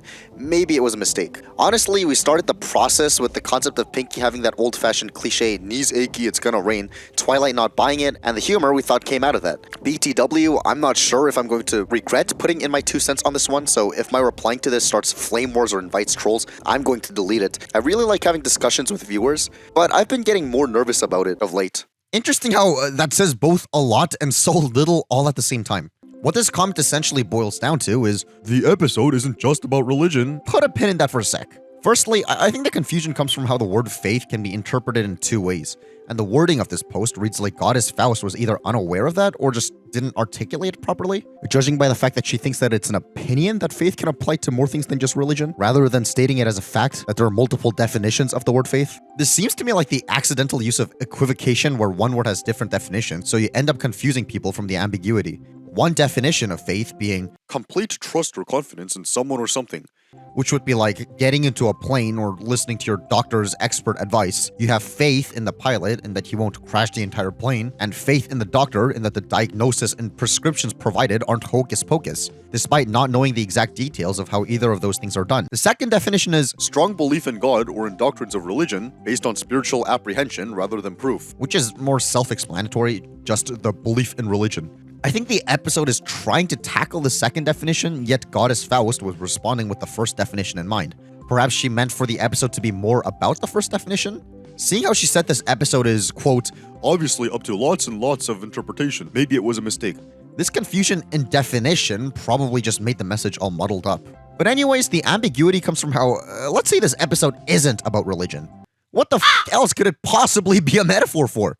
The solution to that is that it really doesn't have to be a metaphor for anything. The only reason there's any confusion surrounding the episode is literally because of Twilight's letter at the end. It's ambiguously worded to imply real-life application, which is why people draw parallels to real-life stuff. If the letter just wasn't there at the end, it would be completely up to the individual watching to determine whether this episode is just random fun at face value or if it has a deeper message. Well, that and how undoubtedly unambiguous the existence of the Pinkie sense is, I guess the episode could be interpreted to be like very one-sided. Like if the Pinkie sense was a bit more up in the air as to whether or not it was actually real or not, I think this episode would be more well-liked across the board. But with all that said, it's kind of funny how Lauren Faust herself actually seems to have had minimal involvement with the episode, yet she let out this apology. It's not like she wrote the episode. That honor goes to Dave Polsky, who conveniently has made an extended comment on the message of the episode. The aim for feeling Pinkie keen? Yeah. Because I know sometimes that gets a bit of flack or cause a bit of diversion sometimes within the fan community. Yes, feeling Pinkie keen. Well, first off, remember, that was a show that was written before the show had ever aired. Lauren Faust had this wonderful idea of Pinkie sense. The question was how to write a story where Pinkie sense possibly made sense. So my intention was to give that idea, have it play out as a narrative in some way because that was kind of my job. I can tell you the intention was not to do anything about religion. Yeah. That was not the intention at all. However, it was an exploration of faith. And I don't mean faith in any religious sense. I mean the kind of faith where you walk into this building having faith it's not going to fall down on you. I have faith that I'm going to be up here and none of you are going to shoot me. That may be a misguided faith, but it's a faith nonetheless. Otherwise, I wouldn't be up here, right? Because I'm not, this convention isn't worth that for me. It's not an inherently religious thing. It's been appropriated by religion for various reasons, and we can debate that till the end of time. But it's not inherently religious. The question was to explore this idea of Pinkie sense. Well, Pinkie has this ability. Well, wouldn't it be interesting if Twilight, her ability didn't make sense to Twilight? That would make a conflict. And understand, magic is the physics of this world. Magic actually explains how things happen in this world. Not in our world, but in that world, magic and physics are kind of the same thing. The thinking was, it's a little bit more analogous to if you were in the area of Newtonian physics and Twilight was a Newtonian physicist and somebody comes along, hey, theory of relativity, people tried to poke holes in Einstein's thing, right? They turned out to be wrong, but they tried until they said, okay, I don't understand this yet, but I'm going to go with it. Now that said, little did we know there was going to be this huge adult fandom who was going to be sensitive around religious issues for a lot of good reasons, but a lot of good reasons that have nothing to do with that episode unless the fandom decides to make it about that. We were not making it about that. I can say that categorically and definitively. If it had occurred to us, we would have handled it in a more sensitive fashion, I think, in retrospect. But we didn't know that, we didn't see that bus coming. That's a whole lot of words for what essentially boils down to quit looking into messages that aren't there. The point was to show the Pinkie sense and that Twilight does not believe in the Pinkie sense. And I trust that, but I don't know why he hammered on the point of his definition of faith so much here, without necessarily showing us any direct connection between his definition and what Pinkie is doing in this episode. Also, none of this explains the whole soapbox scene, nor what the intention of hurting Twilight at every turn was. But honestly, if there truly wasn't any metatextual religious message in this episode, and this isn't just something that this guy's saying after the fact to avoid more controversy, I'm not sure what the big hubbub is. Though I do have a theory on why so many people were upset with this episode. This may sound like I'm grasping at straws, but if you take this episode in from the perspective of online culture at the time, this episode came out during the time r/atheism was one of the default subreddits you'd automatically be subscribed to on Reddit. So it doesn't seem to be too far-fetched to think that atheists who flock to online spaces such as that, who have also grown fond of ponies, or were also becoming big at the time, felt betrayed or something. Especially when these important dates seem to line up perfectly. I wouldn't be surprised if that's where a bulk of the controversy for this episode came from. And honestly, as for where I lay on the side of this, I am a Christian, but I don't think this episode makes a good case for literally either side.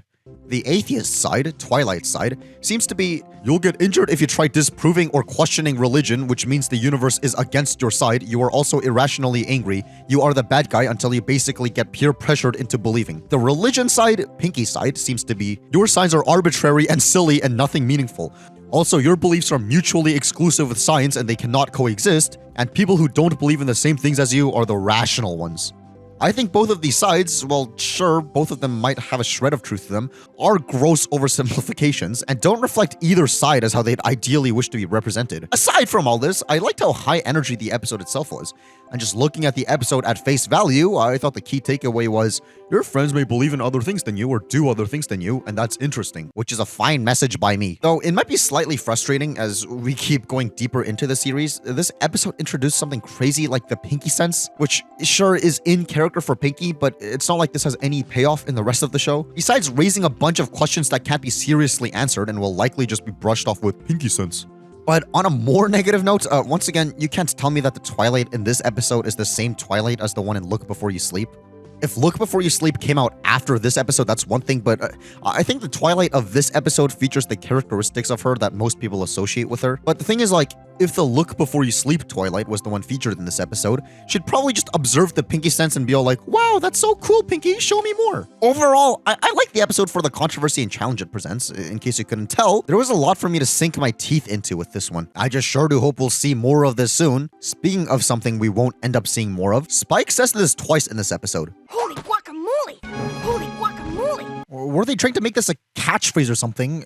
On the contrary, Pinkie saying this did catch on. The award for the most iconic episode opening of the season, or perhaps even the entire show, can go towards this scene. So now that you know the elements of a good cheer, let's hear one. Yay. It's been memed and parodied to death. What have we learned? Out of control. Good. Screaming and hollering. Yes. And most importantly, passion. Right. So now that you know the elements of a good cheer, let's hear one. Yay. Ugh. You're gonna cheer for me like that?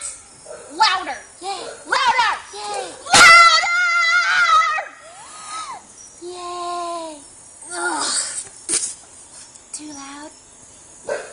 Beautiful. I wonder how these fine specimens are doing these days. And I wonder if the comments are disabled here due to hate comments. Either way, I think what really cemented this scene as something cool is the remix Avast Fluttershy's Ass by musician Wooden Toaster / Glaze, using the melody of Avast Your Ass by Kitsune Squared, which, holy crap, is possibly a rabbit hole Crab's following in a future video. We'll see. But anyways, it goes a little something like this.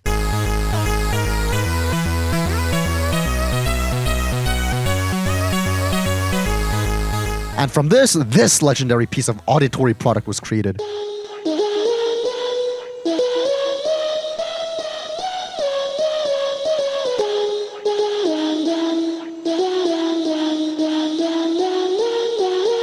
Though, as well known and perhaps influential this piece is, seeing how there's a bunch of remakes and edits and parodies and remakes and edits and parodies of it by other people, the original upload on Wooden Toaster's channel is now unlisted. But while it wasn't, Wooden Toaster would periodically rename this video with synonyms in alphabetical order. Today though, if you go to the unlisted link to it, the video sits with the title Avast Fluttershy's Yellow Peach. So I guess he got all the way up to Y, but couldn't think of anything for Z to complete the prophecy. That's totally not irritating whatsoever. Also, strangely, this won't be the only time talk of Wooden Toaster will come up in this episode. Also, isn't it amazing how Fluttershy's inhale is just Pinkie's gasp reversed?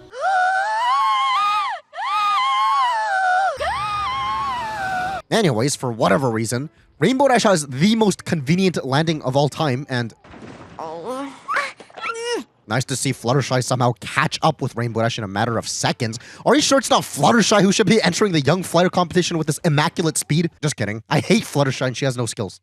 I'm not talking about my performance. I'm talking about yours. That feeble cheering. What are you two arguing about? Were we arguing? I'm sorry. Okay, fine. Fluttershy can be cute sometimes, I concede. This doesn't mean I like her now, though. I wish you guys could come to Cloudsdale to see me compete in the best young fighter competition. Wow, I too also like sports that only certain races of people are able to watch. What the fuck? Anyways, in order to bypass this racial requirement, Twilight comes up with the loophole of casting wings onto Rarity. find a spell that will get us wingless ponies into Cloudsdale. A spell that will allow Earth ponies to fly for 3 days. Which, from a writing perspective, is an interesting choice. As in, the moral of the story directly ties in with Rarity's attitude after gaining wings. So does that mean that if this subplot wasn't written in, there wouldn't have really been a moral whatsoever? It just feels a little jarring since it comes across as a B-plot when none of these episodes so far really had B-plots. They've all been focusing on one conflict per episode. Like, our main focus is with Rainbow Dash trying to perform the Sonic Rainboom, yet they're introducing this plot point that'll have equal weighting on the episode, which is new. Let's see how they end up pulling that off. Here it is, the greatest city in the sky. More like the only city up in the sky. It would be cool if we saw other cloud locations, but we really don't. Anyways, as Rainbow Dash introduces her friends to Cloudsdale, we end up at the Weather Factory, which, similar to this innocuous turned sinister scene from a few episodes ago, using the prompt of how these rainbows are truly made, Wooden Toaster created the song Rainbow Factory, which has the implications of rainbows being made from dead horses. Then came this animated music videos with ponies dying to create rainbows.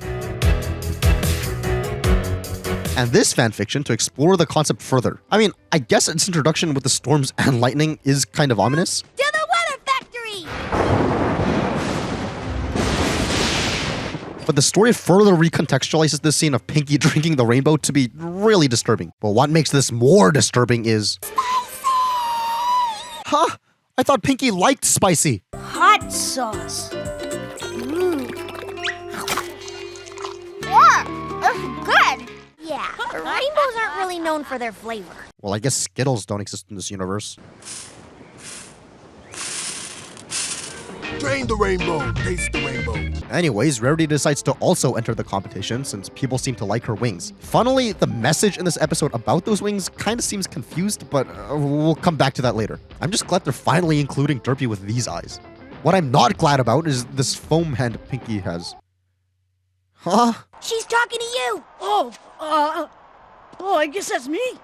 Wow, it's not like you have a billion other actual Pegasi who've never had voice lines yet. Did we really have to cause this double inconsistency with Dr. Hooves now being a Pegasus instead of an Earth Pony? With the added bonus of his voice now being completely different from what we heard a few episodes ago? Anyways, there's also this exchange. Okay, number 4, time to go. I love number 7. My favorite is number 10. Does the announcer lady just not introduce the Pegasi by name, or were the writers too lazy to come up with random names for them? For our final competitor of the day, contestant number 15! And thirdly, contestant number 4. Wow, judging by how Rainbow Dash and Rarity don't even get introductions, I guess they don't? Strange. Anyways, speeding up a lot, no pun intended, Rarity's wings melt due to her hubris, and she almost plummets to her death. And Rainbow Dash finally achieves performing the Sonic Rainboom, flying fast trying to save her, tying up both plot threads. Rainbow Dash wins the competition in the Wonderbolt's favor, and Rarity learns to be humbler. I want to apologize to all of you. I guess I just lost my head. Don't worry about it, kiddo. We still love you. Why is that funny? But more importantly, why and how is Lyra here? That's not ominous at all. I mean, we saw Skyra earlier, who, while having a similar color scheme, was a Pegasus. This is just straight up Lyra. Did she also magic herself like Twilight did? Did you learn anything about friendship from this experience? I did, Princess, but I think Rarity learned even more than me. I learned how important it is to keep your hooves on the ground and be there for your friends. Excellent. That counts as a lesson? Seriously, just like the last episode, I think if they didn't literally spell out a lesson, these episodes would have been so much better. If that were the case, I'd even dare to say that I really wouldn't have anything to seriously complain about. What I took away from this episode is that because Rainbow Dash was only able to achieve the Sonic Rainboom when trying to save Rarity, there's an application there about how helping your friends will cause you to do great things in the process. That would have been the perfect message. What Rarity said is, nonsense! We'll come back to this in more detail later, but on the topic of nonsense, why is there this one random pony moving while the rest of the crowd are cardboard cutouts? Scary. So, yeah, the moral. It's confusing. First of all, yes, the whole thing is an allusion to the story of Icarus, where the moral is to not push your luck / don't be arrogant. However, a lot of these ponies really seem to be admiring Rarity's wings. So why not give them a little show? Like, we're supposed to take the events of this episode as Rarity was being egotistical, which almost makes her die. But is she really being that egotistical if people were literally swarming around her? Wouldn't the message have been much better if people eventually began to get tired of Rarity showing off, yet her hubris remained the same? This just makes what she says to Princess Celestia all the more frustrating, since no, the moral shouldn't be to just stay on the ground. I think if Rarity, despite basking in glory, gave credit to Twilight for magicking the wings in the first place, or didn't fly so high up, everybody wins. Why jump to the other most extreme option? There is at least this cool parallel, since the very last shot of this episode is the Wonderbolts carrying Rainbow Dash into the sun, which is in stark contrast to Rarity burning up in the sun. If intentional, the message there is probably something along the lines of, if you truly deserve to be up there in the sun, you'll be carried there in support, whereas if you want to be up there due to your own hubris, you'll end up failing. And fair enough, but I really wish this episode would have just let that all speak for itself rather than having to muddy everything by saying a random message that really doesn't apply. I guess that EI rating really screwed the writers over in that regard, but still, this was a overall pretty good episode. However, just because I love subconsciously self-sabotaging myself and bringing in negativity where we could just go without, I should bring up this little video that I remember seeing all those years ago that makes mention of the Sonic Rainboom. And there was even a high school student that calculated Rainbow Dash's move, known as the Sonic Rainbow, calculates at an average speed of 1,653 miles per second, which translates to about 15 Gs, more average in the human body, and breaks the color spectrum itself along with the sound barrier. That's right, a pony broke the sound barrier. Look it up, kids! Like, the way he describes the Sonic Rainboom as something that's real and something scientific is a little... it's a little hard to watch this without dying a little on the inside. But guys, be honest, am I this guy just with a different skin? What do you consider manly? Some would say Arnold Schwarzenegger and his muscles. Others would say Sylvester Stallone and his amazing job of justice. And some would even say Bruce Campbell and that chin. But what does an oddball such as myself consider manly? My Little Pony, friendship is magic. Now I know what some of you are thinking. You watch a show for little girls? Well, contrary to what you may think, there are more male teen to adult fans than there are young girl fans. That's how much of a phenomenon it has become. There are tons of internet jokes and hundreds of thousands of fans known as bronies. In case you can't tell, I'm one of them. I see this as incredibly cringe, as I'm sure most of you do as well, but he's bringing up like the same points that I am, and I think we both make similar body movements when talking. Every new adventure is every new day is a new adventure, and new lessons to be learned and new characters to meet. Not to mention, the cast is absolutely huge. Now the internet comes in and makes the series 100% more popular and, dare I say it, 20% cooler. And it all started on 4chan. On 4chan, there was a user that said, "OMG Hacksaw, this show is amazing!" Is there anything fundamentally different between what he's doing here and what I'm doing right now? I suppose there is an intrinsic difference in the fact that he's presenting this in a classroom with normal people who would more likely than not look down on bronies, whereas I'm presenting this on a clearly My Little Pony themed YouTube channel catered towards bronies, meaning the element of fish out of water cringe doesn't really apply for me. However, my soul is kind of dying seeing I watched this video when I was 12, and I thought it was the cringiest thing in the world, and now I've literally become this guy. But back to the actual contents of the episode itself. I enjoyed how we got to see another setting that's vastly different from Ponyville, since I think Cloudsdale is a really cool setting that I wish we would have seen more of. However, we barely get to explore it since the main six only visited to watch a show that's going on. I think it would have been super nice if there was an episode that came out sometime before this one, where we actually got to see some more in-depth exploration of Cloudsdale, which could have been used as a setup to this episode, rather than them having to allocate time from this episode to that super brief tour we got. What can you do? I just sure do hope that we revisit this place sometime soon. We won't. Are you ready for the birds and bees and apple trees and a whole lot of fooling around? Are you ready for the summer? Are you ready for the hot nuts? Are you ready for the fireflies and moonlit skies and a whole lot of fooling around? Are you ready for the summer fun in the sun? 'Cause the summer's on the hub.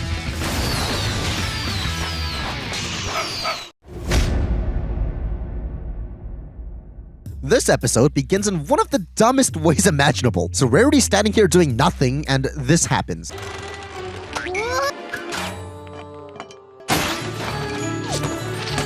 First of all, why would you not stop Sweetie Belle from reaching this thing? Secondly, if you see the mannequin thing start to move, why not hold it down? Finally, sure, Rarity's reaction is priceless, but this could have been super easily prevented at multiple points of this Rube Goldberg contraption. On an unrelated note, what are these buildings behind the boutique? What the heck are these used for? Is it extra storage for Rarity? Though, back to Sweetie Belle. It is now revealed after 5 episodes after her initial formal introduction that she's sisters with Rarity. And would you believe me if I told you that some people actually got ahead of themselves and headcanoned her as Lyra and Bonbon's child? As the fan labor wiki puts it, in a period of time following the episode Call It the Cutie and up to Stairmaster, Sweetie Belle's relation to Rarity was not clarified in the show. Lyra and Bonbon's relationship had already been established in fanon at that point. And because Lyra attends the Cutesanera in the former episode, some of the newly introduced foals were taken to be their children. The most enduring and popular of these fanon adoptions is Tootsie Flute, but Sweetie Belle was also sometimes considered a part of that family until Stairmaster aired. We can see some fan art of this, which talk about jumping the gun. Anyways, Rarity gets a visit from Fluttershy, who is returning her cat Opal. I can't get near her without getting a swipe from her claws. Wow, good thing she didn't actually end up scratching Rarity, with Rarity realizing that she's a masochist and I'm sorry I can't invite you to stay and chat, Fluttershy. I've bitten off a bit more than I can chew with this order. just like me with this whole retrospective. But you're not eating anything. No, sweetie, it's an expression. It means that I've taken on more work than I can handle. Was this a way of explaining idiom similar to how they explained hibernation? It kind of feels out of place, and in a casual conversation, I'm pretty sure Rarity's dialogue would have ended with a simple, "It's an expression." If this was the intention, that's dumb also because they've already used this exact phrase in a previous episode before. Biting off more than you can chew is just what I'm afraid of. But also, interesting how Rarity mentions that she's using this special gold silk to make robes for an order from a place called Trottingham. They're due in Trottingham tomorrow morning. A reference to Nottingham, suggesting that it's where British ponies come from. However, that's not a place we see in the show. It's on the map of Equestria, and we see ponies from Trottingham. But now I'm wondering what the context is behind ponies living all the way over here, ordering something from this privately owned boutique from the middle of nowhere. Look what I made us. Wow, I thought you guys were supposed to be a secret society. We could form our own secret society. This don't seem too secretive to me. The Cutie Mark Crusaders! Yay! We're on a crusade, a mission, to find our cutie marks. Anyways, this happens. I lined them with this special gold silk. It took so long to make. So she made that in between like the 3 total seconds of Sweetie Belle not being on screen and the gold silk being in one piece. Huh? If that's the joke, whatever, but she also says it took so long to make, so clearly not. Sweetie Belle literally heard Rarity talk about how special the silk is just now. See? I've lined them in this special gold silk. So, what a menace! If this was actually made from a different sheet of the same fabric than the particular one Rarity was holding, it would have made more sense if Sweetie Belle was listening on with a guilty look or something. That would have actually made this exchange make sense. However, if so, was Rarity just not taking basic precautions to make sure nothing happens to her material before it gets used? You're telling me that Sweetie Belle took quote-unquote so long to make this, yet Rarity never noticed? Whatever the case may be. What? Enjoy squeaky voice Sweetie while you still can, because we're gonna miss it when Claire Corlet's voice deepens and we get post-puberty Sweetie Belle. Anyways, Fluttershy offers to take them in to get them off Rarity's hands for the night, and so cute. Who? Me? I know. While walking towards their cottage, Fluttershy runs into Twilight, and they have this robotic NPC interaction. Hello, Fluttershy. Oh, hello, Twilight. Where are you off to? I'm heading to the Everfree Forest to Zecora's to get some of my favorite tea. Or maybe not. Maybe this is how normal people greet each other. It's been quite a while since I last interacted with anything resembling a human being. But on that note, we get this. Wow, look at this place! What's that, Laura? You're telling me it took them till night to get home? Or did they get home during the time it's implied they got home? Yet they're still acting as if they're seeing her house for the first time. Anyways, the 3 do random stuff to find their special talents, and what's cool is how we get a couple frames of what looks like an emo Fluttershy, but Some pony needs to put this thing out of its misery. Who? Me? Yeah, I know. You said it, brother. When trying to put them to sleep, Fluttershy sings them this lullaby. Hush now, quiet now, it's time to lay your sleepy head. Which is very soothing and calm, but can be pretty creepy given the right context, such as how it was utilized in Luna game.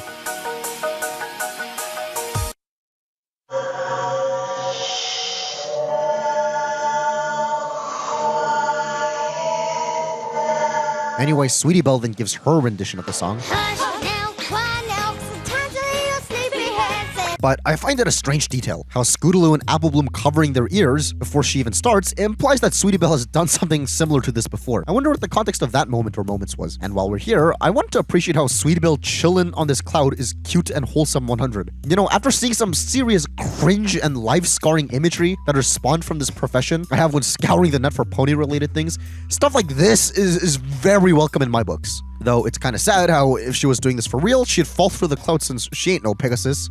But still, well, wait a second. Why has she no horn? Did they perhaps make a Pegasus version of Sweetie Belle to make this sitting on a cloud thing to make sense, yet the cloud ended up obscuring her wings? Surely not, right? What gives? Because of Sweetie Belle singing, Fluttershy's chickens get startled, and when Fluttershy tries getting them back to the coop, we finally see the stare in action. No more crusading for tonight, all right? Yes, Fluttershy! We promise, Fluttershy! Good night, Fluttershy!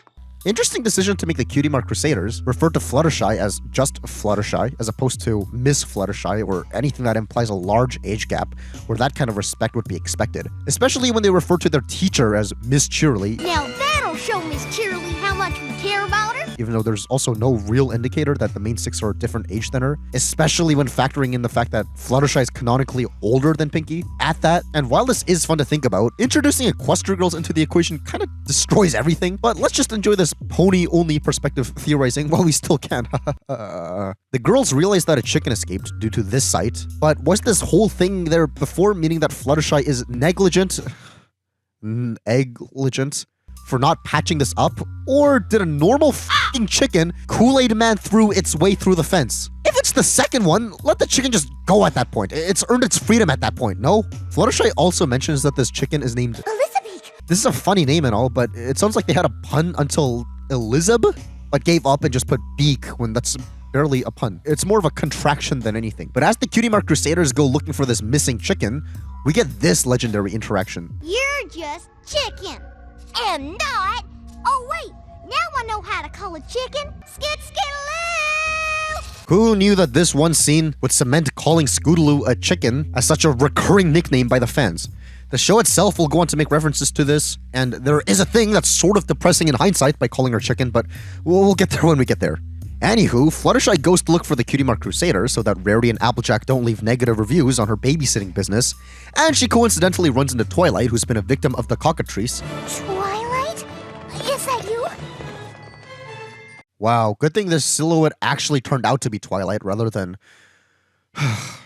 Firecracker Burst, Magnet Bolt, Lulu Luck, Waterfire, Sweet Cream Scoops, Love Struck, Cinnamon Breeze, Snowcatcher, Pudding Pie, Rainbow Wishes, Piccalilli, Beachberry, or her mom. I never wanted to think of these minifigures ever again, yet here we are. Anyways, speeding up, Fluttershy uses the stare on the cockatrice when it starts harassing the Cutie Mark Crusaders. Also nice to see that Fluttershy had her wings frozen, yet was able to do this just for it to go back to being frozen.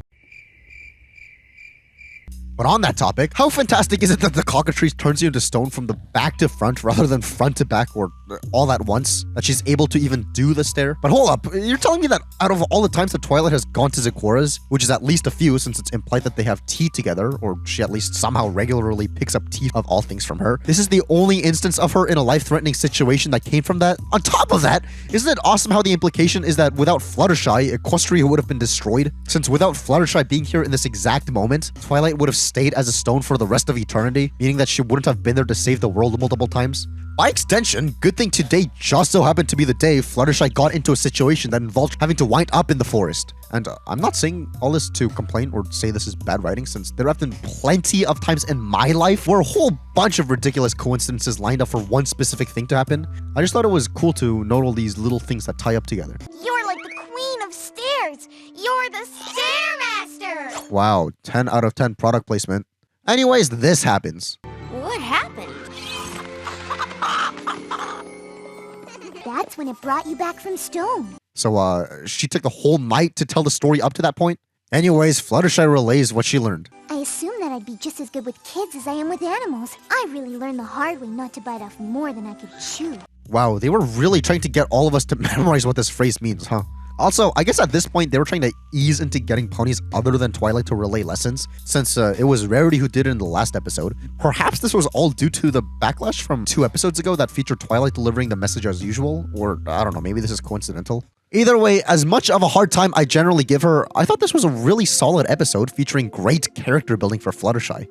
Not necessarily on the topic of her shyness and assertiveness, but more so on how we found out more about how her mind works. And how she learned that just because she can take care of animals, it doesn't mean that she can perfectly take care of children. And I think that's a good stand-in for when we ourselves get cocky and overestimate our skills and intelligence. This episode showed that learning curves are a thing, and Fluttershy took that like a champ. This doesn't mean I like her now, though. Don't worry, I'll get to why I don't like Fluttershy as we go on with this retrospective. But let this be some evidence that I'm not unreasonable with that, or at least not completely. But speaking of Fluttershy, Lauren Fausta said that the idea of the stair came from what her mom used to do, which is kind of funny. And just as one more little thing, something that's unique to this episode is what appears to be the Cutie Mark Crusaders' proposed catchphrase. Cutie Mark Crusader sleepover at Fluttershy's cottage! Cutie Mark Crusader creature catchers! Cutie Mark Crusader carpenter. How about Cutie Mark Crusader coal miners? Yeah! Cutie Mark Crusader chicken herders. Cutie Mark Crusader's chicken rescuers are go! This looks to be something that would have been a recurring thing in the show whenever they go on to try something new, but they seem to have dropped it after using it a bunch of times in this one episode. Who does that? Perhaps the writers thought that they should tone down on the loud troublemaker aspects of their character and mellow their energy out a bit. I guess we'll see in the next episode. 2 Cutie Mark Crusaders episodes in a row? Don't you think they could have, like, spread these episodes out a bit? I wonder if this was a deliberate decision, just so that the audience has more time to bond with who will become secondary protagonists of the show, or because the writers found them fun to write from the last episode, or if it wasn't on purpose and production was just weird, or just otherwise completely unintentional. But that's quite something. Or maybe it's because they want to quickly establish this. And it's all yours. It just needs a little, TLC. The birth of their treehouse. In retrospect, seeing how many things from the first season they gradually dropped, I'm glad this treehouse is at least something that can be seen throughout the show until the end. This, like I said, gives the world some consistency. TLC is in tender loving care or totally lost cause. Roasted! After the theme song, we see Scootaloo sketching a map and scootering all over the place, and oh hey look, another deliberate derpy. Also, holy crap, Granny Smith has seen some better days. Did they use the wrong asset? This was from Applejack's fantasy sequence in the Ticketmaster, and every other instance of Granny Smith in real life has been looking normal, so what happened here? Anyways, the Cutie Mark Crusaders go on to do more random things looking for their special talents in the form of a montage. This seems like it would have been a great opportunity to do the catchphrase thing from last episode as a transition between all their attempts, but oh well. At least this interaction between this pig and Sweetie Belle is pretty cute. What isn't cute is this. That's just disturbing. I think I'm gonna be sick. Another thing that's gonna make me sick is... I sure do hope they don't reuse this exact same f***ing visual gag in a later episode. Unlike the sea monster thing that I do wish they would reuse in a later episode, but never do. I can't seem to find a single thing about this squid online, since literally the only thing that comes up when you look up MLP squid is Squid Game parodies. Even when using certain search tools, there's like no results. I did find this thread where this guy's LARPing as what he's calling a kraken, but that's pretty much all I could find. Anywho, they finally wind up at Twilight's library, and what the f*** is Shirley doing here? I mean, plot-wise, yes, she's here to let the girls know there's going to be a talent show going on, but like, what's the actual reason? Did Twilight and Shirley become besties off camera? Was she perhaps trying to hang up flyers in this library? That would imply that this is an actual library with patrons, but we never see that, so who knows if that's even a thing. I don't know. I know I let Stairmaster's super convenient plot slide, since, like I said, coincidences happen, but this here isn't even coincidence. There's actually a deliberate reason behind it. We'll just never know what it is. Anyways, the Cutie Mark Crusaders decide to split duties for the talent show, and... I'm not much of a dancer, but I do like kung fu. Oh, so that was your mistake from a few episodes ago. You're into kung fu, not karate. Just kidding. What kind of stupid discrepancy is this? Anyways, once again, this is a very visual gag-centric episode, so I won't break literally everything down since there's not much in terms of plot or themes to analyze or dissect for a big chunk of the episode. I mean, besides the whole looming dramatic irony of the girls wanting to do things they're actually good at and being awful at things they want to do. An example being how Sweetie Belle is proficient at singing, yet she doesn't want to for the talent show, with Scootaloo wanting to, when she sucks. I'd rather sing a wicked rock ballad. Which actually kind of retroactively causes a discrepancy in the last episode, since Sweetie Belle's rendition of the lullaby seems more in line with what Scootaloo would sing like, with Sweetie Belle singing in a softer tone, but whatever. I will say though, man, is it refreshing seeing scenarios of these kids just being kids with all these wholesome jokes and interactions. That's 6 wooden planks, 4x8 plywood, a box of nails, 4 cans of paint, and 4 brushes. Anything else? Yeah. Instructions on how to use 6 wooden planks, 4x8 plywood, a box of nails, 4 cans of paint, and 4 brushes. Not that I like watching children in case anyone gets the wrong impression. It just reminds me of back when I was a child and there was still hope and color left in my life, and the future looked so bright and full of friendships and love and romance and adventure. There's something a little bittersweet about seeing how in a show as nostalgic as this, there are things like this within it that adds another layer of childhood memories. It's like nostalgiaception. But I suppose that's a larger concept that we shall revisit way later on. Talent show's just around the corner. I wonder how the fillies are doing. Wow, thanks for letting us know by saying that out loud. Anyways, we get to the actual talent show and... Get the ring! Snails, where are the... carrots? Man, Snips and Snails are awesome and steal the show. But anyways, why are there so many random adults here? They didn't even need to make the crowd this big, but the fact that they went out of their way to make the crowd gigantic just makes it obvious that they cloned their ponies when they could have just not had a bunch of clones and have it make more sense anyway. Whatever, this little interaction happens. Break a leg! Sweetie Belle! What a thing to say! You see, in the theater, it's considered bad luck to say good luck. So you say break a leg instead. I'm not sure if I'd classify this as another case of them trying to explain a phrase as an attempt to make the show more educational, but we'll come back to this later. Look here, our 3 little ponies. They finally performed a song that has some interesting lyrics in it. Like, they sing this. That's a morbid way of putting it. They're saying they'll do this until they're dead and oxygen leaves their heads. Alright. Still, it seems as though some had problems with the fact that the song features purposefully off-key vocals, especially Mr. Enter, who was praying for the Cutie Mark Crusaders' death in this scene. Oh yeah, this episode has a song, and it's off-key. Wait, why can't I hear anything? Oh, my ears are bleeding. I'll be back when the song is over.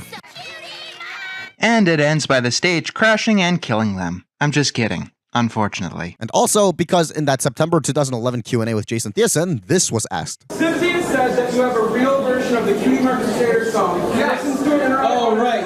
I'm sorry. I asked Hasbro if I could bring it, because they want to be making sure, and they said no. But you know what? I listened to it, and it was a demo version that she was referring to with a demo singer, a totally different singer, and it wasn't fully mixed or mastered or anything, so it wouldn't be as like finished of a song, and so you probably wouldn't have as liked it as much maybe. For this to be a follow-up question. No, I will not say that.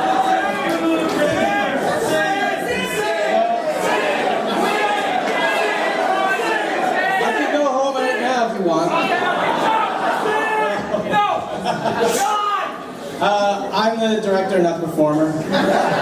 Party pooper, you should have just gone for it. Still, good thing some Russian hacker out there actually leaked this demo version with normal singing in question.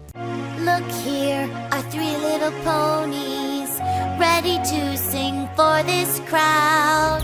When you're a younger pony, and your flank is very bare. Now, despite having off-key vocals, I actually prefer the show version. This demo kind of sounds soulless. I guess it's not necessarily the point of a demo version to have soul per se, but it also gives an extra level of soul in the final version when you can hear Scootaloo's voice actress, Madeline Peters, totally crack up during this part. Crusaders! And let's find out. Anyways... I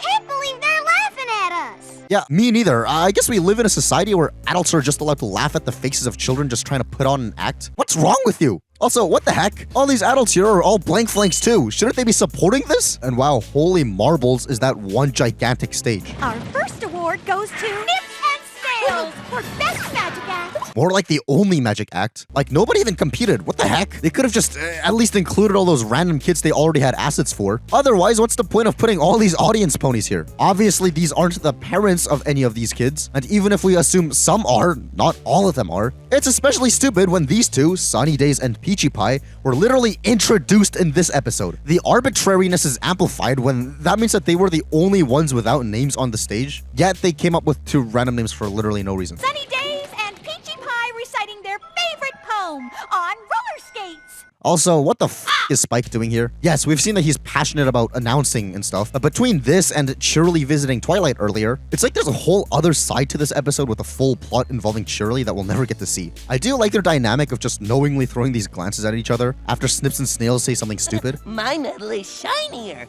Well, mine's bigger.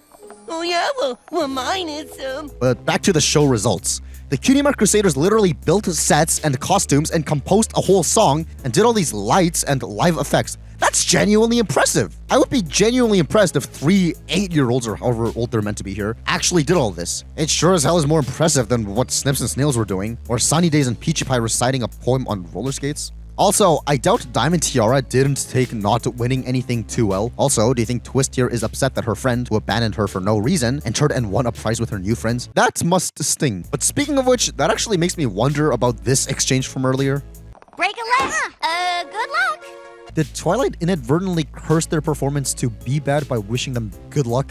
Overall, I thought this episode was fine. I know the episode doesn't exactly have a conclusion, none of the actual conflicts are resolved, and nobody really learns a thing in the end, which seems to piss some people off, but that's just life sometimes. At least the ride was sort of interesting. And as a result, I don't really have much more to dissect in this episode since I can't go off about whether the message is good or bad or whatever. Though one interpretation of the ending is, only stick to what you're good at, or else you're going to suck and we're all going to laugh at you.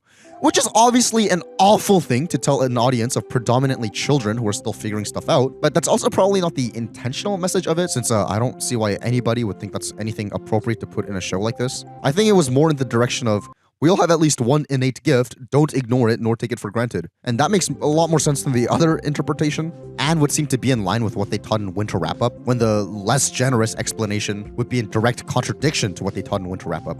But I think we've had enough of these 3 for a while, so let's just move on. Alright, opening shot of this episode, and I've already got things to say. Compared to 2 episodes ago, why have these tents moved back, and why would they go through the effort of changing the layout when the shape and location of the clouds are still the same? I'm not even complaining, I'm just amazed at these creative decisions that lead to things like this happening. As Rarity is working, we're introduced to the celebrity, Sapphire Shores. And yes, I would be remiss if I didn't take this opportunity to bring up the Sapphire Shores minifigure for the 3rd time on this channel. I won't go into all that detail again, but wow, how do you get this from this? I really don't understand. And wow, interesting butt shot. As with a lot of things we've brought up so far, the fandom took notice of this, and by this, I mean an ample load of these butt shots that are shown, especially in these earlier episodes. And they collectively decided to call this plot, so that you can say, I watched My Little Pony for the plot, and have that hidden double meaning. Anyways, this happens. I'll take it. And 5 more, each done up in a different jewel. Yes, I do have that effect on ponies. This is like the same vibe as when the girl you're kind of interested in leaves you on red for weeks, so you have to gaslight yourself by saying, she's not ignoring me, I just left her speechless. She's not ignoring me, I just left her speechless. The episode proper starts with Rarity using the Ore X-Ray exploit from Minecraft for materials for Sapphire Shores' outfit, with Spike digging them up since he's a simp. At your service, my lady. Nice to see Rarity emotionally manipulating a baby's feelings just for cheap child labor. You get the finest reward. This is from me to you. What? More like from Magic to Spike to Rarity back to Spike. But whilst doing this, they get stalked by these dogs who end up harassing them, and you're telling me this is the first time Rarity has run into a diamond dog in all her years of digging for gems? Also, the way this guy lures Rarity in via attracting her magic to his amulet is admittedly a really cool power and kind of shows a weakness of unicorns. Let's see if they ever do anything with that concept. The dogs kidnap Rarity, but not before we get this fight sequence. And that's actually pretty cool since we haven't seen too much of these battle action scenes in the show yet. So Spike snitches on the innocent dogs who did no wrong on his teachers, and wow, how convenient is it that the 5 of them were all together? Were these holes dug in between the time Spike was going around to get them? Because that seems awfully quick. Or is this a different area than before altogether? If this was dug in between, was it to get gems or was it to taunt the main 6? Which the dogs wouldn't have even known were a factor that's going to come after them? Unless if Rarity said something about her friends probably coming to save her, I suppose. If it was for gems, it makes no sense for the holes to go all the way down under. And if this is a different area than before, man, Spike really dropped the ball on that one. And if this was the same place and these holes were made just to taunt the main 6, that's hilarious, but holy crap, that seems like a lot of effort. Also, whose bones are these? Spike begins to imagine how it'll look like when he's saving Rarity, and how delusional is this guy? Spike! I knew you would save me! Nothing could stop me, milady. Oh, Spike. I mean, it is relatable, I'll give it that. Also, interesting how Spike somehow knew that the dogs have guards with this specific design before seeing them or even knowing that guard dogs exist. And don't you just love how the entire main six fall into this hole, yet Rainbow Dash and Fluttershy are missing when they get down? Like, where did they go? We then probably get the worst conversation in the entire episode. I bet they've taken Rarity down the tunnel with the most gems. But Spike, Rarity's the only one who knows how to find gems. No, Twilight, you can. You can copy Rarity's gem-finding spell. Oh my gosh, you're right. Rarity showed me how she did it a while back. Good thing Rarity conveniently taught Twilight the spell, and Twilight conveniently forgot about it until Spike somehow remembered and brought it back up. What the fuck? What even? Another dumb thing that happens is, after enslaving Rarity, this happens. Dig, dogs, dig, and fast! Do these three get to be the leaders of the pack because they're the only ones who aren't clones? So you may call me Miss, or Rarity, or Miss Rarity. How about Lil Miss Rarity? Does that work? Anyways, this happens. Did you just call me a mule? Mules are ugly. Are you saying that I too am ugly? Do you suppose Rarity's exaggerating this to annoy the dogs more, or is she genuinely this racist like we saw she is with the zebras? He called me ugly. An old, ugly mule. So when the main six try to save Rarity, is Twilight either going to suffer brain damage, or is this the weakest door in existence? Anyways, long story short, Rarity gets out safely, and the lesson they learn is, By using her wits, a seemingly defenseless pony can be the one who outsmarts and outshines them all. I wonder if anyone's actually ever applied this lesson into their life somehow.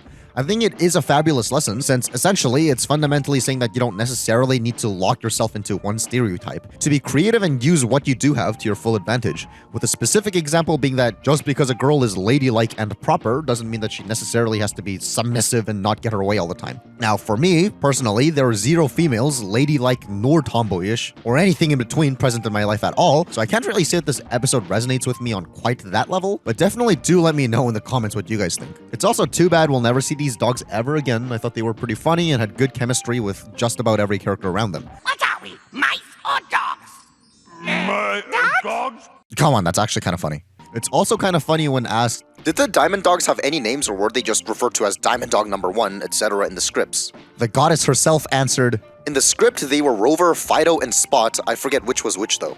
At least Jason Thiessen eventually let us know who's who. Meta stuff aside, isn't it quite interesting how we never get any closure on the Sapphire Shores part of the plot, and how the rest of the episode kind of just treats the beginning of the episode as something that practically never even happened? Surely we won't have to wait until season 4 to get closure on her, right? I can see parallels to what I said about Dragonshy and how you don't have to tie up every loose end if it means that you're going to make this a recurring thing for your character, but like, that does not apply here.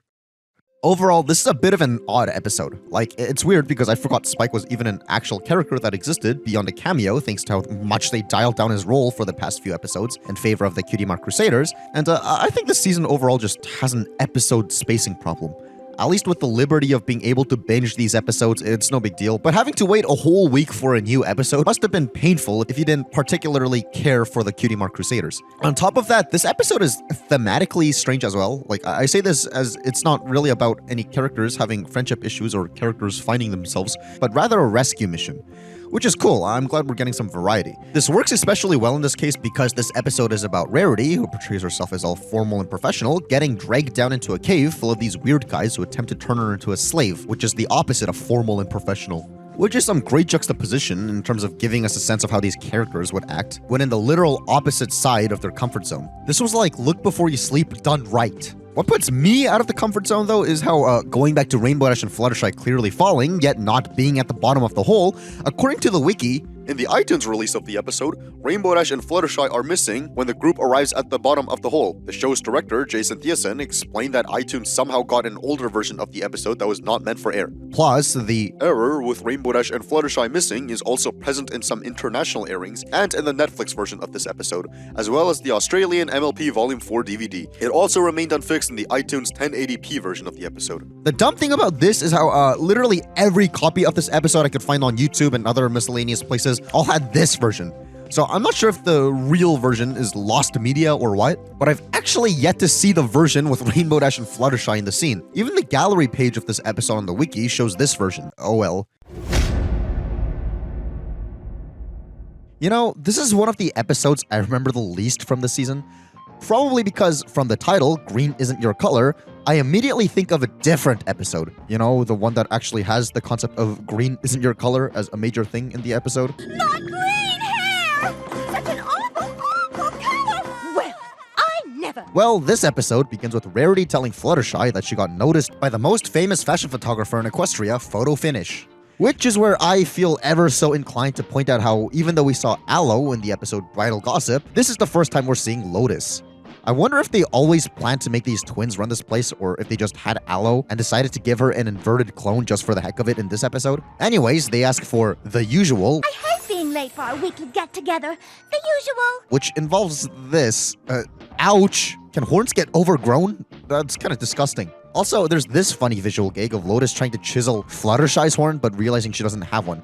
This is pretty subtle, and I appreciate it. But I thought this was the usual that they get every week. Are you saying that this is something they've been doing every week, yet Lotus still makes this mistake? Also, that's a disgusting angle. What the f***? So Rarity asks Fluttershy to take photo shoots in her creation so that Photo Finish will take a liking to Rarity's stuff. And here's the main problem of the episode. Why would Rarity ask Fluttershy, the least photoshoot compatible pony in existence, to do this for her? Though, to be fair, out of the main 6, I guess Fluttershy would be the most in line with Rarity's requirements here. Some pony with beauty, some pony with grace. At least this isn't as ridiculous as getting someone like, I don't know, say Applejack to judge something like a fashion show. That would just show extremely poor and inexcusable judgment on Rarity's part. I mean, fool me once, shame on you. Fool me twice. God damn it! Anyways, just like how we had 2 Cutie Mark Crusaders episodes in a row, we are treated to 2 Spike Has a Crush on Rarity episodes in a row now. And honestly, at least this gives us some hilarious interactions like this. My lips are sealed, though I'm pretty sure Rarity is gonna pick up on your feelings.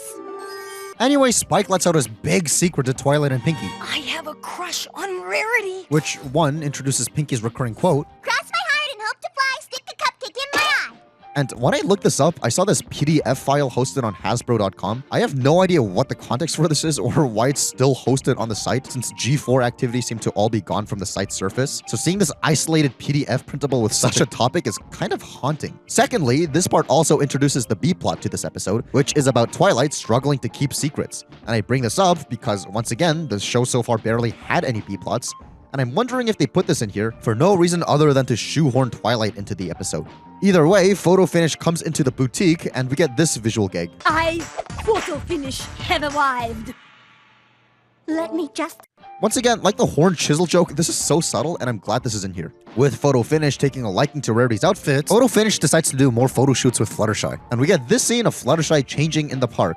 Isn't having this wall thingy an implication that changing is something to be done in private, like real life? If so, this is really stupid since this only covers up Fluttershy from this side, and I guess anyone standing around the other side of the... enjoy the show, I guess. Still, good to see that we have a main 6 duo episode where it isn't about the 2 not getting along. Photo Finish wanted to work with Fluttershy, not me.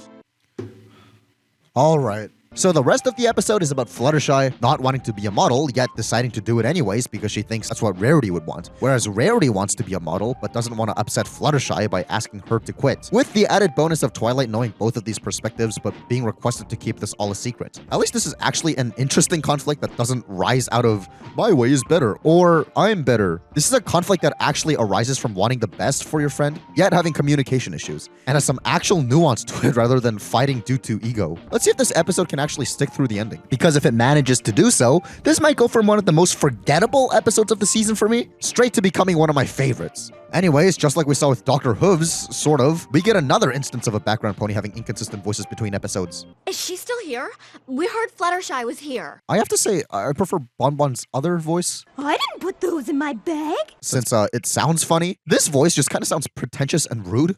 And you are? I don't see why they couldn't just keep the old voice. At least there's going to be a payoff for this in a few seasons' time. So we end up wherever this is supposed to be, and got all of the stock images of cardboard Fluttershy, right? I thought Photo Finish was a photographer, not a stock image user. Either way, because Fluttershy is caught up in all this, she misses her the usual with Rarity, and... My hooves are getting positively pruny. I've been waiting here so long. Ew, that is one gross looking hoof. Like, what? That can happen? And I should be happy for her, but instead I'm just jealous. I thought a lady was never jealous. Spike, a lady is never jealous. Why are you sending us mixed messages? Oh, hey, look, Pinkie doing the exact same thing that she criticized Gilda for. She's also a thief! What a hypocrite! Twilight decides she should make Fluttershy look stupid so that people kick her out of being a fashion model, and you realize that in the wrong hands, this trick could literally be used to discredit any political opinion or any other public figure for that matter. This is on par with that spell that allows you to starve an entire species to death. But on that topic, not only did Twilight inadvertently completely ruin Fluttershy's reputation beyond repair here, she also probably ruined photo finishes as well.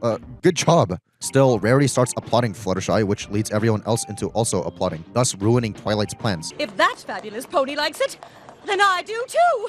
Whatever, it turns out that the moral of the story is, if you're having communication issues, communicate! Which is actually a great lesson. I'd say that that's a pretty good ending. Or at least in a vacuum, the ending is good. But the structure leading up to it is a little odd. The scene where they say this reads like they got to this point because the writers just ran out of scenarios to put Rarity and Fluttershy in. My point is that the episode kind of lacks any real climax or breaking point that would typically constitute a resolution like this. I guess the runway scene kind of acts like one, but it's that everyone in the audience applauds along with Rarity that kind of cheapens what could have been a much more impactful moment. Especially when the scene ends with Fluttershy still being a model. Somehow I've become more popular than ever. It seems like there was more story to tell, yet they cut it short by getting Rarity and Fluttershy to just talk things out. But I think that's fine. Like I said, the lesson is good and we should all be open communicators. Spike has a crush on Rarity! So goofy. Why is it that Twilight usually looks kind of gross and disgusting and I want her to stay 10,000 feet away from me, but when her eyes are dilated like this, she looks adorable? Anyways, this happens. I still can't believe you told someone about my secret feelings for Rarity. Who is this someone?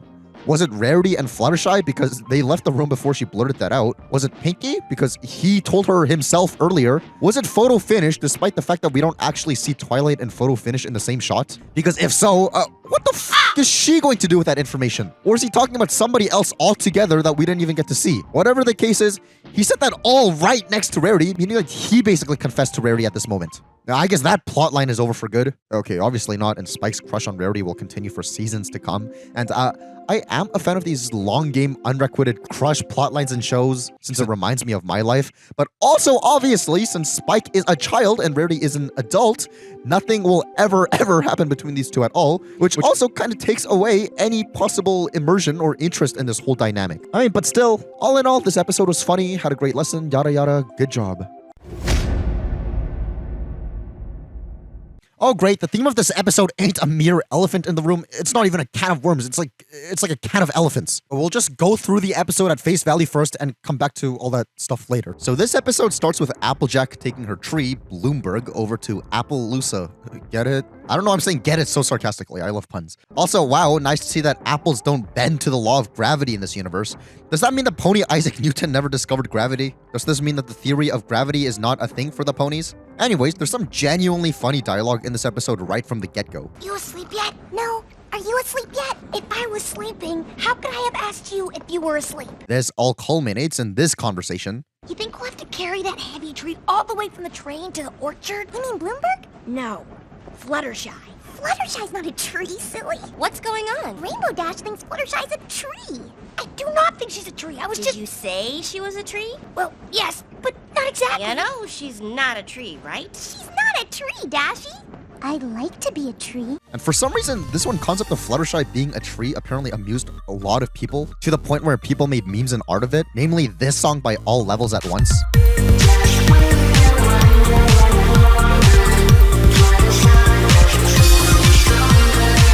This is to the point where the show also kind of acknowledged this, but we'll get there when we get there. We've got more pressing matters at hand, such as this roast. For Pete's sake! Well, that was kind of Huffy. Huffy the magic dragon. I mean, holy crap, roasted? I usually don't see eye to eye with Fluttershy, but this may have been the best roast in existence. Would you all be quiet now? So after being roasted, Spike decides he can't hold it in anymore and tries to look for a tree upon which to hang himself on, and forget Sparity, can we get ship art of Spike and this tree on a date? Wait, that actually exists? So they wake up to the stampede of buffaloes trying to attack the train. Wait a second, why does this car not have a door? Did Spike teleport through it last night? You're pretty quick for someone so bulky. how is she bulky? She's thinner than you. Also, since when were the trains in this universe run by actual ponies? This is actually a different train from the one that appears in every other episode. So is this just the budget variant for if you can't afford the high-tech engine ones? So they arrive at Appaloosa with Applejack's cousin, Brayburn, introducing himself. Hey there! Welcome to Appaloosa! And this actually shows us that Brayburn is full of personality and is super expressive. And with a lack of any major role male ponies, I'm sure he's going to be a recurring character. Anyways, the main conflict of this episode is how settler Appaloosan ponies planted apple trees all over native buffalo land, with the ponies needing the apple trees to create food to live, with the buffaloes needing the land for tradition. Obviously, there are parallels to real-life scenarios here, which is made pretty freaking explicit here. The settler ponies have overtaken the land and have planted an orchard all over it. And in order to mediate the sides, Pinkie sings a song. We may be divided. And I wish that they would have made a figure of her in this outfit because it looks cool. But more importantly, eagle-eyed viewers took notice of the fact that Rainbow Dash has her wings unfolded here, and I knew it would come to this eventually, but I suppose we are going to have to talk about wing boners. Note to YouTube, we're going by the second definition, not the first. So according to this 4chan post from February 22nd, 2011. So earlier this morning in the IRC chat, it was decided that Pegasi get wing boners when excited, spurred on from that comic of Dash having Twilight pinned beneath her before being kissed and ending up having her wings flare out in surprise. The social implications of such a thing was rather amusing. This comic in question being this image of Rainbow Dash being kissed by Twilight and her wings expanding as a result.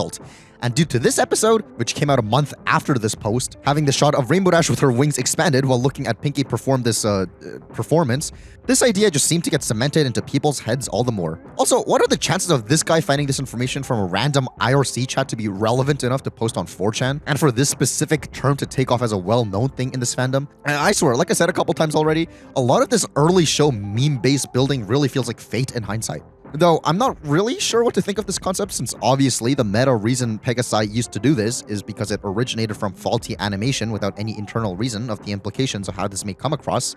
So sure, I mean, we've clearly seen examples of that exact process, especially with the fandom building stuff around it. Fine. However, if we're going to do that with this, how do you explain shots like this where these adults are staring at this child with their wings all erect? Anyways, the chief decides that this performance was so bad that the buffalo are going to go to war with the ponies the next day. Our stampede will start at high noon tomorrow. And I'll leave the context and stuff out so that y'all can go back and watch this episode and not have every little plot point spoiled. But this might actually be the angriest pie making in existence. Holy crap. I didn't know you could make pie that angry. I know you don't want to do this. But they have taken our land. But it's never too late to think of something. At noon, it will be too late. Too late? Based on what? You're the one initiating the attack. And if the orchard is still there, we'll flatten it and the whole town. Anyways, we get to see the war and great, even more Looney Tunes references.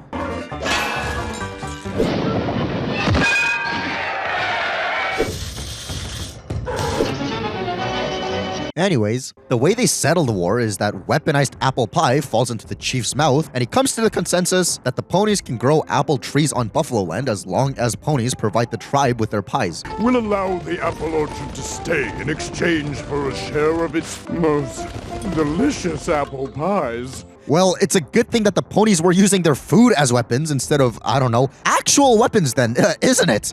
What if they used firearms or something? That would have resulted in a very, very different ending. Though, speaking of the ending, we end with... You've got to share. You've got to care. Hey! That's what I said! Which really had people wondering and theorizing how Pinkie has all sorts of these fourth wall breaking powers, but mostly memeing it. Man, this episode spawned a lot of memes. Now, firstly, I actually like how this episode deals with moral dilemmas. The question this episode poses is deep and not an easy one to have a clear-cut answer for, and I like how this is at least a thought to chew on after the episode is over. Now, the thing is, unlike how Feeling Pinkie Keen has a metatextual commentary that I actually know things about, such as religion and faith, which I was actually able to give insight on, this episode has metatextual commentary on the topic of Native American land disputes and stuff like that, which I know pretty much next to nothing about, though I do know enough to know that this ending is stupid. Ponies can have buffalo land just as long as ponies provide the buffaloes with apple pies. I mean, sure. While I may not know anything extensive about this topic, the writing process of this episode actually involved somebody who does, with Goddess Faust saying, "We worked with an official native consultant on this episode and did revisions according to all his notes." The reason I highlight this is because there's a bit of controversy surrounding this episode. I mean, in case you couldn't tell. The funniest part is that Dave Polsky, the writer of Feeling Pinkie Keen, also wrote this one, so there seems to be a pattern emerging. Anyways, TV Tropes puts it best, saying, "This is the second most controversial episode of the season after Feeling Pinkie Keen, with many fans saying it presents an insultingly offensive simplification of the conflict between Native Americans and white settlers. Other fans believe that the story is not meant to be a direct parallel to real-life conflict, and that the haters are taking things too seriously and think the episode is just a good, humorous experience." I think both of these perspectives are pretty stupid and fall apart completely if you apply a little bit of pressure using facts and logic. Let's talk about that first argument first and move on to the second. Now, as stated, there was a literal Native American consultant involved with the writing of this episode, where according to the creator of the show herself, they used all his notes from. And while we don't know the full extent of these notes, nor if the consultant actually cared enough about Goofy Horse Show to make it as comprehensive or as serious as people would take the topic, the actual result of the episode is said to stem from these notes by this individual. Therefore, how would you attack My Little Pony itself? If you believe that this episode doesn't do Native Americans justice or is misinforming, the real criticism should be directed to the consultant whose paid job it was to give the go-ahead or fix that, not at the writers whose job it was to trust in the consultant. But to play devil's advocate to the argument I just made, having just one consultant representing an entire group of people has drawbacks. Like, imagine if somebody working on an episode of a show came to you to be the consultant of your entire ethnicity or religion or fandom or whatever. I'd assume it would be a little tough to issue a very thorough depth of perspective with such a broad range of these categories. And while I was mostly making this argument based on the proposition that this consultant is a professional who's been thoroughly educated on this topic, technically I guess they could have just had some, I don't know, random native dude sitting around the office and asked him for a few headers over lunch, and not some actual trained professional. And we actually can blame My Little Pony for not doing proper research on their part. I don't know. There's a billion different factors that could have gone into this, and ultimately, the truth is that we don't know what we don't know. And we can really only make assumptions beyond what we don't know. The credits of the episode don't really show any clue towards this either. There's an educational consultant listed, but he's listed in every episode and not just this one. Though this guy is only credited in season 1, and these people are all credited in every episode in the season, even when they don't make an appearance, so who knows. So now, on the other hand, perspective number 2. Sure, you can see that this episode was merely about how if you push through misunderstandings with those who you don't get along with, there's always some common ground you can be friends with over. Sure, but the argument there would be, alright, why use clearly native-looking characters to convey this message? I mean, probably because they wanted to convey this lesson with hyperbolic extremes such as land disputes, but I also think if that was their intention, they didn't have to set the story in the setting with these characters wearing these headdresses. Sure, people would have drawn Native American parallels and complained about it anyways, but at least it wouldn't have been as overt. Similar to what I said about the moral in Feeling Pinkie Keen. But the devil's advocate to that I've read, not necessarily my opinion, is that this is just a cartoon and therefore we should just take this at face value. The characters look like this because it's just a cartoon, just to use themes from other cultures. There's no deeper message or commentary. I don't know, it seems like for every argument you can make for one side, there's a billion rebuttals and a billion rebuttals to those rebuttals and so on. As for my thoughts on this episode at face value, it has funny jokes and it has a good lesson about how you should look for compromises and aim to get along. Then again, I guess certain people can see certain groups and sides of people undeserving of compromise. So I don't know, at least it has some actual world building. I think we can all agree on that, right? We get to see a new place with town regulars rather than spending all our time in Ponyville and the main 6. Though, like I've alluded to, Brayburn ain't going to make an appearance again like this until like season 5, and I think the writers got too scared to put the Buffaloes in any episodes after this. I'm really not sure if we're not going to be seeing too much of Appaloosa, a brand new place they went out of their way of establishing due to the controversy, or due to the fact that there really isn't much story to tell here, or a mix of both. But it's still kind of sad that when we do see this universe's locations being expanded upon, they don't revisit them enough to make it a consistent thing. Either way, I think we should just be like this guy from MLP forums. Seasonally, I would be on the Buffalo side because they hated the land first and should have not had it taken from them. Great episode and no complaints. Edited? How do you edit your message and still have 1,000 typos left? What did you even edit, man? There you go, Mr. Mousy. Wow, nice to see that these ponies take the health of small critters so seriously to the point where they make wheelchairs this size. Also, him being called Mr. Mousy means that this is the Mousy household, and to prevent any severe stupidity such as how in Zootopia, the main character is named Judy Hopps, are we to assume that every rabbit family in this universe has a rabbit-related last name? Or does our main character just so happen to have one? But you get the point. I'll just assume that Fluttershy named them this. and that's not their true mouse name. But is this the only mouse family Fluttershy takes care of? Or does she take care of multiple mouse families with all equally generic last names? Or does she classify every mouse she takes care of to be a part of the same family? I know that this isn't really a huge deal, but these sort of things just kind of infect my brain and pester it until I get a straight answer. Still, I think the presumed Mrs. Mousy pushing the wheelchair is very funny and cute, so I'll let it slip. Or at least let it slip until seeing that their child is a different color than them. Did Mrs. Mousy cheat on Mr. Mousy? Did she think, oh, my husband has a broken leg, so we're not going to be able to do anything fun anymore, and decided to go fool around with a different mouse? Mrs. Mousy, more like a reference to my ex-girlfriend. So Angel tries telling Fluttershy that she's late for a function, The big brunch for Princess Celestia at Sugar Cube Corner. which may or may not be the special visit that was postponed a handful of episodes ago. And while she's nervously hesitating, we see that she has the gala dresses Rarity made a few episodes ago, which, awesome callback, but why does she have them? I don't know, does Rarity just not have storage in her boutique with Fluttershy being the only other responsible one to be able to keep them? I don't know, it's probably just a reuse of assets like we saw a couple episodes ago, but still. Maybe I shouldn't go. Wait, you not showing up was always an option? If so, please never show back up in an episode ever again. Anyways, Angel forces her to go anyway, still hesitating, which shows us some more insight into Fluttershy's character, but more on that later. After the theme song, we see Rainbow Dash making small talk with the royal guards. What do I have to do to get to be one of the princess's royal guards anyway? Is the pay good?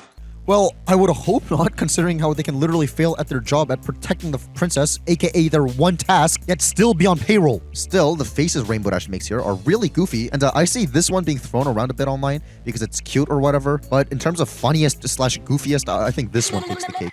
I'm so glad you could make it, Fluttershy. It wouldn't be the same without you. Yeah, it wouldn't be the same. It would be better. So after Fluttershy shows up, we see Spike helping prepare the confections by breathing heavily on them. That's kind of disgusting. Which is the salad and which is the appetizer again? And which am I supposed to eat first? All good questions, but the better question is, what the hell is that pink thing on your sandwich? Didn't we literally establish we're all vegetarians in the last frickin' episode? Both our diets, I should mention, are completely vegetarian. Also, since when did Applejack give two about table manners? Unless if this is actual development from Look Before You Sleep, which actually is a cool callback. But I doubt that was intentional. Like, I can't tell if this is a case of them just not having her character figured out yet, or if Applejack actually cares about making a good impression in front of a princess who isn't even looking anywhere near her general direction, or whoever wrote this part really wanted this joke to be in this episode. But Applejack was the only one left in the main six who didn't already have a character-specific joke. It could technically also be to highlight that she's very strict with tradition and rules, which would be in character, but if so, she should theoretically also know the actual thises and that's of this rule then. It's more than likely just the rule of funny, and I'm looking too much into this one small gag for no reason, but still. Anyways, Mr. and Mrs. Cake, the hosts of this party, start overthinking, trying to make good impressions on the princess. Empty teacup at 4 o'clock! I see it, honey bun.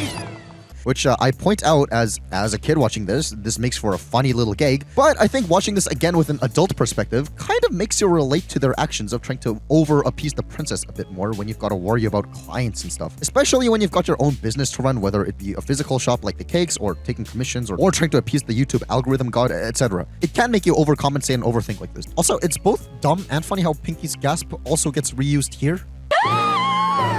Anyways, my point is that this is just one of those things where something as simple as this gag, which just makes you laugh as a kid, may eventually be the source of extra emotional attachment to the show later on in life. Though personally, I relate more to the other side of this interaction, what Princess Celestia does. Gotcha. Perhaps it's a tongue-in-cheek reference to the Trollestia meme that I mentioned all the way back in episode 3. But speaking of which, is this Celestia's cancelled visit from Swarm of the Century? Unfortunately, that visit is going to have to wait for another time. Or is that visit indefinitely cancelled and this is something completely different? Either way, Princess Celestia makes conversation with Fluttershy on the basis that they both like taking care of things, with this magical birdcage containing her frail pet, Philomena, that appears between shots being proof of that. Honestly though, this was probably done because having a cage during the previous shots might have been too distracting in the frame, so they decided to play around with quantum physics instead. I mean, this happens all the time, namely with the giraffe in Monsters Inc. being in this shot and not in this shot, which was apparently a deliberate decision, because if the giraffe was in this shot, it would have taken away from the emotional impact of the scene. However, it's just curious as to why Princess Celestia would even bring this to the function. Narratively, it's so that she can illustrate this rhetorical point to Fluttershy about how she's passionate about taking care of things. As princess, I care deeply about all creatures, great and small. Nothing means more to me than the well-being of all my subjects. But in the Watsonian view, why did she bring this? Was it literally specifically to show Fluttershy that she cares for animals? We could have literally solved both of these problems with her just teleporting this here when she was talking about it with her magic. But on that note, I guess Applejack is also magical, saying she teleported to this table. If they just animated her being on the last few steps, walking into this position, this wouldn't be so jarring, but oh well. Anyways, this all culminates in Princess Celestia being called to other duties for getting Philomena behind, leading Fluttershy to take her in to take care of her. Then we're treated to this.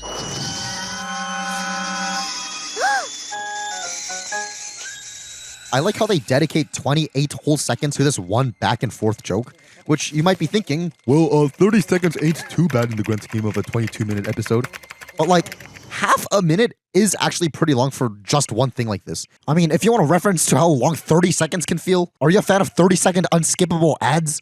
Yeah, thought not. Also, if the ice pack is making it too cold and the blanket is making it too hot, why not just do both at the same time or do neither? Anyways, the next chunk of this episode is full of Fluttershy trying to nurse Philomena back to health, and according to Sipsy, this shot was deliberately supposed to be composed to resemble a talk show for some reason, which, okay. She also said that this shot was modeled after the Roadrunner eating seeds and that she originally wanted the same sound effect, but I guess they changed it. Also, too bad all I can think of during this shot is this image. Anyways, we get an appearance of the theme song again, which I usually question. Good try. But Philomena puking in Fluttershy's face does make up for any negatives that may have arisen. Ew, what the heck? Well, Twilight pays Fluttershy a visit for essentially no reason, and wow, nice to see the dwarf swinging the other way from earlier. How is that mistake even possible? Anyways, they agree that they should just put the bird back in the cage it's from before anyone notices, but are stopped by these royal guards who say, "We were told we could find Twilight Sparkle here." By whom? She literally said she showed up just to drop by. Hi, Fluttershy. I just wanted to drop by. I didn't realize she announced that to the whole world. Either way, then they agree that they shouldn't put the bird back, since if Celestia finds out that Fluttershy took it, she'll be punished harshly. Or throw you in a dungeon.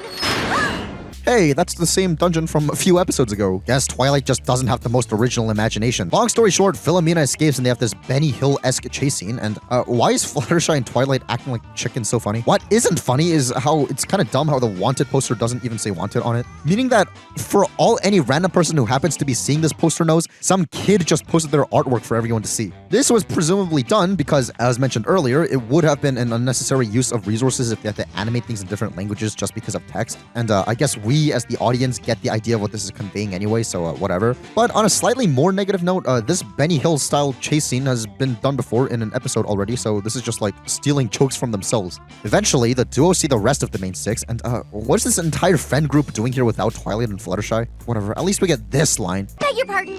Put me down! Which is incredibly funny for some reason. Also, I wonder who the pony here is and what her significance is. Anyways, the bird falls ill and starts dying.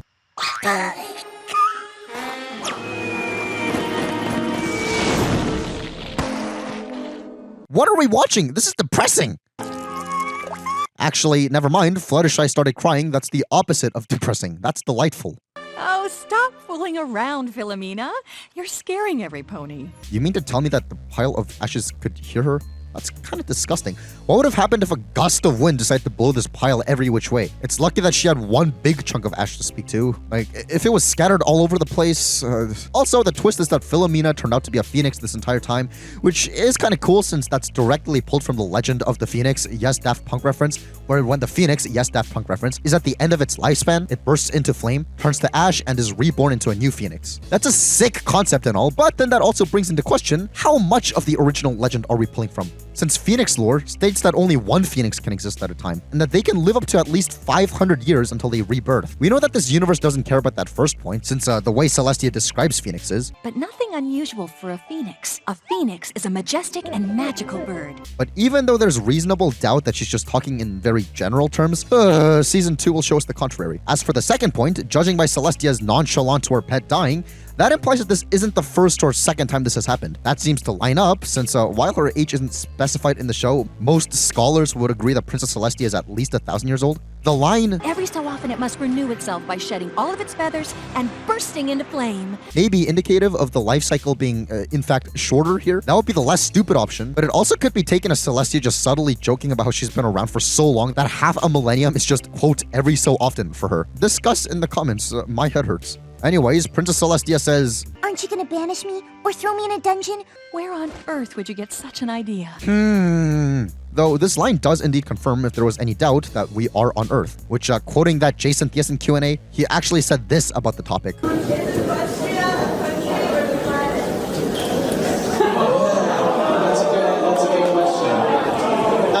They have referred to the place as Earth before, like as a planet, so I don't know. I think Equestria might have a border. Thanks for specifying that it may have a border. Whatever that tells us! I thought we already specified that Equestria is a country earlier. I am happy to report that the dragon has departed our fair country. Well, Rainbow Dash whispers to Philomena to troll the guards, which she does.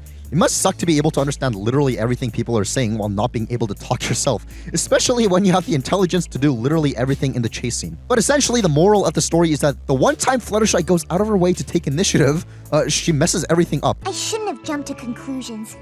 Next time I'll ask before taking matters into my own hooves. Awesome. Really, this was kind of a filler episode and doesn't really seem to be the most remembered out of the Season 1 batch. There isn't really even that much background information about this.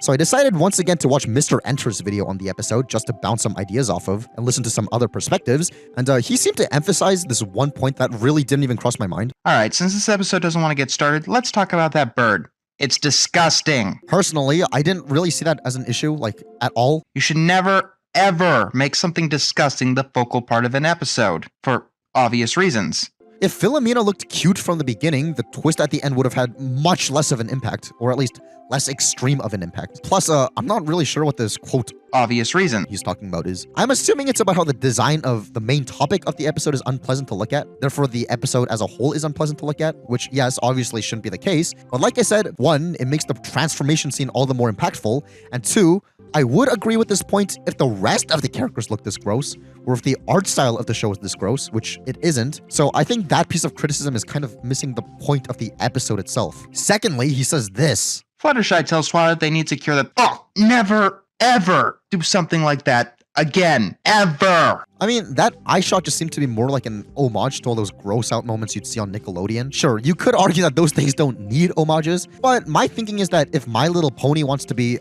I don't know, say a cartoon, it really doesn't hurt to experiment with different composites and paying tributes to other styles in the medium every once in a while. It is kind of interesting seeing all this concept art for alternate designs of Philomena. I'm not sure which one's my favorite or if any of these would have necessarily been better, but once again, discuss this whole thing about Philomena in the comments. You guys always seem to bring up perspectives I don't even consider. Sometimes to add on to stuff I wouldn't have thought of on my own, or sometimes to even completely destroy my arguments, which both are very fun to read. Anyways, from the little background information we do have about this episode, isn't it awesome how, according to the Fausticorn herself, this episode was originally conceived as a tug-at-your-heartstrings style episode about losing a pet? Does that mean that Philomena turning into this pile of ash would have been originally the end of the episode? That's depressing, though it may have actually caused Fluttershy to cry even harder, so it's depressing that we never got to see this version. Still, I think that if they did go with this original vision, I think this episode would have been remembered a lot more fondly with emotion. Yes, Daft Punk reference.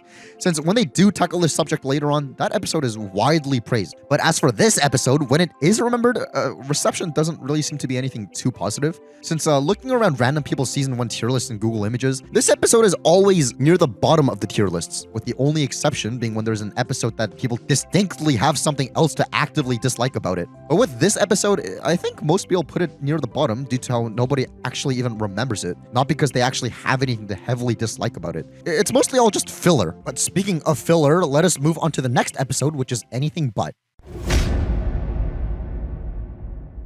So yeah, arguably the least fillerist episodes of the season, and from what I remember, one of the most emotionally fulfilling ones of it too, so let's see if it holds up. As usual, the Cutie Mark Crusaders try new things to earn their marks, and Scootaloo says this. I've never even heard of a pony ziplining before. Neither have I, but Spike told me it was awesome. Damn, I guess Spike is on a talking basis with Scootaloo. I wonder how that started. Just like Shirley visiting Twilight, there's definitely friendships forming behind the scenes we'll never get the context to, unfortunately. But of course, this new activity doesn't yield no cutie marks. So the premise of the episode is how they decide to go ask Rainbow Dash how she got her cutie mark, yet running into other main 6 people who talk about their backstory before they can get to Rainbow Dash. So let us take a look at their stories. The first pony they run into is Applejack, who talks about how she left home to be with her aunt and uncle. The reason she gives is that she wanted a sophisticated life in Manhattan rather than a country-style one back home. Though I wonder if the actual reason has something to do with wanting parent figures. And I also wonder how the heck there's orange people in this Apple family. I also wonder, where's Applebloom in the picture here? That means that the Apple parents must have still been around at this point? So, Where are they instead of saying farewell to their daughter? Alternatively, we can assume that Applebloom is having a little baby nap during this time indoors, but when Applejack gets homesick later on, she says this. I wonder what Granny Smith and Big Macintosh are up to. No mention of Applebloom nor her parents. Anyways, Applejack gets her cutie mark after she realizes she belongs as an apple farmer thanks to this rainbow thing guiding her back home.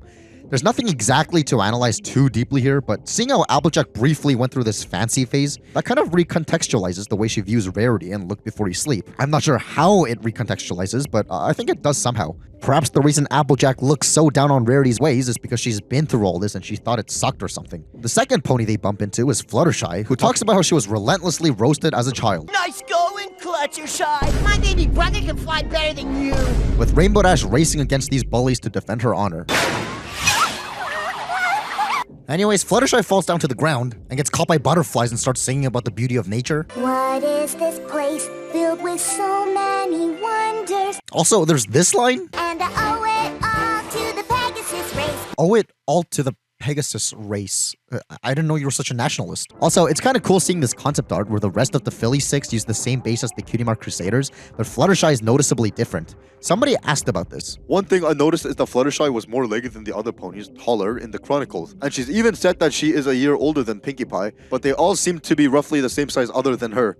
Does that mean Fluttershy is the oldest pony of the bunch? With the response from the goddess herself being, we don't have the main cast's ages worked out, to be honest. She just had a particularly awkward phase. Seems to go hand in hand with being painfully shy. Or maybe that was just my childhood. Wink. I'm not too sure what being awkward and being tall has anything to do with anything, but alright. I can't argue with the goddess herself. Aside from that, something a little bittersweet about this scene is how this gentleman, Pinkie Pie Swear, now just going by Matt R, made a remix of this song called Flutter Wonder.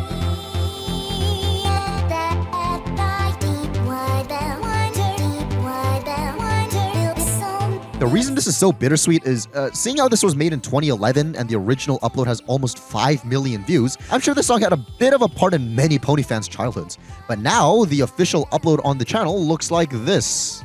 The reason being thanks to the great YouTube cop-up purge of 2019, when YouTube disabled comments on videos marked for kids, they kind of went overboard and started automatically marking random videos with My Little Pony footage as that, thus removing comments of videos like this for literally no reason. I guess this understandably upset the artist, since we can see at one point, the title of this video was changed to Re-enable my comments, YouTube. Then to re-enable my comments, YouTube. Though in a fit of rage, I guess he decided to use YouTube Studio's built-in post-upload editor to blur the footage, which let go of the marked for kids curse. But as the description of the video reads, so, I'm a bit of an idiot. In my protest, I blurred the video confident that I could just revert to the original since there's a button that says that in the editor, but that button is now grayed out. There doesn't appear to be any way for me to revert back to the original footage. How do I fix this? So to reiterate, the reason this is so bittersweet is like, there's something very poetic about something that was once a part of your childhood, now being nothing but a blurred fever dream when looking back on it as an adult. It's just that we have all these fun things we went through as innocent kids, but as adults, it's hard to fully relive or completely recreate the emotion and full exuberance that we may have once felt back in those days. This seems to be triggering a similar part of my brain that gets triggered when I see those, I hate this term with a burning passion, but dreamcore images. The state the video is in right now just seems to reflect this abstract concept in such a beautiful way, even if it wasn't intentional. There's also the additional layer of, even though this may represent our childhood, it's a video made from Fluttershy's actual childhood, which just puts the whole looking back on your childhood with blurred memory thing on a more literal level, I suppose. That tangent aside, the Cutie Mark Crusaders get yapped at by Rarity next, and okay, but so did she have her own boutique as a child before even becoming a professional fashionista? Or is this actually her parents' business? This would have been far less stupid if they just set the scene in a normal house or something. Anyways, this rainbow explosion thing opened this rock to reveal gems, and therefore she got her cutie mark after putting them on costumes. I had no idea where my horn was taking me. But unicorn magic doesn't happen without a reason. That doesn't seem much like earning anything rather than just being at the right place at the right time, but sure. We need Rainbow Dash! As a young filly in Canterlot, I always wanted to go to the Summer Sun celebration. I like how they completely gave up on trying to give the Cutie Mark Crusaders excuses to run into the main six at this point. It's almost as if there's a supernatural force making sure that the story is flowing and getting to the point, even at the cost of having no logical connections between these events. And I suppose in the perspective of the characters, there is, the crew behind this episode. Anyways, Twilight stories that she went to the Summer Sun celebration, that's terrifying! I was willing to look the other way when it comes to background pony clones so far, but that's just disgusting. And don't even get me started on these guys. And wow, nice to see Twilight's parents sent her over to this thing as a little kid without any supervision whatsoever. Then again, I guess Applejack was also sent to a different town without any adult supervision. And apparently no adults were around to witness this kid almost falling to her death. So I don't know, maybe this is just a very neglectful society. Anyways, while Derpy here has derped eyes, this clone with a different main color doesn't, implying that these clones with slight differences are all different ponies, which I guess fair enough, but still, man, that's a cool statue. If only someone would try buying an entire island dedicated to My Little Pony with that statue on it. I was joking! But from this, Twilight became interested in magic, and her parents enrolled her in Princess Celestia's school for gifted unicorns. But, oh no, she had to pass an entrance exam? It was a dream come true, except for one thing. I had to pass an entrance exam. Wow, you had to meet certain requirements and have a certain skill level to attend a prestigious school owned by the princess herself. Is that really that much of a shocker? This entrance exam in question, being having to hatch this kidnapped dragon egg, that raises a trillion questions. But I think it's best not to think about it. What I'd rather think about is, nice to see that this guy initiating the exam has a cherry cutie mark rather than, say, literally anything to do with this profession. I refuse to believe that the school would hire just any Joe Schmo to be responsible for bringing this in, but okay. So just when it appeared she was going to fail, this rainbow thing happened outside, causing her to be able to do all this. Twilight just killed her parents. What the f? Also, we know that this is Spike. Does every person who passes this entrance exam get to keep what they hatched? If so, shouldn't we have run into at least a couple other unicorns with baby dragon slaves other than Spike? Or is everyone's entrance exam different?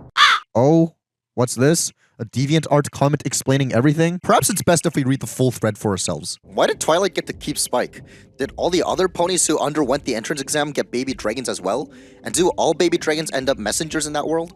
Here's how I worked it out. Spike was actually raised by Celestia while Twilight was her student. Dragons are all mysterious to ponies. They don't really know much about them and had never seen a baby one before, so Celestia took on the challenge herself. While raising him, she was able to train him to do that whole magic letter sending thing, and Celestia put the two together, knowing that would come in handy one day. Plus, Twilight hatched him, so it was only fair to let her stay in his life. I don't know if a different backstory will ever be revealed, so as always, my idea shouldn't be considered canon. That implies that the whole trying to hatch a dragon egg test was never meant to be passed, because if it had been passed in the past, ponies would know a lot more about dragons than what they do. Celestia didn't give the other foals that test. Oh, then she must have known Twilight was going to be applying for a school and she prepared the test in advance. However, I can't see a reason why she would do that, unless she knew in advance that a certain set of circumstances would allow for the future bearers of the elements of harmony to be joined together. Though I suppose that leads into another question. Is Celestia omniscient or merely precognitive?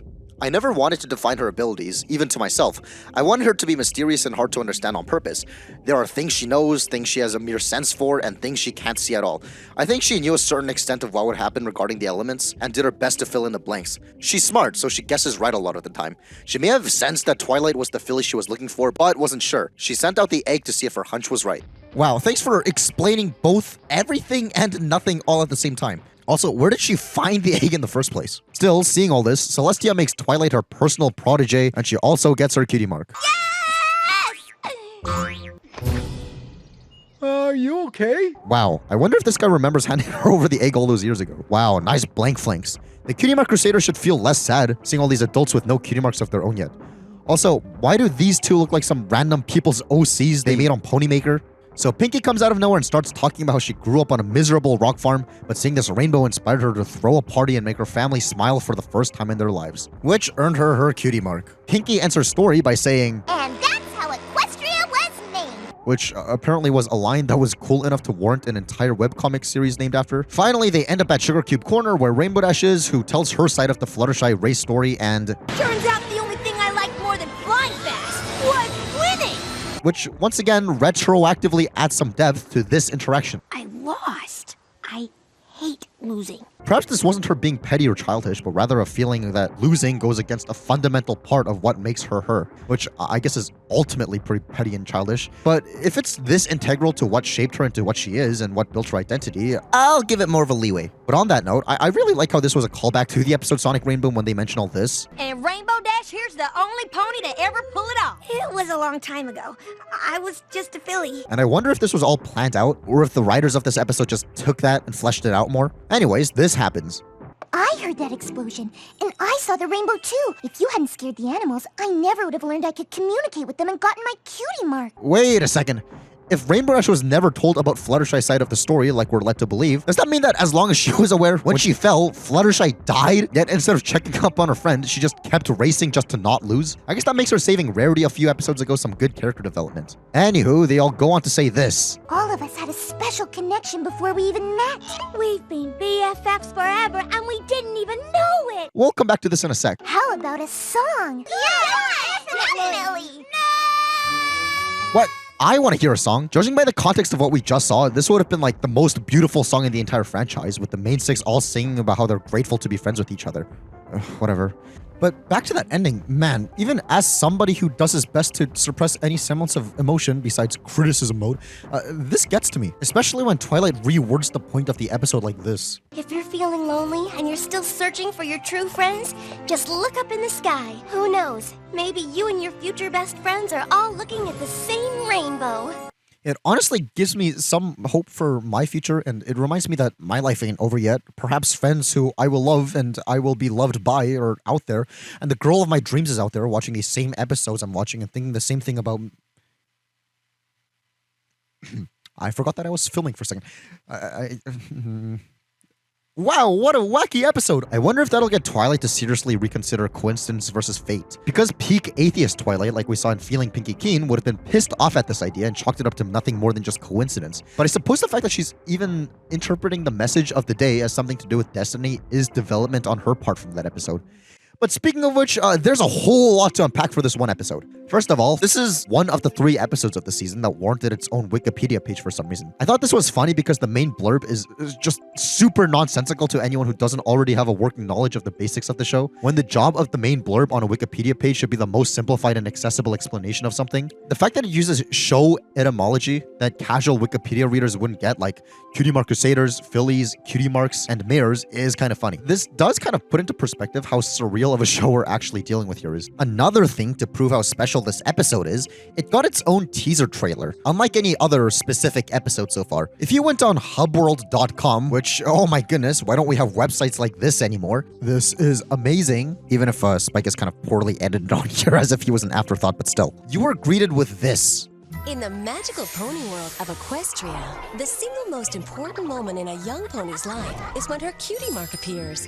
At that time, her true destiny is revealed for her and all the world to see.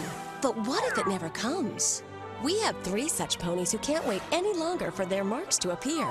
Let's see what they're willing to do to make their marks happen. The rest of the teaser is the first couple minutes of the episode unchanged, but it does end with this. No! Rainbow Dash! Now that's an interesting question. How did Rainbow Dash get her cutie mark? Read the 3 stories below, then pick your... And on this, the wiki says, the results had no effect on the episode. Voters simply guessed which was accurate. There were 3 possibilities. Sonic Rainbow. Rainbow Dash challenges Fluttershy's bullies for a race. She enjoys it so much that she almost forgets about winning. Trying to catch up with the competitors, she breaks the sound barrier and performs the first Sonic Rainboom ever. Born to Fly. Rainbow Dash practices to impress the Blue Thunders with her flying tricks. She doesn't get into the team, but discovers her true talent is good enough. Dash of Lightning. Rainbow Dash retells the Arthurian legend about retrieving the lightning bolt in a stone. Nobody believes her until they see that she indeed got a lightning bolt cutie mark. Because they mistakenly listed Sonic Rainbow and not Sonic Rainboom, none of these answers are technically correct, which is kind of funny. I will say though, speaking of rainbows, it would have been cool if Rainbow Dash didn't have rainbow hair until she achieved the Sonic Rainboom. Since, like, when you see a cast of characters like this, the rainbow one definitely sticks out a bit. And it would have been cool if there was a special reason for her unique design, rather than, she was born with rainbows in her hair with the name Rainbow and she just so happened to achieve the Sonic Rainboom. But, oh well. But on that topic, like I pointed out a few times, this episode intentionally or otherwise gave some context of why these ponies may be the way they are.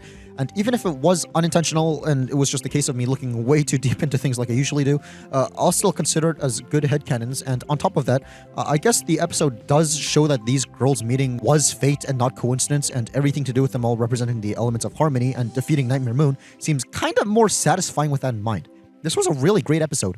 I would even go as far as saying that this should have been the finale of the season, or at least like the penultimate episode, just to end off with a very punchy and impactful message, but oh well. But instead this acts as like the top bread of sandwiching an average episode in between another good like ending, so we could have just ended the season with like a couple few strong episodes in a row. But let us eat our veggies so we can get back to dessert. So there's this meteor shower coming on, and we are treated to examples of how trustworthy of an assistant Spike is. Or at least until Twilight asks for this one specific book, and this happens.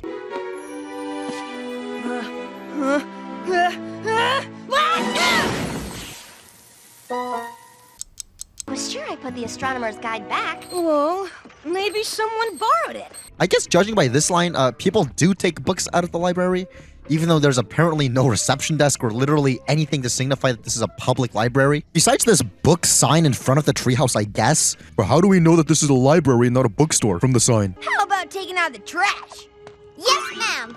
That's kind of disgusting. Now, the main thing off about this episode is that you may pick up on how the main six glaze Spike, unlike the rest of the show. Like, here's a short selection of them doing so. You're lucky to have such a rad assistant. Do we have Spike to thank again for this amazing spread? Isn't he simply amazing? Who knew that big ferocious dragon started off so cutesy-wootsy? You are such a little star that I had to make this little bow tie for you. And this seemed to upset our buddy, Mr. Enter. They get to the meteor shower place, and every pony else starts fawning over Spike. Sydney Morrow, I know what you're trying to do here with contrast and all, but from my end, this attention seems to be coming out of nowhere. Build up to these kind of things. Or at the very least, don't hammer it in so much. And I see where he's coming from, but at the same time, the episode wanted to focus on that aspect of Spike's character, so I don't think that's like the end-all be-all of whether this is a good episode or not. Plus, this is like the only time we've really seen Spike putting this much effort into a task in particular, and we're to assume that he does this like off-camera anyway, so it seems like it makes sense that we'd see reactions like this that we don't really see instances of as well. But whatever, let's get started with the actual episode. Spike falls asleep and now the punch has been spiked. Okay, cute joke and all, but does that mean that spiking drinks is a regular occurrence in this world as well? With Spike asleep, Twilight starts doing stuff. Dude, I bet that thing comes alive at night. That's terrifying. Also, what she writes here The study of comets. is awfully similar to this website's description of comets.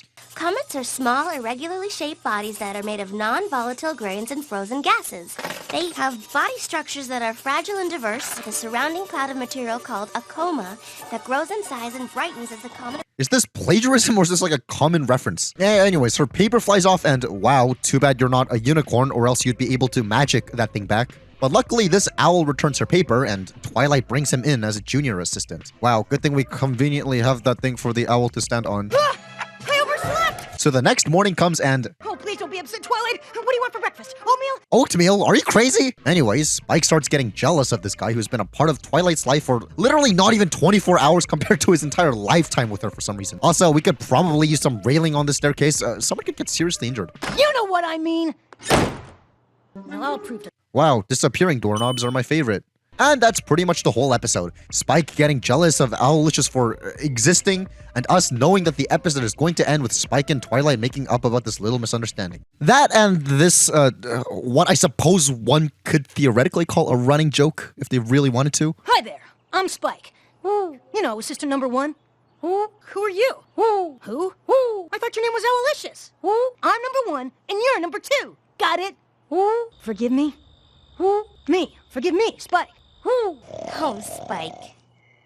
There are some decent gigs as well, such as this. My last writing quill. It's broken. Quill, where is it? Quill. I mean, that was so unnecessary, but nice. Also, the scene where Spike ends up at this store, Quills and Sofas. You only sell two things. Sorry, Junior. All out of quills until Monday. Need a sofa? This is funny and awesome, since, like I keep bringing up world building, it's important to establish random stores and places like this to give life into this world. Like, I want to know what the story behind this guy opening up this sort of business was. I swore I had one here somewhere. Ah, here it is. A quince. Not a quince. Wow, what a waste of a perfectly good quince. Anyways, this happens. He'll come around. He's genuinely a good little guy. Huh? What is this? You said this book was missing. I relate to the scene on a spiritual level. Trying to escape a stressful day by ignoring reality's state of affairs by drifting off asleep, just to be abruptly woken up by somebody angrily yelling at you. Been there, done that. It's not a nice feeling. And I'm kind of taken aback by how this scene portrays that, like, perfectly. I'd like to think that we've all been through that situation at least once, or maybe I'm alone in that. I don't know. But yeah, this one's on him.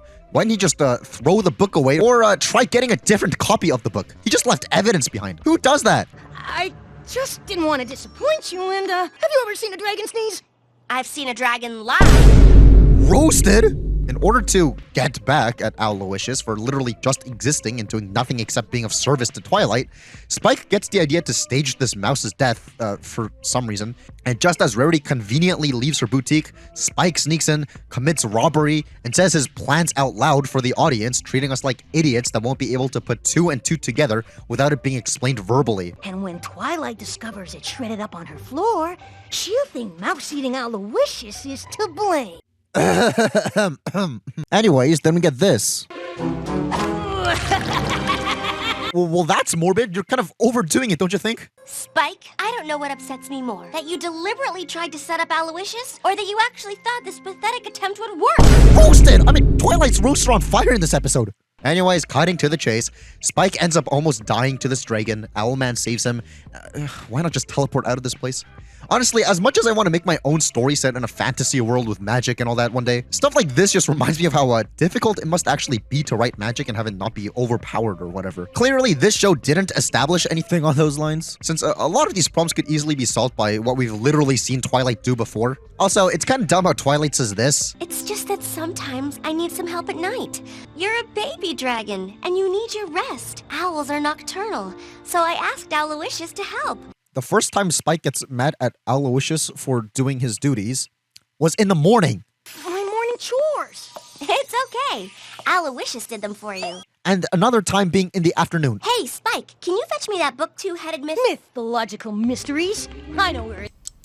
Thanks, Aloysius. Aloysius flew up and got the book for me. And according to my arithmetic, which may be off a little, the morning and afternoon aren't night. With Spike being asked to write what he learned, once again, they seem to really want to get not Twilight to relay all these friendship lessons, which seems to be betraying the original plan for the show since the first episode, but oh well. This is kind of stupid. Doesn't Spike falling asleep here and attempting to cover up his tracks of burning Twilight's book earlier sort of prove that he's not a 100% reliable assistant?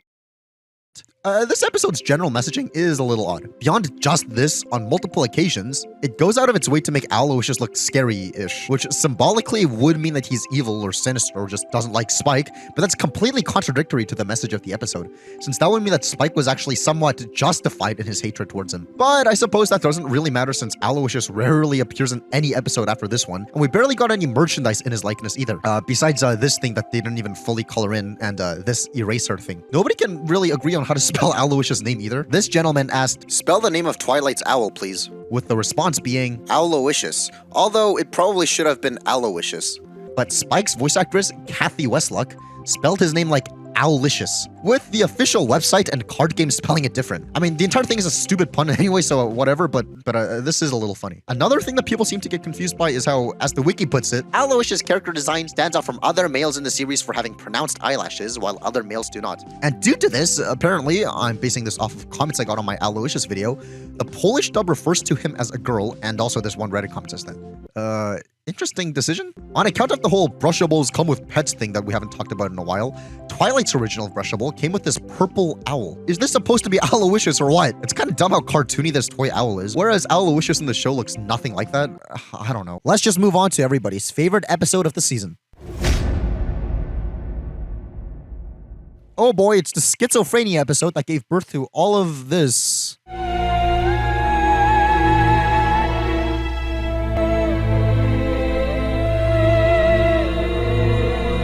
Let's see how he got there. Oh, what a goblin. Somebody get an axe. That's disgusting. So Pinkie starts singing about how she's throwing a party for Gummy's birthday to all her friends, and that's Rainbow Dash's house? How rich is she? Or are you allowed to move clouds around and mold your own house as a Pegasus? Anywho, I like the detail of Pinkie's voice wearing out as the song goes along. This is your singing telegram, I hope it finds you well.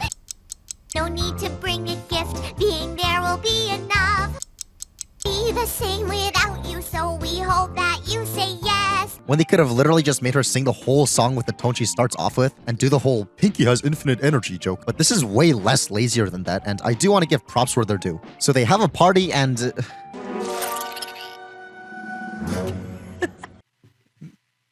Me and who?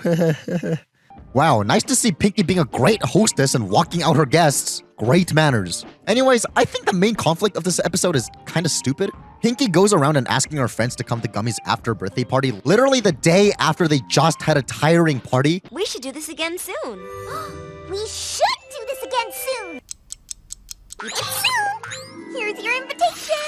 With them all saying no, since they're actually secretly planning a party for Pinkie's birthday, with Pinkie getting upset that they declined her invites. The reason this is stupid is Pinkie is going around impulsively asking people to hang out on such short notice, and somehow that's on them for declining, and she goes full-on emo, assuming that all her friends hate her now. All because they won't hang out with her for a single day. That's dumb! Though, I get that aspect of my problems with this episode stems from Pinkie Pie herself not being emotionally mature enough, and an exploration of her insecurities and not necessarily the problems of the writing of the episode, since that's one of the points of the episode, that she is insecure and not emotionally mature enough yet. But don't worry, because there's some problems with the chain of events here too. First of all, you're telling me a pony that's as outgoing and extroverted as Pinkie has no other friends to hang out with here today? Surely if she takes the initiative to throw a party for every newcomer that comes to town, and she knows everyone here, why doesn't she try to hang out with them? That's a fact that's even confirmed within this episode. What? Who are you house sitting for? Harry? Yeah, I don't think you know him. That's strange. I know just about every pony around here. But on that, holy crap, why are her friends such awful liars? I'm going to have to decline.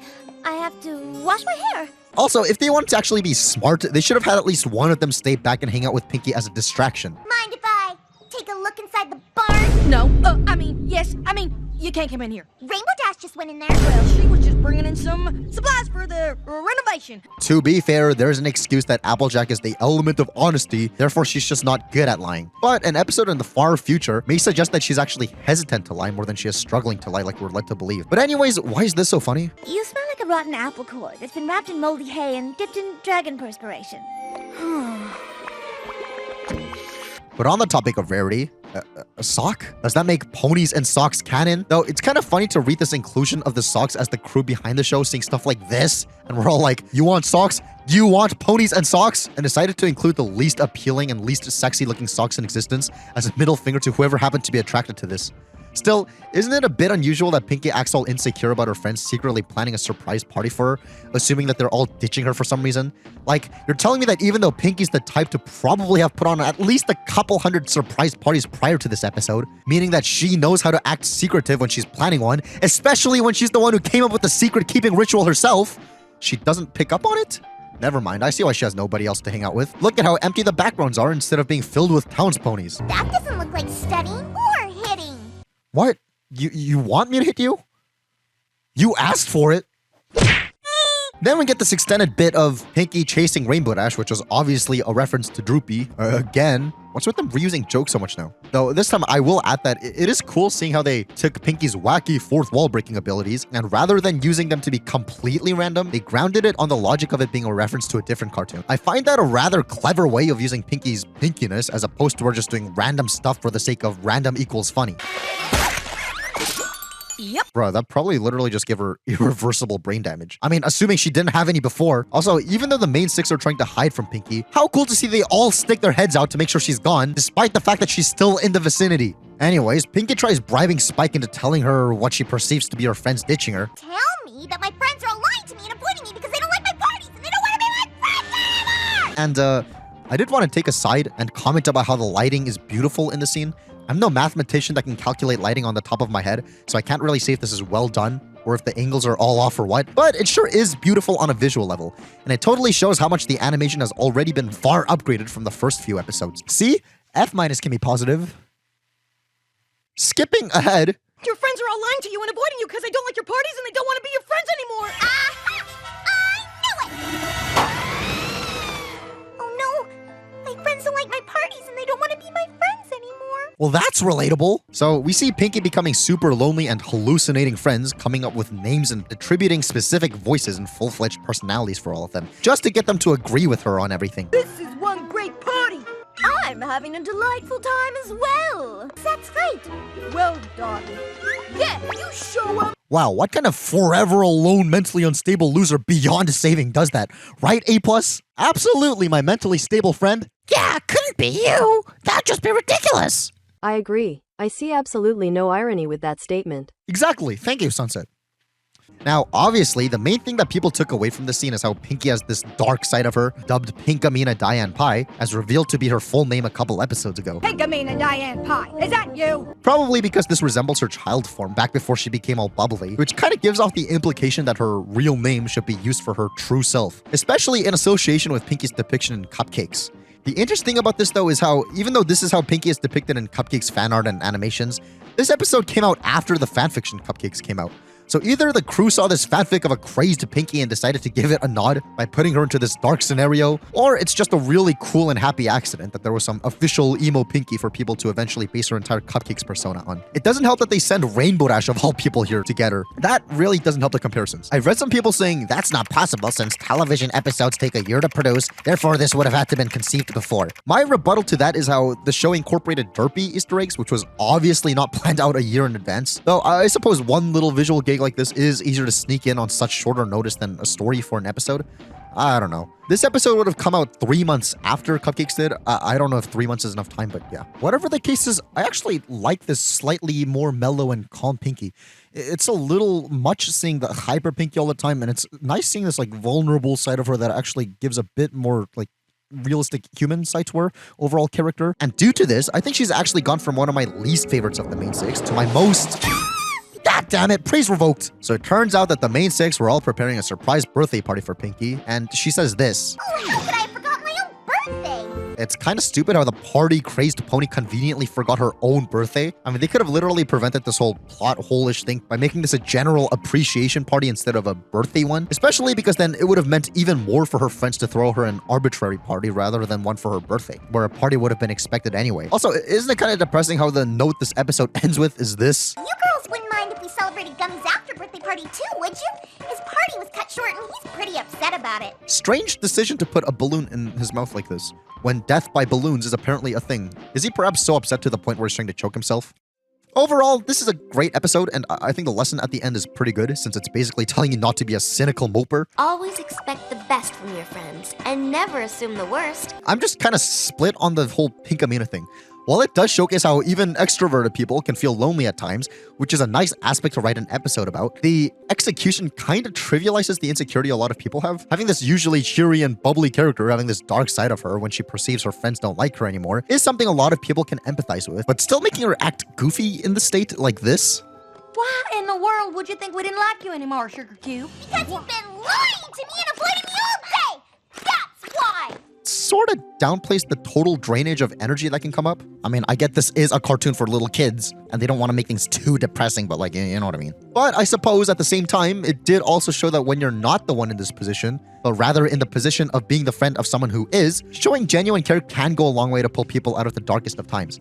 So I'm kind of split on this, but I am leaning towards liking Pinkamena. At least it gave a new complex layer to Pinkie's character, and I'm sure you picked up on the fact that I'm quite passionate for genuine character exploration at this point. Even if this whole Pinkamena thing would be more of a fandom thing than something that gets revisited enough times in the show for this to really be considered as a serious part of Pinkie's overall character, it's honestly kind of a big-lipped alligator moment in the grand scheme of the show, to be honest. Still, the best and worst things about big-lipped alligator moments is that they make for fanfic fodder. And make for fanfic fodder did this big-lipped alligator moment do. Not only with Cupcakes, but also with the Ask Pinkamena blog, where they spell Pinkamena wrong, by the way, which eventually inspired the Little Miss Rarity blog. So there's that if murderous demonic ponies are your thing. But also, as a more direct inspiration, there's this little fan comic called Party of One, which is a retelling of this episode, but like, Pinkie gets depressed much quicker and decides to go around killing a bunch of ponies. Needless to say, it features scenes that are disgusting and very upsetting. This is something where I'd usually say, man, if I saw this as a kid, I'd be traumatized for life. But I think seeing this even as an adult for the first time was enough to traumatize me for life. But I will say that some methods Pinkamena uses to desecrate corpses in the story are very creative. But I don't want to look at it again, so I'm not going to show it off. But I will give props where they're due if you want to see it. The reason I bring this up is because people really like associating this side of Pinkie being a totally insane slasher villain rather than just being a depressed loner. That, and I ran into this because images of it came up when you just casually look up Party of One MLP on Google Images without even specifying grimdark or gore, so that probably ruined some people's days. Anyways, perhaps the strangest thing is how the Diane portion of Pinkamena Diane Pie comes from writer M.A. Larson's aunt's name. So congratulations, guys. You forever associated the sweet, lovely lady with this thing. Good job. Grand Yella is tonight! Well, this is it. The final episode of the season and the great conclusion to the Grand Galloping Gala plotline that we've been following out through it. Let's see how they finish all this whole thing off. The episode begins with Twilight turning this apple into a chariot and... That's disgusting! And great, now there's these weird horse mice things roaming about. Another thing that's disgusting that's roaming about is this little animation goof. What is this Cyclops pony? Isn't it amazing how this one little animation error got a bunch of fan art and stuff for it? Though, because it looks horrific instead of cute like Derpy, this did not get the same treatment as her adoration in the fandom. Also, I guess this line kind of recontextualizes Fluttershy changing in public. Sure thing, Spike. Heavens no, we're getting dressed. Also, interesting decision to show this hairstyle 2 episodes in a row. I'm not sure if this was meant to be a nod towards the reception of the last episode to say, Pinkamena is still here, or what. Anyways, this happens. Excuse me? If you weren't friends with our neighbor Rarity... Your neighbor, Rarity? Are you the ones who live in those tents? As they arrive at the gala, they start singing what might be one of the sickest songs in the entire franchise. It's crafted so well, giving each of the main 6 a verse about their desires and expectations, that it sort of works as a theme song of sorts for the main 6 as a group. I especially jive with Rainbow Dash's part where we get this beat switch to be more rock-based rather than the generic musical sound of the other verses so far. Been dreaming, I've been waiting to fly with those brave ponies. Perhaps this acts as some kind of big, unintentional foreshadowing for human Rainbow Dash being a guitarist. I also want to note how this part is made even more awesome by the Living Tombstones remix of the verse. Been dreaming, I've been waiting to fly with those brave ponies. The wonderbolts, their daring tricks, spinning round and having hits. Also, wow, what a strange Derpy where her eyes are derped in the wrong way. Honestly, 10 out of 10 song, even if it was heavily inspired to the point where it kind of sounds it was plagiarizing this song. Ever after, journey over, all is mended, and it's not just for today. At the gala, I will sell them on my apple-tastic treats. Like, if I want to hear song parodies on television, I'd rather listen to the perfection that is moves like Jabba from Mad. I wiggle my tail and show that I got moves like Jabba. I like the moves like Jabba. That song is unironically a banger. Also, glad to see this gigantic crowd disappears between shots. The main 6 ditch Spike to go on their own side quests, and the f*** is going on with their eyes? Oh, I'm so excited to be here. We have so much to catch up on. Huh? What is there to catch up on? You've been writing to her like every single day. Are you telling me she doesn't ever write you back to update you on what's going on and your interactions are all one-sided? That's sad. When Applejack sells a pie, we hear Spitfire say this. Always hungry after a show, eh, Soren? What she's actually saying here isn't important, but what is important is how they changed her voice from Sonic Rainboom. So you're the little pony who saved our lives. I wonder why. She was voiced by Nicole Oliver in that episode, who also voices Princess Celestia, who does appear in this episode, so surely it wasn't because the talent wasn't available. Perhaps her old voice was deemed to not suit her well. Though I consulted the wiki to find any information about this, but all I was treated to was the misspelled piezonality section. Bruh. But more importantly, we're treated to this. It seems like it's been a while since we've had one of those fandom memes spring from one of these last few episodes, barring the whole Pinkamena thing. But the fact that Soren is really digging into this pie made its way into becoming a meme with fan art and stuff. Judging by how Soren is named after episode writer Amy Keating Rogers' son, I wonder if he also likes pie and this was an inside joke to that. Whatever the case is, between this and the Cyclops from earlier, it seems like we're returning to form with all those fandom memes. I wonder if this was because seeing this as the season finale, more people saw it, therefore more people felt the urge to make memes of stuff, or if there was genuinely just less stuff to meme about in the middle section of the season. Hey, I know you. You're the pony that saved us in Cloudsdale and won the best flyer competition. You would think if Sonic Rainboom ended like this. Sorry, boys, but I've got plans. Whatever the implications of her saying that she's got plans while flying off with these 2 men are, you would think that this would have ended with them getting each other's contacts or something. I guess just because you saved someone's life doesn't automatically mean you're best friends now or whatever. But I suppose we'll never know to what extent their interactions ended up like between episodes. Anyways, with the first appearance of Octavia Melody, we have finally completed the collection of the background 6. I wonder why Octavia was unanimously chosen to get all this fan art and fanfic and stuff, whereas Beauty Brass didn't. Or at least not as much. Probably because gray ponies are the best ponies. I'm saying that for no reason whatsoever. Wink, wink. We'll definitely go much more in depth into these 6 at some point rather than never. But just keep in mind that these guys were often seen as the real main 6 within the fandom. But speaking of the main 6, because the night doesn't go their way, they vowed to themselves that they'll make this the best night ever. If it's the last thing I do, I'm gonna make this the best night ever. So let's see how they deal with these unfortunate circumstances. Fluttershy wants to befriend some animals at the garden, yet when they don't come out, she starts uncharacteristically yelling out loud. Come out! Very at odds with how we see her volume level usually reside at. Because this is so uncharacteristic, some people decided to call this side of her Flutter Rage or Psycho Shy. And though it didn't make anywhere near the same impact as Pinkamena, there are still fan art of these two, so I guess some people actually consider this to act similarly to what Pinkamena is to Pinkie. Whatever the case may be, doesn't seem too kind of her to yell like this.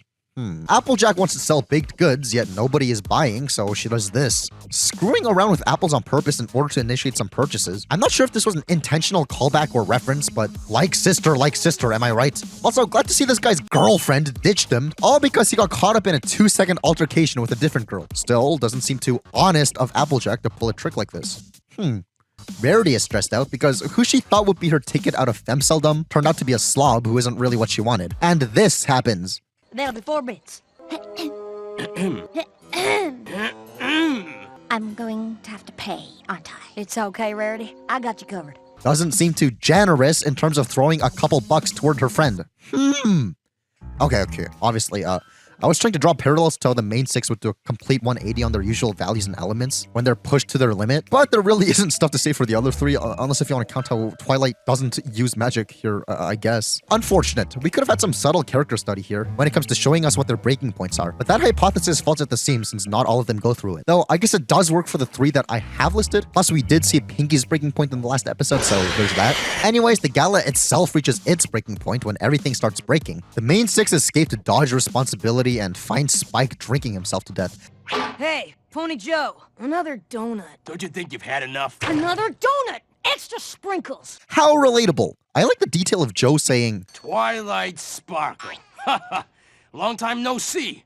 which is a throwaway line, but gives us some insight into Twilight's pre-show life. Perhaps this donut shop acted as a place for her to study like people in real life go to cafes for? Or perhaps because Spike told Pinkie. And Pinkie, we gotta go to my favorite donut shop! Maybe this is just a place Twilight had to frequent because Spike liked it. Anyways, what are the implications of Spike calling this gentleman Pony Joe as opposed to just Joe or an actual nickname like Donut Joe, which he's referred to as in a future episode? Is there perhaps Joes of different species we're never gonna meet? Anyways, the 7 plus Princess Celestia all catch up and she says this. The Grand Galloping Gala is always awful. That is why I was thrilled you were all attending. Yeah, no thanks to you originally sending 2 tickets, which almost prevented that from being the case. Anyways, the conclusion they reach is... Friends have a way of making even the worst of times into something pretty great. As horrible as our night was, being together here has made it all better. It's made it the best night ever! Which, once again, is a fantastic ending like the Cutie Chronicles, and I'm so glad we ended the season off on a high note. What sets this episode apart is, aside from being the only season finale that isn't a 2-parter, except for season 9 technically, according to Amy Keating-Rogers, scripts are generally 33 pages long, but my first draft of The Best Night Ever was 39 pages. Talk about too many words. And furthermore, when asked, does the first draft still exist somewhere? She said yes, but that it's vaulted. Well, that sucks. A big part of why this seemed to have been the case was that there were more songs that were supposed to be included. Though, too bad we'll never get to hear them. Not. There's 4 of them. Come Out, Hardy Ponies, Pony Conga, and Piggy Dance. The last of which, if you remember, is actually repurposed for a future episode. I shall play a small sample of these songs, but do be warned that they do sound pretty uncanny. Come out, my little friends. You have nothing to fear. Come out, please, all of you. For Fluttershy is here.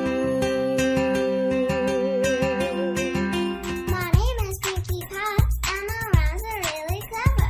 So come on, let's go, let's bust a move. The time to wait is never, 'cause this is gonna be the best night ever.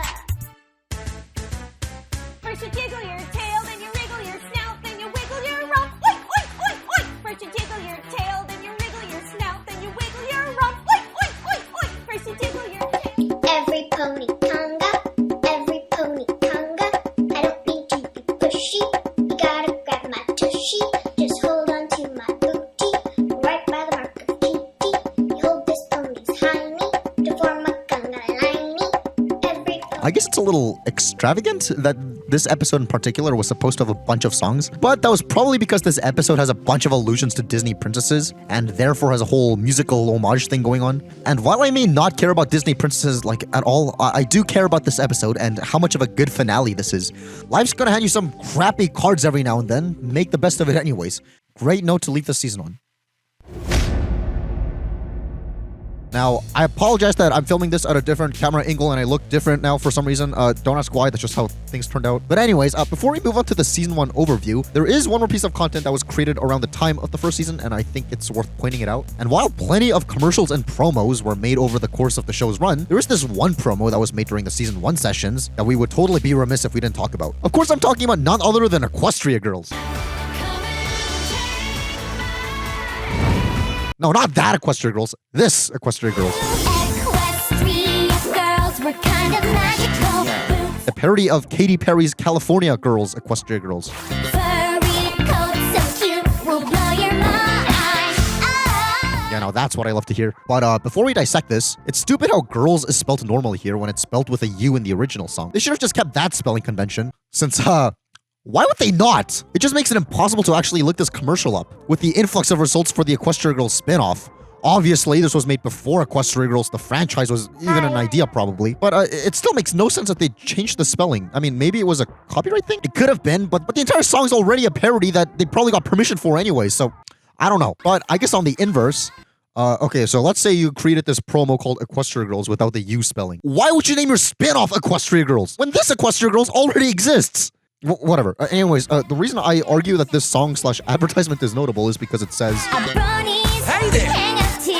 Come on, bronies. which is giving all of us at home a shout out. And I say this to really highlight the mutual love that existed between the fans of the show and the people actually working on the show. And that's literally the only reason I brought this up, just because I'm gonna be bringing up an important point and this was evidence for it. I mean, there's not really much more to the video. It's all reused animation from the season. And for the rest of the lyrics and the song composition, I'll save that for a separate My Little Pony music retrospective video in the future. For now, like I said, all the way back in episode 1, we've got to talk about the theme song. Now, the thing about theme songs, more specifically for cartoons, is that since it'll be associated with a lot of viewers' first impressions, and it'll be tagged onto literally every single episode going forward, you best make sure that it actually represents and hypes up the show. But the depressing aspect of this is how, even though real man hours went into composing, storyboarding, animating, encapsulating the feel of the show, presumably with a lot more stress going into it compared to random scenes in actual episodes, people tend to skip them during binges. As Netflix's website puts it, nowadays it's hard to imagine streaming your favorite series without using the skip intro button. On Netflix in a typical day... Don't you mean on a typical day? I mean, I'd expect this typo from literally anywhere else, but like, it's from the official Netflix website. Don't you think they should double check their grammar? On Netflix in a typical day, the skip intro button is pressed 136 million times, saving an astonishing 195 years in cumulative time. Okay, like imagine beautifully crafting an intro just for that to happen. And I'm guilty of that too, like obviously. I'm not gonna sit there and watch like a full 1 to 2 minutes of like theme songs before actually getting to the show, whatever it may be. Unless if your show's name is Fanboy and Chum Chum.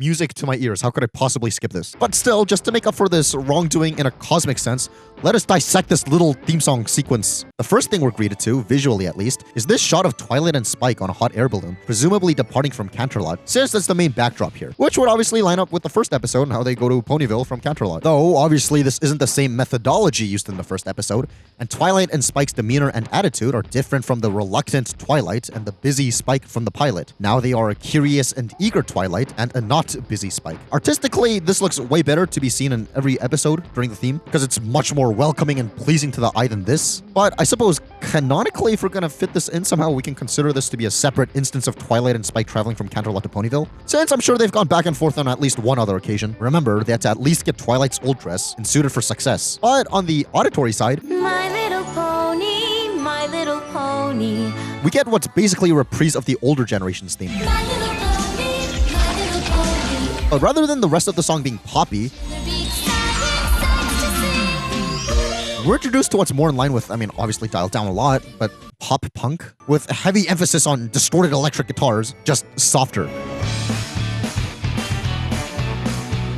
I think this was a subtle way of saying, this ain't no typical girl show, we have distortion in our music ever so slightly, which would be in line with Lauren Faust's original vision of wanting to create a girl show that's not the typical girl show. As Twilight and Spike go into the clouds, there's a transition of Rainbow Dash clearing the skies, which is a nice reference to how she literally clears clouds in the show. It is very clever how they incorporated that as a transition. Then we're greeted to this overview of Ponyville, where we can see, aside from miscellaneous house for background ponies, Sweet Apple Acres, the school, town hall, some specific shops, and what I think is probably Rarity's boutique area, and what looks to be an attempt at Fluttershy's cottage. Strange how they didn't put Twilight's treehouse or Sugar Cube Corner in there. And once we're zoomed into normal pony size, we see this Big Mac recolor, which would have suggested that Big Mac wasn't made in time for the theme song, despite his mold being the same as this guy? Huh? And quite interesting to see Twilight recklessly landing the balloon in the middle of town and not in a landing area. Also, cool to see Honey Rays just pop out from behind the balloon like magic. And just then, we get the line, If you want shared its magic with me. Where we see the rest of the main 6 hit their poses, which does a pretty good job at briefly showing us what their demeanors are like. Pinkie is bouncy and energetic, Rainbow Dash is cocky, or whatever this look is supposed to be saying, Rarity is eloquent, Fluttershy is more timid. The only one that doesn't really scream my personality here is Applejack, who's striking a similar pose to Rarity and even making a similar expression as her. Perhaps it would have helped if they animated her taking a bite out of an apple or wiggling around a lasso or something here. But having that line on top of this visual confirms what the title says, Friends equals magic, which is pretty beautiful. Their characterization is laid out even more when they all get a line each, with the shot solely focused on them.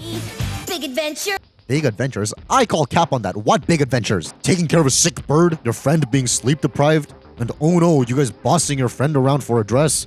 A friend getting jealous of another friend? Okay, obviously I'm cherry picking examples of like the lowest stakes episodes, but come on, it's a little fun to think about it that way. Tons of fun. Tons of fun? I call cap on that as well. What tons of fun? Taking care of a sick bird? Your friend being sleep deprived?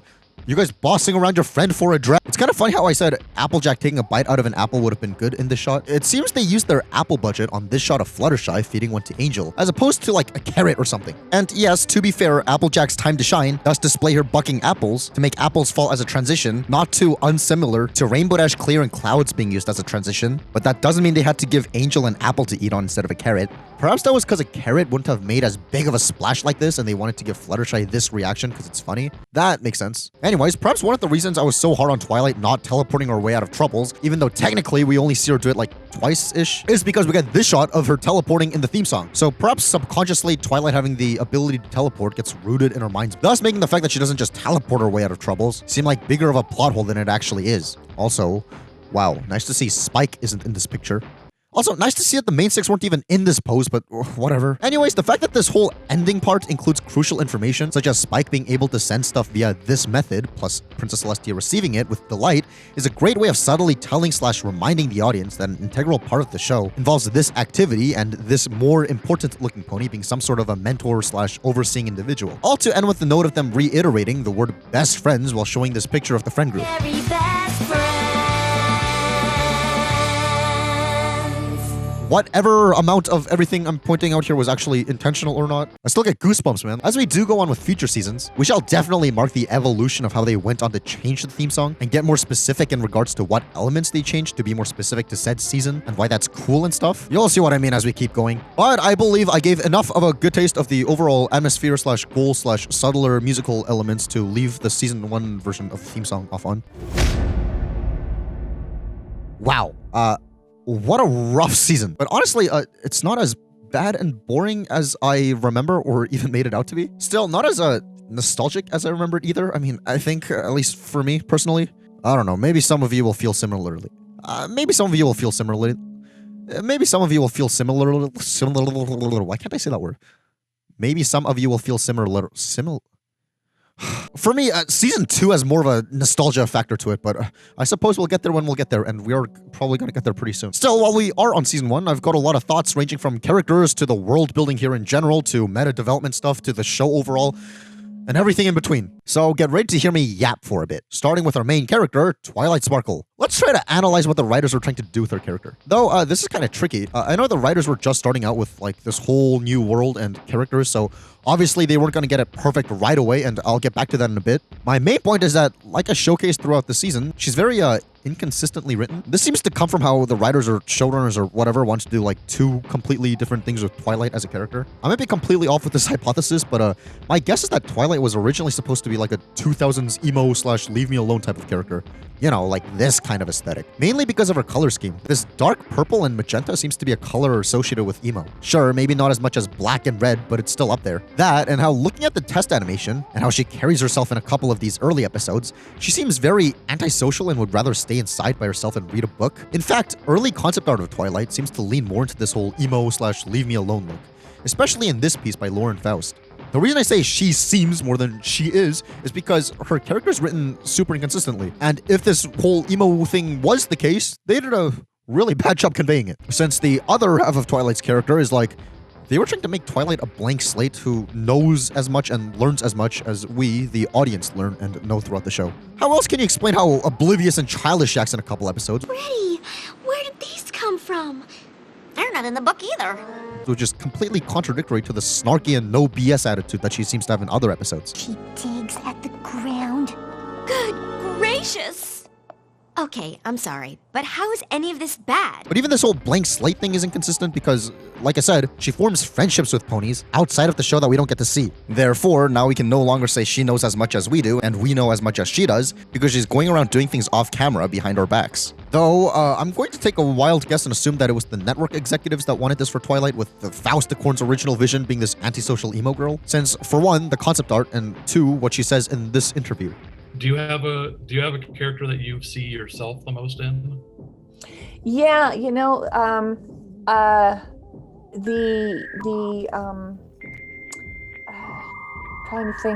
thinking of everybody. Bumblebee from Superhero Girls was very much how I was as a kid. As for this Bumblebee she's talking about, she's referring to this character from her other show, which I have not seen, but reading her wiki page helps me with the point that I'm about to make. And Twilight Sparkle, who is also there's a lot of things about Twilight that are like me, but Twilight's also very much based on my mother. Now, my point was that based on the fact that she said she also relates to this painfully shy Fluttershy, it kind of paints a little picture of what I imagine her personality would be like. So if she's saying she relates to these two, yet she also relates to Twilight, what does that tell us about her perception of what Twilight's supposed to be? Either that or she has split personality disorder. I feel like this could have been super easily solved by keeping Twilight as this antisocial emo person, whereas making Spike the blank slate. Since he's a baby anyways, it would have made perfect sense for him to be a blank slate. Plus, he's the one who initiated Fluttershy telling us what hibernation meant in a more educational manner. So I feel like that was kind of, right there. I don't know why they didn't pursue that more. Instead, they made him just act like any other normal character. Plus, that way, they could have really played with the whole antisocial loser versus eager to learn everything optimist dynamic. To actually be able to expand on Spike's character instead of him just being the human punching bag constantly. Sure, there's elements, no pun intended, of that in the first episode, with Spike encouraging an antisocial Twilight into making friends, which is good, but it's not like they're even consistent with it. Though, speaking of Spike, I did want to bring up what I said earlier in regards to his role in Look Before You Sleep. Spike is conveniently written out of this episode on the account that Spike is away in Canterlot on royal business. In what world? Is this perhaps a sign of them not knowing what to do with Spike's character this early on in the show, or is this just sloppy writing? Did they just not decide what Spike's role would be yet? Between being Twilight's son or brother, or just the general assistant who gets assigned to random ponies for a period of time? And judging by this line, where he's presumably assisting somebody else, I wouldn't be too surprised if the last option was the case, but then they realized how weird that would be considering he's still only a baby, and if being an assistant was his job, we'd have to ask how he got this occupation as a baby, and if that's even ethical. We'll come back to this later. Well, it is now later. Clearly, if Spike was invited to royal duties, whereas Twilight wasn't, it implies that Spike spends time away from her, which would actually excuse that thing I brought up earlier. Then she asks Spike this. Wow, great! I've never been to the gala. Have you, Spike? Considering Spike is only a baby and they've been together since Spike's birth, why the f*** would Twilight ask this question to Spike, if not to just rub in the fact that he's never been in his face? Sure, maybe it wasn't planned that Twilight was responsible for Spike literally being hatched 2 episodes in, but that would imply that Spike is just Twilight's child slave with no overt attachment. That's even worse! So perhaps Spike wasn't actually meant to be exclusively Twilight's assistant. Now, if you think about it, I didn't specifically point it out when it happened, but Spike's first introduction was... And sure, it may initially seem funny, but after learning that, from what we see in the show at least, he's been with Twilight since his birth, this just seems, kind of harsh. Judging by how the Ticketmaster, where this stupid plot hole appears in, was the first episode written for the show, perhaps they really just didn't know exactly what Spike and Twilight's dynamic was supposed to be, which I guess could be excused by that comment from earlier. Anyways, back to the ponies. I did want to specifically note that Rarity's voice lines are really awesomely delivered. She's so full of character, and I'd say she's probably the most consistently written and performed one out of the main 6. I just want to showcase some of Tabitha St. Germain's wonderful range here. I'm the one who should be mobbed by strangers wherever I go. Well, and how does muddying my hooves serve any useful purpose? That doesn't even make any sense. Gross, gross, gross! No creature that behaves so revoltingly is allowed in my boutique! Like, that's some serious range. And while some of you may not like Rarity because she's like, I don't know, like fancy and pretentious or whatever, I think her talent did a really good job understanding her character and delivering lines in like a really good way. No wonder why this gentleman went out of his way to give her some time out of his busy days to bless her with a phone call. Hey YouTube, this is Wacky Red 15 and I'm gonna make a phone call to Rarity, and yeah, I'm using my dad's phone. And yeah, I'll call her right now. Switch it around. How can I help you? Hello, Rarity. This is Dagan, and I'm gonna tell you about stuff. And there is a place for, and you may have heard of it. It's called Canterlot. Canterlot? Did you ever want to go? I've always dreamed of living there. Oh, I'm sorry. What did you say? I've always dreamed of living there. Cool. That'd be a cool place to live. Yeah, it would. Trust me. And I also have a pretty cool car. I guess I'll see you later, Rarity. Right? Bye.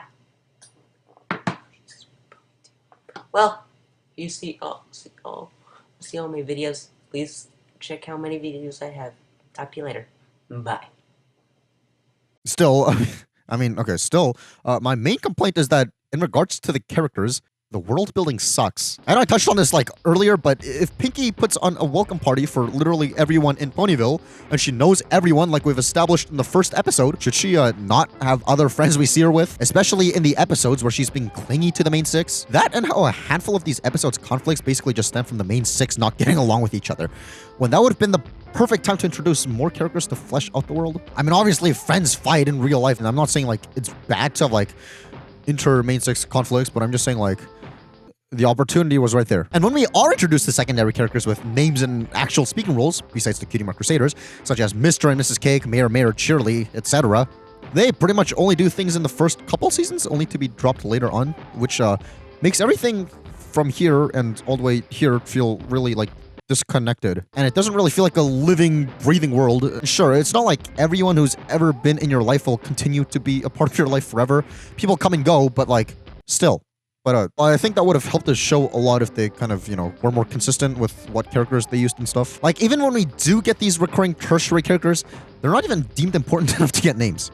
I mean, for fucking example, did you know that despite having a full-on speaking role plus more lore drops about her life than a lot of the other characters, Cheerly's name wasn't even said in the episode she's in? And the first place we found out what her name even was from the Happy Meal. This is because, like I said, in Over a Barrel, they lazily copy and pasted this exact same credits for every single episode, which, I mean, okay, sure, no skin off their asses since they get their name out there without having to do any work for the episode, but it comes across as, like, very lazy, especially when it prevents people who aren't on the credits despite having voice lines in episodes from getting proper credit or association with their characters. Like, I'm not sure if they were aware that this was going to happen or what, but come on, man. Aside from that, in terms of production, like I kept alluding throughout, this season has episodes out of chronological order. Honestly, the thing is, as much as I would like to sink my teeth into all this, there have already been quite a few attempts from others who tried finding out the chronological order to all these episodes, namely this image. Holy frick, that's a lot of reading. Which, I mean, I'll just let you pause and read it if you want. I'm not going to read all this. But still, I did want to give a special mention to this video by Boom Goes Maximus that gives an explanation on the order far better than I could. So let's give it a quick watch.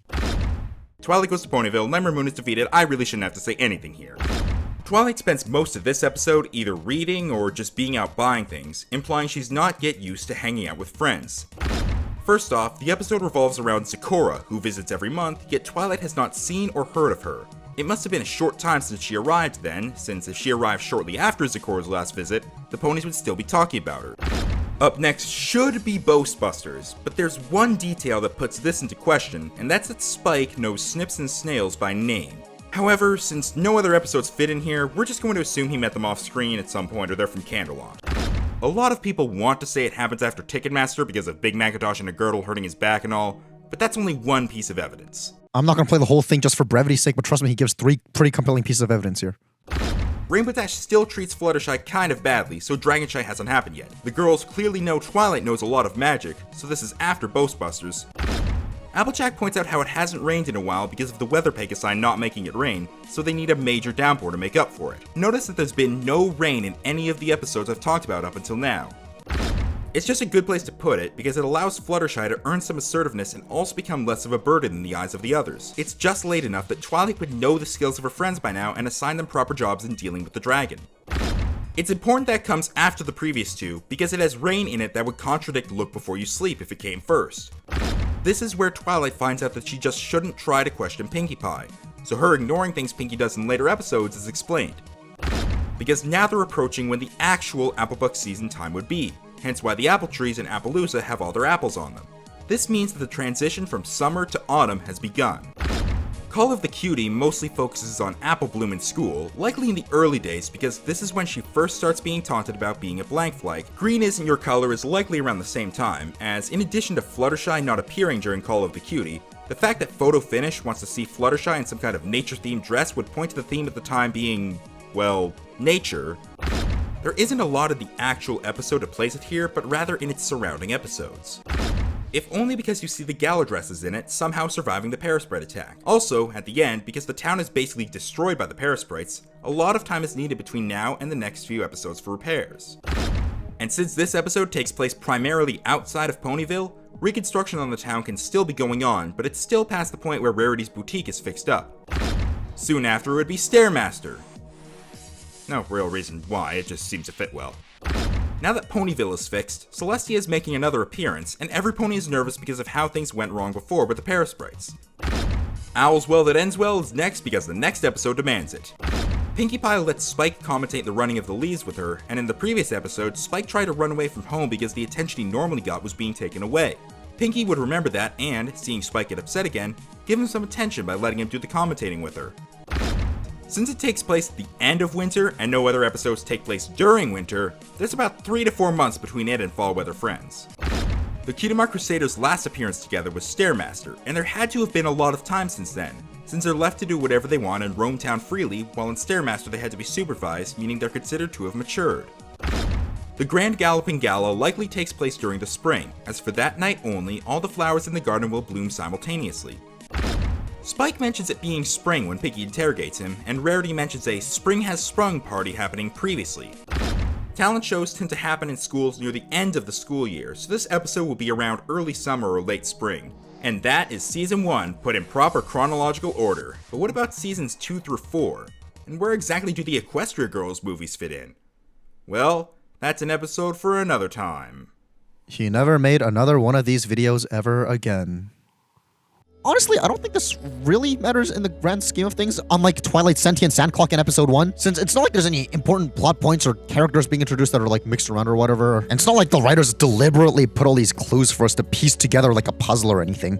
If anything, I just brought this whole thing up because it just seems to be a strange quirk unique to season 1, and I just want to mark whatever makes this season feel different. Though I suppose once we finish talking about season 9, eventually, we'll have to come back to season 1 with the perspective of the rest of the show in mind and talk about everything I missed that weren't available to me with only the context of rewatching season 1. That's...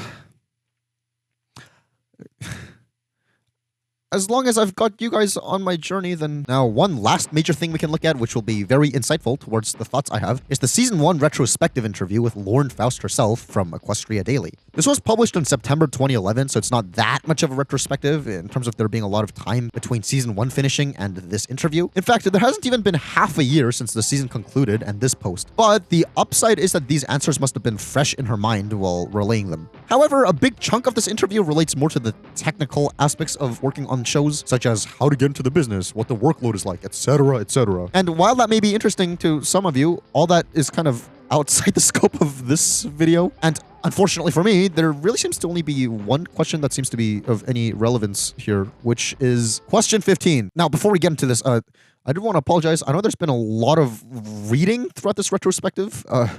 Yeah, that's not going to change anytime soon. The season began with a two-part introduction to Equestria, unfolding the tale of Twilight Sparkle's journey to Ponyville and her triumph over Nightmare Moon with the help of her newfound friends and the virtues represented in the elements of harmony. Afterward, the season continued to hold a certain level of continuity, but meandered from story to story as a episodic romp. Why did the approach change, and how did this impact production and creative input? What do you believe emerged as the biggest component of the new direction? Alternatively, what do you believe you could have accomplished had the show stayed on its first course? With Lauren's Faust answer being, well, okay, I'll just relay the whole thing and pick it apart afterward. A lot of fans now seem to think that I had a great scheme for a big, dramatic, serialized, magical girl style of a show. Actually, it was always my intention to have the show partially adventure stories and partially relationship stories, as I called them in my initial pitch bible. I had thought that maybe a third of the episodes could be more like Dragonshy, or the end of Feeling Pinkie Keen, or even have this creepy thread through them like Stairmaster. But unfortunately, fewer than a quarter of the episodes had this adventure aspect to it. There were several reasons why. For example, restrictions on what was considered too scary for a younger demographic put limitations of the types of stories we could tell. The accelerated schedule also made it difficult. Plot-heavy episodes take too long to plan, and too many characters and locations were a heavy burden to the crew at such a fast pace. If we had tried to do more, they would have fallen short. And since we had a cast and crew that was so well versed at comedy, it just seemed like the right direction to de-emphasize that style. If we had penned more adventure stories, the only difference I can think of is that perhaps you would have seen more of Luna and Zecora. Zecora was designed to be a sage and mentor to whom the ponies could go for information about their quests. She was designed to be a second mentor to Twilight, but that didn't come to pass. And Luna, though good, was meant to be associated with darkness and night. And these are considered, by some, to be iffy themes for a show for young girls, so she had to slide to the wayside. Which actually pretty much answers literally every single complaint I had. And while it is a little underwhelming that the answer of why there was way less world building than there should have been is it would have been a heavy burden on the crew. I completely understand that, especially with deadlines, but that doesn't make it any less of a shame. Especially with Zecora being planned as a mentor and quest giver. That sounds awesome. And it makes sense why they would have given her an entire episode to introduce her, since they were probably thinking of using her a lot more. That, and from what she's saying about Luna here, it would have been really cool if her being Nightmare Moon left some remnants of evil spirits after being saved, and the main six had to go up against villains under the influence of it. Having a recurring threat like that would have once again made this world feel much more consistent and lived in. Plus, if they went with that, I'd wager to guess that Twilight's inconsistent character traits would have been less noticeable too. If she was fighting the same recurring threat, we would have seen the same recurring emotional responses, and it could have actually been used as a way to build up Twilight's character in a linear way, rather than having it bounce all over the place between episodes. Come on in! Sign up to get your own personal page, earn badges, and win club bucks. I totally promise it'll be totally fun! The more you play, the better the badges you receive and the items you can buy. Awesome! Become a member of Club Hub at hubworld.com/login. But speaking of Lauren Faust, it seemed like even though we, the fan base, were still in our infancy, working out our baby steps, she has taken notice of her admiration. For example, she specifically thanked Ko in New Year's of 2011. And it's beautiful that even when a fan base spawned from a creation is not at all what the creator expected, the goddess of the fruit takes its admirers in with warm, open arms. It truly seemed like as the creator bestowed us with harvest so sweet, and as we indulged in it, we helped her plant more by bringing her seeds to sow and buckets to pour. Just as more of an example, when the 2011 Tohoku earthquake and tsunami happened in Japan, an individual, Metacritter, helped Lauren Faust start this auction for relief efforts, featuring concept art from 2008. Anyways, these sold like hotcakes, especially this artwork of Derpy, which was even explicitly called by her fan-given name Derpy by the goddess herself, cementing more acknowledgement of the fandom, selling for, over $2,000, and that's 2011 money as well. Today, that would be $3,000, and in total, they raised $15,000, which, once again, today would be $21,000. Holy crap. Now, I'm not sure if that kind of money would do anything in the long run in like a tsunami relief effort, but still, that's like very generous. All this to say, clearly there was good coming from both sides, with the creator and her subjects working together to create some genuinely good stuff like this for the world. Still, I'm not trying to whitewash how the rest of the world saw this little corner though. Obviously, there were detractors, or people who just simply didn't get this. Most notably by Miss, a feminist magazine, that ran an article called My Little Homophobic, Racist, Smart-Shaming Pony. Well, that is certainly a claim. Let us take a look at this article and see if it holds any merit, along with the evidence? The very first image I saw was this. I was immediately concerned that the only pony that looked slightly angry or tomboyish was the rainbow pony, since there's a false stereotype that all feminists are angry, tomboyish lesbians. It was disconcerting to think that a kids' TV show would uphold this. I watched the video clip and indeed, the rainbow pony stands out as having a perpetually maniacal expression while the others are cute and cuddly. What are you talking about? She doesn't look angry. She looks ambitious and confident. Okay, whatever. Let's keep reading. I showed the video to fellow Miss Intern / blogger Kyle and asked, what's wrong with this picture? He responded, there aren't any black ponies. Why aren't there any brothers on the wall? I was originally assumed that the purple ones were supposed to represent black ponies, but he was right. Ponies don't seem very racially diverse. This is a joke, right? I mean, by that logic, it's not like there's any Caucasian colored ponies here either. So, I mean, at least we're getting inclusion of all the pink, blue, and orange human beings out there, right? Surely this is parody. But then we noticed that there were indeed black ponies. Yes, the only black ponies in the TV show My Little Pony are slave ponies to the white pony overlord. How can we expect kids to grow up rejecting racism when they watch shows like this?